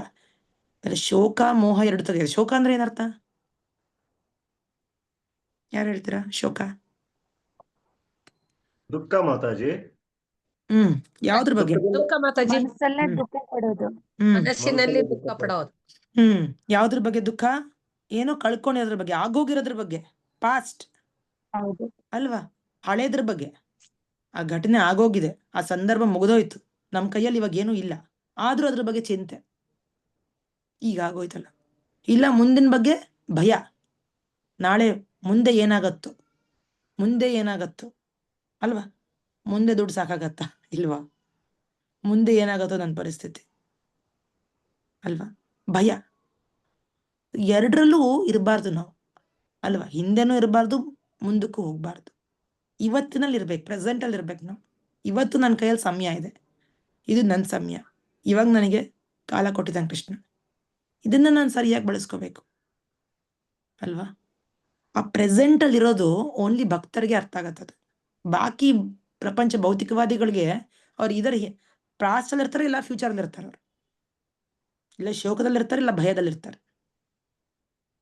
ಆಯ್ತಾ? ಎರಡರಿಂದ ನಾನು ಹೊರಗೆ ಬರ್ಬೇಕು, ಅದು ಓನ್ಲಿ ಭಕ್ತಿಯಿಂದ ಸಾಧ್ಯ. ಯಾಕಂದ್ರೆ ತುಂಬಾ ತುಂಬಾ ಬುದ್ಧಿವಂತರ ವ್ಯಕ್ತಿ ಮಾತ್ರ ಕೃಷ್ಣ ಹೇಳ್ತಾನಲ್ಲ ಈ ಭಕ್ತಿ ಮಾರ್ಗಕ್ಕೆ ಬರ್ತಾರೆ. ಅಂಡ್ ಅವ್ರಿಗೆ ಎಲ್ಲಾ ತರದ ನೋಡಿ, ಅದೇ ಹೇಳ್ತಾನೆ ಕೃಷ್ಣ. ನೋಡಿ ಇಲ್ಲಿ ಏನಂತಾನೆ 7ನೇ ಶ್ಲೋಕದಲ್ಲಿ, ಮನಸ್ಸನ್ನು ಗೆದ್ದವನಿಗೆ ಆಗಲೇ ಪರಮಾತ್ಮನು ಮುಟ್ಟಿದ್ದಂತೆ. ಭಗವಂತನ ಪರಮಾತ್ಮ ಒಳಗಿದ್ದಾನೆ, ಬಟ್ ನಮ್ಗೆ ಜ್ಞಾನೋದಯನೇ ಇಲ್ಲ. ನಾರ್ಮಲ್ ಪೀಪಲ್ ಹೇಳ್ತಾರೆ, ಭಕ್ತರಿಗೆಲ್ಲ. ಹೌದಾ? ಭಗವಂತ ಇಲ್ದೇದಂಗೆ ನಾವು ನಡ್ಕೋತಾ ಇದೀವಿ. ಭಗವಂತ ಎಲ್ಲಿದ್ದಾನೆ ಅಂತ ಪ್ರಶ್ನೆನೂ ಮಾಡ್ತಾರೆ ಜನ, ಕೆಲವರು ಅಲ್ವಾ. ನಮ್ಮ ಮನ್ಸಲ್ಲೇ ಇದ್ದಾನೆ ಆಕ್ಚುಲಿ, ಅವನು ನಮ್ಮನ್ನು ನೋಡ್ಕೋತಾ ಇದ್ದಾನೆ. ಇಲ್ಲಾಂದ್ರೆ ಹೆಂಗೆ ಈ ಶರೀರ ನಡೀತಾ ಇದೆ? ಈ ಶರೀರ ಒಂದು ಮಿಷನ್, ಯಂತ್ರ ಇದ್ದಂಗಲ್ವಾ. ಪ್ರತಿನಿತ್ಯ ನಾವು ಎಷ್ಟೆಲ್ಲ ಆಹಾರ ಒಳಗೆ ಹಾಕ್ತಾ ಇದೀವಿ, ಹೆಂಗದ ಅರಗ್ತಾ ಇದೆ? ಅಲ್ಲಿ ಯಾರು ಕೂತ್ಕೊಂಡು ಮಾಡ್ತಾ ಇದ್ದಾರೆ? ಆ ಶಕ್ತಿ ಎಲ್ಲಿಂದ ಬರ್ತಾ ಇದೆ? ಆ ಜೀರ್ಣ ಶಕ್ತಿ ಎಲ್ಲ ಎಲ್ಲಿಂದ ಬರ್ತಾ ಇದೆ? ಜ್ಯೂಸು ಎಲ್ಲ ಎಲ್ಲಿಂದ ಬರ್ತಾ ಇದೆ ಅಲ್ವಾ? ಕೃಷ್ಣನ ಒಂದು ಶಕ್ತಿಯಿಂದ ಅಲ್ವಾ. ಭಗವಂತ ಇದ್ದಾನಲ್ಲಿ, ವಿರಾಜಮಾನ ಆಗಿದ್ದಾನೆ ನಮ್ಮ ಶರೀರದಲ್ಲಿ. ಸೊ ಭಗವಂತನ ವಾಣಿ ನಮಗೆ ಕೇಳಿಸ್ಬೇಕು, ಅವ್ನು ನಮ್ ಗೈಡೆನ್ಸ್ ಕೇಳಬೇಕು ಅಂದ್ರೆ ಆ ಮನಸ್ಸನ್ನು ನಿಯಂತ್ರಿಸ್ಕೊಳ್ಳೋದು ತುಂಬಾ ಮುಖ್ಯ. ಇಲ್ಲ ಮನಸ್ಸು ನಮ್ಗೆ ಮತ್ತೆ ಭೌತಿಕ ಪ್ರಪಂಚದ ಆಕರ್ಷಣೆಗೆ ಎಳಿತಾ ಇರತ್ತೆ. ಏಕೆಂದರೆ ಅವನು ಶಾಂತಿಯನ್ನು ಸಾಧಿಸಿದ್ದಾನೆ. ಅಂತಹ ಮನುಷ್ಯನಿಗೆ ಸುಖ ದುಃಖ, ಶೀತೋಷ್ಣ, ಮಾನಾಪಮಾನ ಏನಿದೆ? ಸುಖ ದುಃಖದಲ್ಲಿ ಏನಿದೆ ಹೇಳಿ? ಸುಖ ದುಃಖ ಅನ್ನೋದು ಭೌತಿಕದ ಒಂದು ಲಕ್ಷಣ, ಬರತ್ತೆ ಹೋಗುತ್ತೆ ನಮ್ಮ ಕರ್ಮದ ಅನುಸಾರ. ಹೌದಾ? ಶೀತ ಉಷ್ಣ ಅಲ್ವಾ, ಬಿಸಿಲು ಚಳಿ ಹೆಂಗೆ ಬದಲಾಗ್ತಾನೆ ಇರತ್ತಲ್ವಾ. ಸೀಸನ್ ಅನ್ನೋದು ಬದಲಾಗ್ತಾನೆ ಇರತ್ತೆ. ಹಿಂಗೆ ಇಲ್ಲೂ ಅಷ್ಟೇ ಮಳೆ. ನನ್ನ ಮಗುಗೆ ಮಳೆ ಚಳಿ ಅಂದ್ರೆ ತುಂಬಾ ಸೆನ್ಸಿಟಿವ್. ಅವನು ಎರಡನೇವನು, ಅವನಿಗೆ ಆಚೆ ಕರ್ಕೊಂಡೇ ಹೋಗಲ್ಲ, ಬಾಗ್ಲಾಕ್ಬಿಟ್ಟಿರ್ತೀವಿ. ಪೂರ್ತಿ ಮಳೆ ಇದ್ರೆ, ಸ್ವಲ್ಪ ಬಿಸಿಲು ಬಂತು ಅಂದ ತಕ್ಷಣ ಮತ್ತೆ ನಡಿ ಅಂತ ಕರ್ಕೊಂಡು ಹೋಗೋದು, ಮತ್ತೆ ಬಿಸಿಲು ಹೋಗಿದ ತಕ್ಷಣ ಮತ್ತೆ ಒಳಗಿರೋದು. ಆ ಥರ ಶೀತ ಉಷ್ಣ ನಡೀತಾನೆ ಇರತ್ತೆ ಪ್ರಪಂಚದಲ್ಲಿ. ಕಷ್ಟ ಸುಖ ಬರ್ತಾನೆ ಇರತ್ತೆ. ಏನಿದೆ ಅದಕ್ಕೆ ತುಂಬಾ ಅದಕ್ಕೆ ತುಂಬಾ ಡಿಸ್ಟರ್ಬ್ ಆಗುವಂಥದ್ದು ಏನೂ ಇಲ್ಲ ಅಂತಾರೆ ಕೃಷ್ಣ. ಅದು ಬರ್ತಿರತ್ತೆ, ಹೋಗ್ತಾ ಇರತ್ತೆ. ಏನಿದೆ ಅದರಲ್ಲಿ ಅಲ್ವಾ. ಮಾನಾಪಮಾನ ಏನಿದೆ? ಮಾನಾಪಮಾನದಲ್ಲಿ ನಾನು ತುಂಬಾ ಗ್ರೇಟ್, ದೊಡ್ಡ ವ್ಯಕ್ತಿ ಅನ್ಕೊಂಡ್ರೆ ನಮ್ಗೆ ಮಾನ ಬೇಕಾಗತ್ತೆ ಅಲ್ವಾ. ಮಾನಾಪಮಾನ ನಾವು ಏರಕ್ಕೆ, ಅದನ್ನ ಹೊರಗೆ ಬರಕ್ಕೆ ಟ್ರೈ ಮಾಡ್ಬೇಕು. ಏನಿದೆ ನಮ್ಮ ಒಂದು ಪೊಸಿಷನ್ ಏನಿದೆ, ಎಲ್ಲ ಕೃಷ್ಣ ಕೊಟ್ಟಿರೋದೆಲ್ಲ ನಾವು ಉಪಯೋಗಿಸ್ತಾ ಇದೀವಿ. ಅಂತ ವ್ಯಕ್ತಿಗಳನ್ನ ನಾವು ಇಂಡಿಪೆಂಡೆಂಟ್ ಆಗಿ ನಮ್ದು ಅನ್ನೋದೇನು ಇಲ್ಲ. ನಮ್ಮ ಸಾಧನೆ ಅನ್ನೋದೇನೂ ಇಲ್ಲ ಹೇಳ್ಕೊಳಕ್ಕೆ. ಮತ್ತೆ ಯಾಕೆ ನಮ್ಗೆ ಮಾನ ಯಾಕೆ ಬೇಕು? ಅಪಮಾನ ಆದರೆ ಬೇಜಾರು ಮಾಡ್ಕೊಳ್ಳೋದು ಏನಿದೆ ಅದರಲ್ಲಿ? ಎರಡಕ್ಕೂ ನಾವು ಬಿಟ್ಬಿಡ್ಬೇಕು, ಕೇರ್ ಮಾಡಕ್ಕೆ ಹೋಗ್ಬಾರ್ದು. ಕೃಷ್ಣನ ಇಚ್ಛೆ ಇದು ಅನ್ಕೊಂಡ್ಬಿಡ್ಬೇಕು. ಕೃಷ್ಣ ಹೆಂಗೆ ಕೊಡ್ತಾನೋ ಆ ಥರ ನಾನು ಜೀವನ ಮಾಡ್ತೀನಿ. ಇವತ್ತು ಪರಿಸ್ಥಿತಿ ಚೆನ್ನಾಗಿದೆಯಾ, ಸರಿ ಆಯಿತು. ಇವತ್ತು ನಾನು ಕಳ್ಕೊಂಡಿರೋ ದುಡ್ಡು ಬಂತ, ಸರಿ ನಿನ್ನಿಚ್ಛೆ. ಇಲ್ಲ ಕಳ್ಕೊಂಡ, ಸರಿ ನನ್ಗೆ ಯಾರ್ದೋ ಋಣ ಇತ್ತೇನೋ, ಕಳ್ಕೊಂಡೆ. ನಾನೆಲ್ಲೋ ಅದನ್ನು ತೀರಿಸ್ಕೋಬೇಕಿತ್ತೇನೋ, ತೀರಿಸ್ಕೊಂಡೆ. ಇಷ್ಟೇ ಯೋಚನೆ ಇರ್ಬೇಕು ನಮ್ದು. ಅವಾಗ ನಾವು ಪರಮಾತ್ಮನ ಗೆದ್ದಂಗೆ ಅಂತ ನೋಡಿ ಕೃಷ್ಣ. ಇಲ್ಲಾಂದ್ರೆ ತುಂಬಾ ಕಷ್ಟ. ಈ ಜೀವನನ ಎದುರಿಸೋದು ಯಾರ ಕೇಳು ಸಾಧ್ಯ ಇಲ್ಲ. ಎಂಥ ದೊಡ್ಡ ದೊಡ್ಡ ಯೋಗಿಗಳಿಗೂ ಸಾಧ್ಯ ಇಲ್ಲ. ಬಟ್ ಭಕ್ತರ ಕೇಳಿ ಆಗತ್ತಿದ್ದು. ಭಕ್ತಿ ಮಾರ್ಗದಲ್ಲಿರೋರಿಗೆ ತುಂಬಾ ಸುಲಭವಾಗಿ ಮಾಡ್ಬೋದು. ಜ್ಞಾನ, ಕೊನೆಯ ಶ್ಲೋಕ ಇವತ್ತಿಂದು. ಜ್ಞಾನ ವಿಜ್ಞಾನ ತೃಪ್ತಾತ್ಮ ಕೂತಸ್ಥೋ ವಿಜತೇಂದ್ರಿಯ ಯುಕ್ತ ಇತಿ ಉಚ್ಯತೆ ಯೋಗಿ ಸಮಲೋಷ್ಟ್ರಾಶ್ಮ ಕಾಂಚನ. ಅನುವಾದ ಯಾರತ್ತೀರಾ? ಮಾತಾಜಿ ಓದಿ. ಆಮೇಲೆ ಏನ್ ಮಾಡ್ತಾರೆ ಲಾಸ್ಟಿಗೆ? ಅನುವಾದ. ಒಬ್ಬ ಮನುಷ್ಯನು ತಾನು ಗಳಿಸಿದ ಜ್ಞಾನ ಮತ್ತು ಸಾಕ್ಷಾತ್ಕಾರಗಳಿಂದ ಸಂಪೂರ್ಣ ತೃಪ್ತಿಯನ್ನು ಪಡೆದಿದ್ದಾನೆ. ಆತನು ಆತ್ಮಸಾಕ್ಷಾತ್ಕಾರದಲ್ಲಿ ಸ್ಥಿರನಾಗಿರುವನೆಂದು ಮತ್ತು ಯೋಗಿ ಎಂದು ಹೇಳುತ್ತಾರೆ. ಇಂತಹ ಮನುಷ್ಯನು ಸಾಧಿಸಿದಲ್ಲಿದ್ದು ಇಂದ್ರಿಯಗಳನ್ನು ಗೆದ್ದಿರುತ್ತಾನೆ. ಮಣ್ಣಾಗಲಿ ಕಲ್ಲಾಗಲಿ ಅಥವಾ ಚಿನ್ನವಾಗಲಿ ಎಲ್ಲವನ್ನೂ ಆತನು ಒಂದೇ ರೀತಿಯಲ್ಲಿ ಕಾಣುತ್ತಾನೆ. Very nice, thank you Mataji. So ಇದು ಇವತ್ತಿನ ಶ್ಲೋಕ. ಏನಂತಾನೆ ಭಗವಂತ, ಒಂದು ನಿಜವಾದ ಯೋಗಿ ಯಾವ ರೀತಿ ನೋಡ್ತಾನವನು? ಕಲ್ಲಾಗ್ಲಿ ಚಿನ್ನ ಆಗಲಿ, ಹೌದಾ, ಒಂದೇ ರೀತಿಯಲ್ಲಿ ನೋಡ್ತಾನಂತವನು. ಅದು ಯೋಗಿ ಲಕ್ಷಣ, ಹೌದಾ. ಯೋಗಿ ಒಂದು ಕಲ್ಲು ಚಿನ್ನ ಎರಡದು ವ್ಯತ್ಯಾಸ ನೋಡೋದಿಲ್ಲ. ಏನಿದೆ ಅದು ಒಂದು ಕಲ್ಲೇ ಅಲ್ವಾ. ಚಿನ್ನ ಕೂಡ ಒಂದು ಮೆಟಲ್. ಅದು ಏನಿದೆ ಅದರಲ್ಲಿ, ಅದ್ರ ಬೆಲೆ ಇರ್ಬೋದು. ಅದ್ರ ಬೆಲೆಯಿಂದ ಭಗವಂತನ ಸಾಟಿ ಏನೂ ಇಲ್ಲ ಅಲ್ವಾ. ಭಗವಂತನ ಪ್ರೇಮ ಸಾಟಿ ಇಲ್ಲ, ಅವನ ಸೇವೆ ಸಾಟಿ ಏನೂ ಇಲ್ಲ ಅಲ್ವಾ. ಸೊ ಭಗವಂತನ ಅರ್ಥ ಮಾಡ್ಕೊಳ್ಳೋದು ಹೇಗಪ್ಪ? ಇಲ್ಲದೆ ಹೇಳ್ತಾರೆ ನೋಡಿ, ಪರಮ ಸತ್ಯದ ಸಾಕ್ಷಾತ್ಕಾರವಿಲ್ಲದ ಪುಸ್ತಕ ಜ್ಞಾನದಿಂದ ಪ್ರಯೋಜನವಿಲ್ಲ. ಇದನ್ನು ಹೇಗೆ ಅರ್ಥ ಮಾಡ್ಕೊಳ್ಳೋದಂದ್ರೆ, ಭಗವಂತನ ಅರ್ಥ ಮಾಡ್ಕೊಳ್ಳೋದಕ್ಕೆ ಒಂದು ವಿಧಿ ಇದೆ. ಏನದು? ಅಥ ಶ್ರೀಕೃಷ್ಣ ನಾಮಾದಿ ನ ಭವೇತ್ ಗ್ರಹ್ಯಮಿಂದ್ರಿಯೈ ಸೇವನ್ಮುಖೇ ಜಿಹ್ವಾದೋ ಸ್ವಯಂ ಏವ ಸ್ಫುರತ್ಯತಃ. ಅಂದ್ರೆ ಈ ಒಂದು ಜಡ ಪದಾರ್ಥಗಳಾಗಿರುವಂತ ಕಣ್ಣು, ನಮ್ಮ ಮೂಗು, ನಮ್ಮ ಕಿವಿ, ಇದರಿಂದ ನಾವು ಭಗವಂತನ ನೋಡಿ ಭಗವಂತನ ಊಹೆ ಮಾಡ್ಕೊಂಡು ನಾವು ಅರ್ಥ ಮಾಡ್ಕೊಳಕ್ ಆಗಲ್ಲ. ಭಗವಂತನ ಅರ್ಥ ಮಾಡ್ಕೋಬೇಕಂದ್ರೆ ಸೇವೆಯಿಂದ ಸಾಧ್ಯ. ಸೇವನ್ಮುಖೇ ಜಿಹ್ವಾದು. ಜಿಹ್ವ ಅಂದ್ರೇನು? ನಾಲ್ಗೆ. ನಾಲ್ಗೆನ ಭಗವಂತನ ನಾಮ ಉಚ್ಚಾರಣೆ, ಆ ಸೇವೆಯಲ್ಲಿ ಬಳಸಬೇಕು. ಭಗವಂತನ ಪ್ರಸಾದ ಸ್ವೀಕರಣದಲ್ಲಿ ಬಳಸಬೇಕು. ಭಗವಂತನ ಕೀರ್ತನೆ, ಭಗವಂತನ ಹೊಗಳಿಕೆ, ಭಗವಂತನ ಬಗ್ಗೆ ಮಾತುಕತೆ, ಇದರಿಂದನೇ ಕೃಷ್ಣ ಯಾರು ಅನ್ನೋದು ಅರ್ಥ ಆಗತ್ತೆ. ಇಲ್ಲಾಂದ್ರೆ ಭಗವಂತ ಯಾರು ಅನ್ನೋದು ನಮ್ಗೆ ಯಾವತ್ತಿಗೂ ಗೊತ್ತಾಗಲ್ಲ. ಎಷ್ಟು ಜನ್ಮನೂ ನಾವು ಅರ್ಥನೇ ಮಾಡ್ಕೊಳ್ಳಿಲ್ಲ, ಯಾವತ್ತು ನಾವು ಪ್ರಯತ್ನನೇ ಹಾಕ್ಲಿಲ್ಲ ತಿಳ್ಕೊಳಕ್ಕೆ ಅಲ್ವಾ. ಅದಕ್ಕೆ ನಾವು ಇಷ್ಟು ಜನ್ಮಗಳು ಎತ್ತಿದ್ವಿ, ಇಷ್ಟು ಕಷ್ಟಗಳು ಅನುಭವಿಸ್ಕೊಂಡ್ ಬಂದಿದ್ದೀವಿ. ಯಾಕೆ ಅನುಭವಿಸ್ತಾ ಇದೀವಿ? ನಾವು ಕೃಷ್ಣನಿಂದ ದೂರ ಆಗಿರೋದ್ರಿಂದ ಅಲ್ವಾ. ಏನದು ಒಂದು ಶ್ಲೋಕ ಬರುತ್ತೆ. ಕೃಷ್ಣ ಭೂಲಿಯ ಜೀವ ಭೋಗವಾಂಚಕರೆ ಜಾಪತೀಯ ಮಾಯಧರೆ ಚಾಪತೀಯ ಧರೆ ಅಂತ ಒಂದು ಚೈತನ್ಯ ಚರಿತಾಮೃತದಲ್ಲಿ ಶ್ಲೋಕ ಬರುತ್ತೆ. ಅಂದ್ರೆ ಕೃಷ್ಣ ಭೂಲಿಯ ಜೀವ ಭೋಗವಾಂಚಕರೆ, ಕೃಷ್ಣನ ಮರ್ತೋಗೋದಿಕ್ಕೆ, ಕೃಷ್ಣನ ಮರೆತು ಭೋಗವಾಂಚೆ, ಇಲ್ಲ ನಾನು ಎಂಜಾಯ್ ಮಾಡ್ಬೇಕು ಅಂತ ಜೀವಿ ಅನ್ಕೋತಾ ಇದ್ದಾನೆ. ಅದರಿಂದ ಅವನು ಕಷ್ಟಪಡ್ತಾ ಇರೋದು. ಅವನು ಎಂಜಾಯ್ ಮಾಡ್ಬೇಕು ಅನ್ಕೋತಾನೆ, ಬಟ್ ಅವನ ಎಂಜಾಯ್ಮೆಂಟ್ ಸಿಗ್ತಾ ಇಲ್ಲ ಅವನಿಗೆ. ಅವ್ನು ಎಷ್ಟು ಮಾಡಿದ್ರು ಅದು ಸಾಕಾಗಲ್ಲ ಅವನಿಗೆ, ಎಷ್ಟು ಮಾಡಿದ್ರು ತೃಪ್ತಿ ಆಗಲ್ಲ ಅವನಿಗೆ ಅಲ್ವಾ. ಬಟ್ ಕೃಷ್ಣನ ಸೇವೆ ಮಾಡಕ್ ಶುರು ಮಾಡಿದ್ರೆ ಎಲ್ಲ ಸಾಕು ಅಂತ ಅನ್ಸಕ್ ಶುರು ಆಗತ್ತೆ. ಅದಕ್ಕೆ ಅವ್ನು ನೋಡಿ ಕಲ್ಲು ಮತ್ತೆ ಚಿನ್ನನ ಒಂದೇ ರೀತಿಲಿ ನೋಡಕ್ ಶುರು ಮಾಡ್ತಾನೆ. ಅಂತ ಒಂದು ಯೋಗಿಗೆ, ಅಂತ ಒಂದು ಯೋಗಿ ಸ್ಥಾನಕ್ಕೆ ಹೆಂಗ್ ಮುಟ್ತಾನ ಜೀವಿ? ಅಂತ ಒಂದು ಭಗವಂತನ ಸಂಪರ್ಕದಲ್ಲಿ ಇರೋದಿಕ್ಕೆ, ಆ ಒಂದು ಉನ್ನತ ಸ್ಥಾನ ತಲುಪಿರೋದಿಕ್ಕೋಸ್ಕರ. ಅವಾಗ ಅವನಿಗೆ ಏನು ಬೇಡ ಅನ್ಸುತ್ತೆ, ಎಲ್ಲ ಸಿಕ್ಕದಂಗೆ. ಏನು ಬೇಡ ಅಂದ್ರೆ ಏನು ಇಲ್ಲ ಅಂತ ಅಲ್ಲ, ಅವನ ಹತ್ರ ಎಲ್ಲ ಇದ್ದಂಗೆ ಅಲ್ವಾ. ಎಲ್ಲ ಇದ್ದಂಗೆ ಅವನ ಹತ್ರ, ಅವನಿಗೇನ್ ಬೇಕು? ರೈಟ್. ಅದು ಕೃಷ್ಣ ಹೇಳ್ತಾರೆ, ಭಗವಂತನ ಅರ್ಥ ಮಾಡ್ಕೊಳ್ಳೋದಿಕ್ಕೆ ಅವನ್ ಸೇವೆ ಮಾಡ್ಬೇಕು, ಭಕ್ತಿ ಸೇವೆ. ಆ ಭಕ್ತಿ ಸೇವೆದಲ್ಲೇ ಎಲ್ಲ ಇದೆ ನಮ್ಗೆ. ಪೂರ್ತಿ ಜ್ಞಾನೋದಯ ಅಲ್ಲಿಂದನೇ ಸಿಗತ್ತೆ. ನೋಡಿ ಹೇಳ್ತಾರೆ, ಈ ಭಗವದ್ಗೀತೆಯ ಕೃಷ್ಣ ಪ್ರಜ್ಞೆಯ ವಿಜ್ಞಾನ, ಐಹಿಕ ಪಾಂಡಿತ್ಯ ಮಾತ್ರದಿಂದಲೇ ಯಾರೂ ಕೃಷ್ಣ ಪ್ರಜ್ಞೆಯನ್ನು ಪಡೆಯಲಾರರು. ಪರಿಶುದ್ಧ ಪ್ರಜ್ಞೆಯಲ್ಲಿರುವವನ ಸಹವಾಸ ಭಾಗ್ಯವು ದೊರೆಯಬೇಕು. ಕೃಷ್ಣ ಪ್ರಜ್ಞೆ ಇರುವ ಮನುಷ್ಯನು ಕೃಷ್ಣನ ಕೃಪೆಯಿಂದ ಸಾಕ್ಷಾತ್ಕೃತ ಜ್ಞಾನವನ್ನು ಪಡೆದಿದ್ದಾನೆ. ಏಕೆಂದರೆ ಪರಿಶುದ್ಧ ಭಕ್ತಿ ಸೇವೆಯಲ್ಲಿ ಅವನು ತೃಪ್ತನು.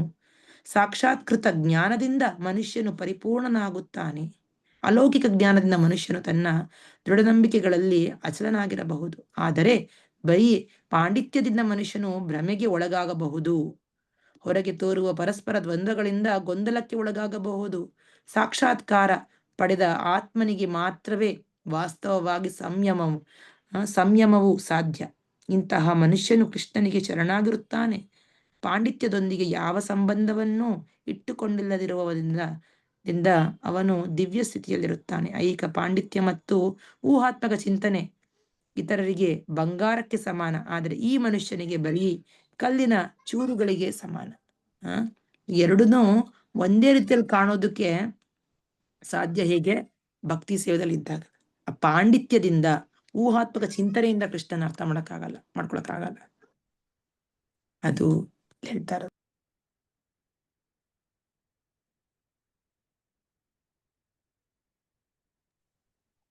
ಸೊ ಅದು ಇವತ್ತಿನ ಕ್ಲಾಸು. ಓಕೆ, ನಾಳೆ ಮತ್ತೆ ಮುಂದುವರ್ಸೋಣ ಇದನ್ನ 9ನೇ ಶ್ಲೋಕದಿಂದ. ಹರೇ ಕೃಷ್ಣ. ಯಾರಿಗಾರ ಪ್ರಶ್ನೆ ಇದೆಯಾ?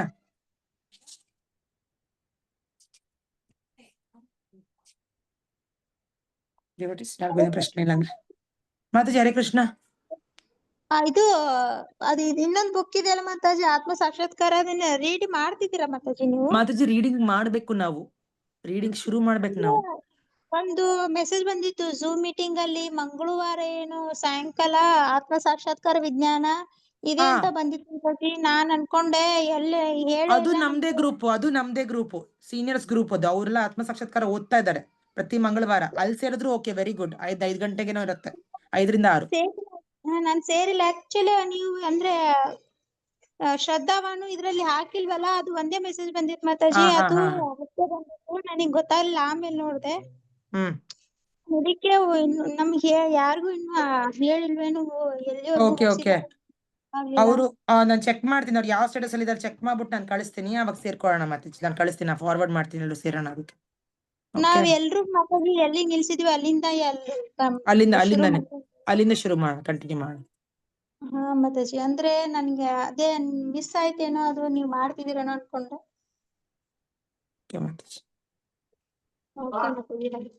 ಓಕೆ, ನಾಳೆ ಮತ್ತೆ ಕ್ಲಾಸ್ ಮಾಡ್ಬಿಟ್ಟು, ಈ ವಾರ ರೀಡಿಂಗ್ ಕ್ಲಾಸ್ ಮಿಸ್ ಆಯ್ತು. ಸೊ ರೀಡಿಂಗ್ ಕ್ಲಾಸ್ ಒಂದ್ ದಿವಸ ಮಾಡ್ಬೇಕು. ನೀವ್ ಯಾವತ್ತಂತೀರೋ, ಶನಿವಾರನೋ ಅಥವಾ ಭಾನುವಾರನೋ ಮಾಡೋಣ. ಒಂದ್ ಕ್ಲಾಸ್ ಮಾಡ್ಬೇಕು ಈ ವಾರ. ನೆನ್ನೆ ಮಿಸ್ ಆಗಿದೆ. ಓಕೆ, ನೀವು ಯಾವತ್ತು ಹೇಳ್ತೀರೋ ಹೇಳಿ, ಮಾಡೋಣ. ಶನಿವಾರ ಮಾಡೋಣ. ಈ ಶನಿವಾರ ಅಥವಾ ಭಾನುವಾರ ಬೆಳಿಗ್ಗೆ? ಶನಿವಾರ ಮಾಡೋಣ ಸಾಯಂಕಾಲ. ಶನಿವಾರ ಸಾಯಂಕಾಲ ಮಾಡೋಣ. ಓಕೆ, ಅಂದ್ರೆ